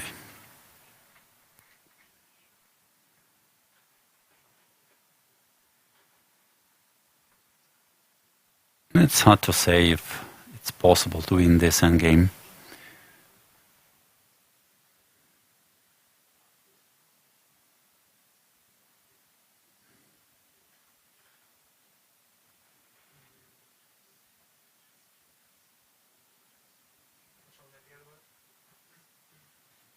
Not sure actually.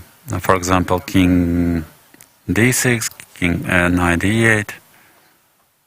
If King e7, knight c6.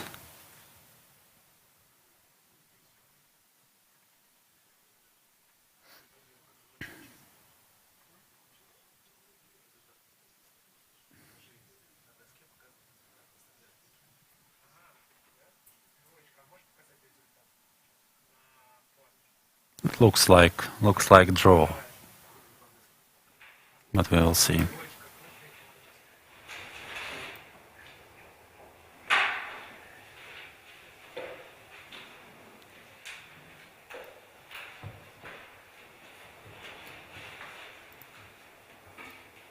And something happened in Pagonina.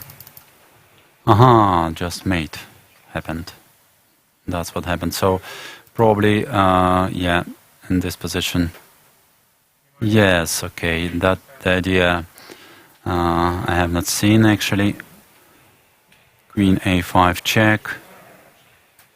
And this position is already hopeless, because if rook king goes to d7, then white can capture on g7 at least. And what happens in the game?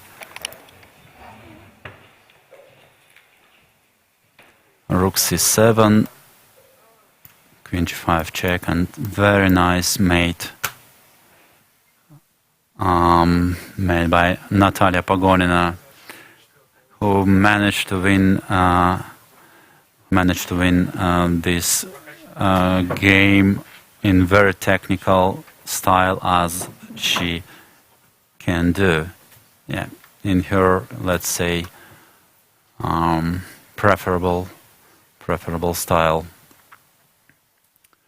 Well, good achievement for Natalia, for the reigning Russian champion, who started the tournament with this nice victory.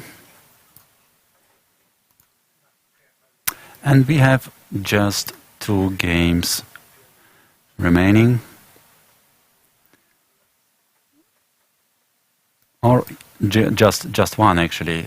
Another game, Yakov and Komatlakov had just ended in draw, and we have only this game, meaning Alexander Kostyniuk versus Alexandra Goryachkina.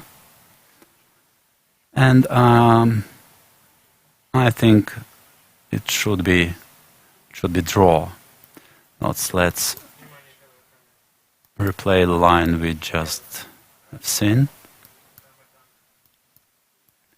Rook d1, for example, and then after knight c6, I failed to find a winning possibility for white, because knight will go to d8, the next move,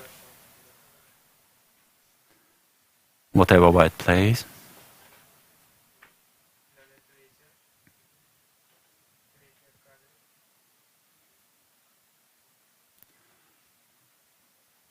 For example, king e6, knight d8.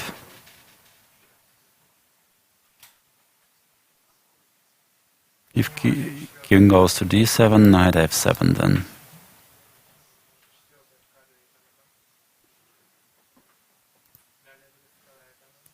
If king goes to e7, then knight goes back to c6. King d6, knight d8.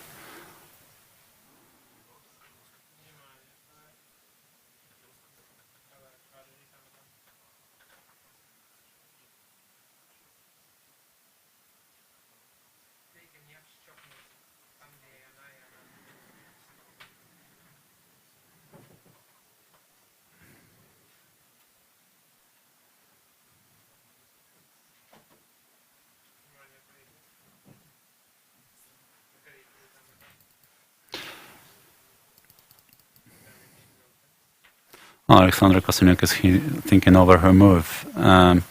Well, part of f4, maybe she's also considering rook b6. But at least a4 should be possible here even. And rook a5 is not possible here, so white should lose one more tempo to prepare. And it's even getting dangerous for white. I mean, this should not be a good option. So I think the pawn should run. And after a6, a5, a3, we will reach this position.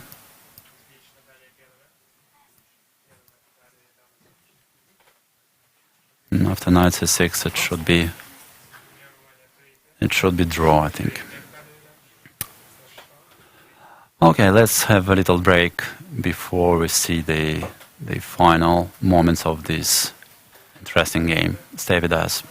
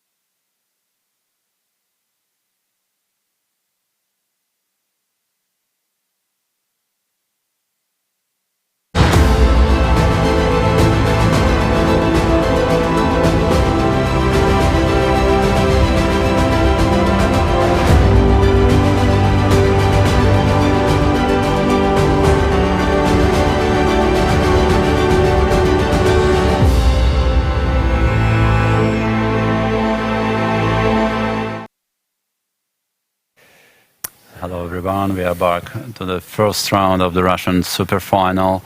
There is just one game remaining at the moment that we have in our studio Ernesto who won his first game with black against Aleksandra. Congratulations, Ernesto. Thank you, Pavel. And please tell us about your game. Well, it was really easy to predict what's going to be today because Aleksandra is usually plays e4 in almost all of his games, so e5 is my main weapon. Okay, how I can proceed? Just here, okay. This one. Okay. This knight c3 5 move is of course rare line, but nowadays it's become again popular. I remember that maybe already 10 years ago in 2006, I guess, I played this line against Yakovenko. It was very it's wide, eh? Yeah, it's wide. It was very interesting idea, and Dmitry surprised me with this bishop e7. I think it's an interesting move. The point of this knight c3 is if you hurry with b5. b5, bishop b3, somewhere you go, then knight on c3 is good for all this play with a4, for example. Okay. Of course, it's also possible, but okay, bishop e7, I decided to try to surprise Aleksandra because... You didn't expect it today? Yes, bishop e7, it's not the main move for sure, so... Okay, this looks logical. A3 was, of course, big surprise for me because I didn't understand for the moment what is the point. Probably bishop b4, he thinks that at some moment is useful, but it's not clear for me. Is it really so? Maybe the idea is to play d4 at some point, but with which one exactly, it's hard to say. Huh? It looks like he played these moves very quickly, and especially h4. And it looks like this was his idea to make some waiting moves. And after I make a castle, he already started this kingside expansion. But you know, it is funny because always I tried this in the different type of Berlin defense with white. And you at the beginning the pawns rolls, it's very fun for white, but it's usually become very dangerous later when you. Sure. Yes, so it's become very unclear. That's what happened in the game. Yeah. Actually. I think this was critical plan for black. After g6, my idea is that I put the pieces on the good squares. Don't worry about some h5, g5. This was not easy to make the decision, but after I made it, I was satisfied with my position. I think this was more or less logical idea. Knight g5 is interesting because he wants to play f3 at some moment and to stabilize positionally, not to attack immediately. And also some tactics is always in the position. Bishop g7, queen d2. I think this was a critical moment. Probably more simple was h6 immediately, and after some move, I don't know, knight h3, knight f3. Knight h3, yes. Knight h3 is better, I think. I don't know. He wanted to play knight f3. I also thought that knight h3 is stronger. This idea is... And h5, g5 is nothing, yes? So there is no sacrifice ideas on g5. Well, at least I couldn't make it work, so I didn't worry. So I think it was an interesting idea, but I decided to improve it a bit. So my idea was after knight c5 that I want to force him to play some move, let's say f3, and then to play h6. And this was my idea. But he decided to try some tactics after h5. h4 I think is more or less necessary. Okay, he is interesting line, but bishop take g4. I think it was a draw. I don't know. Knight h7. I didn't believe that it's working. Yes, okay, but he can make this move. It's a funny idea. Rook d8, bishop c5, queen c5, queen g5. With the idea knight f6. And actually I didn't see more than draw here in this setup.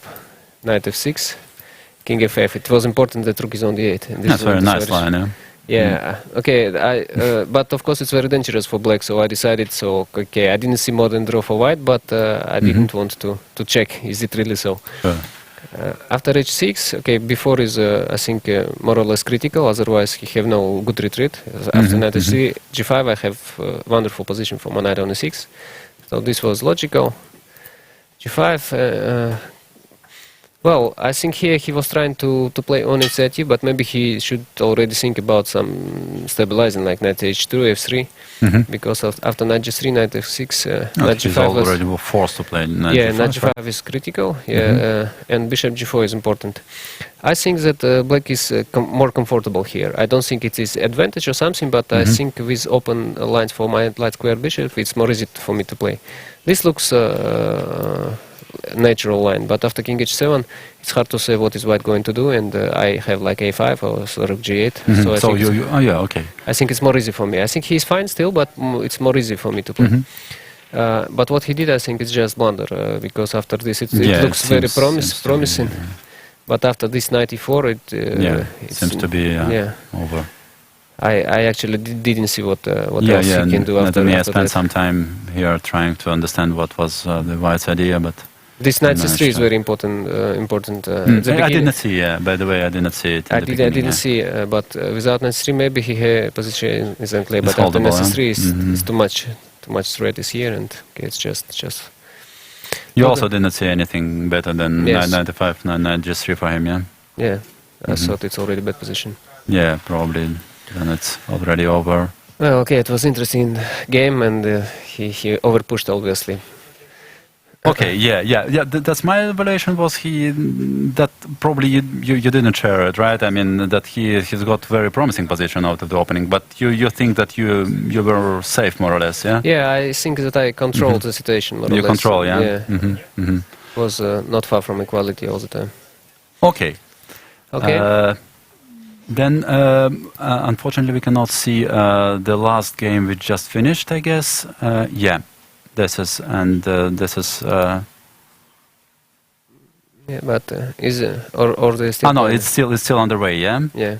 Yeah, it is still underway. Yeah. What do you think about this position? I think it's should be draw, yeah, because white cannot avoid this move repetition. So, for example, knight c6. King goes whatever, and knight goes back to d8, yeah? If king e8, then knight e5. It's already dangerous, huh? Yeah, it can also be dangerous for white, I mean... Yeah, knight d8 is very important. I didn't see this idea. But with knight d8, it must be draw. Yeah, it should be, looks like draw, yeah? But can I try to take this knight on d8? Is there any chance that I will avoid this checks after with king on e6? King e6, knight d8, rook takes d8.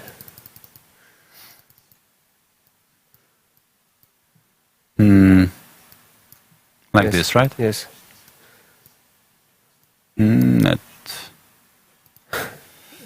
Maybe, yeah, too risky. But how? There should be perpetual somewhere, no? But there is only two checks: queen e1, king d7. Queen on, queen on. King d7 and queen d1 maybe. It's not easy. King c8. Queen c2, king b, c3. King b7, queen g7 already. Yeah. Okay. Queen f3. Yeah. Okay, I should not do this. No, okay, probably white should be satisfied with the draw here. Yeah, then it's draw. Oh, I mean...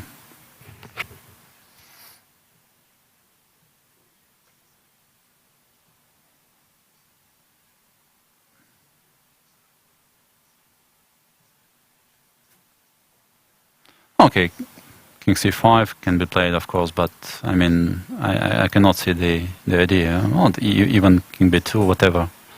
Yeah. Whatever works, yeah.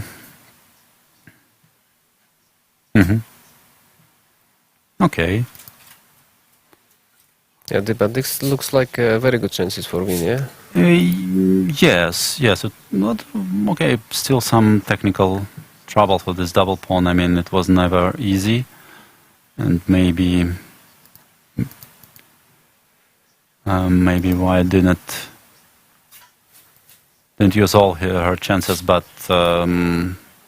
it's not easy to say at which particular moment. Yeah.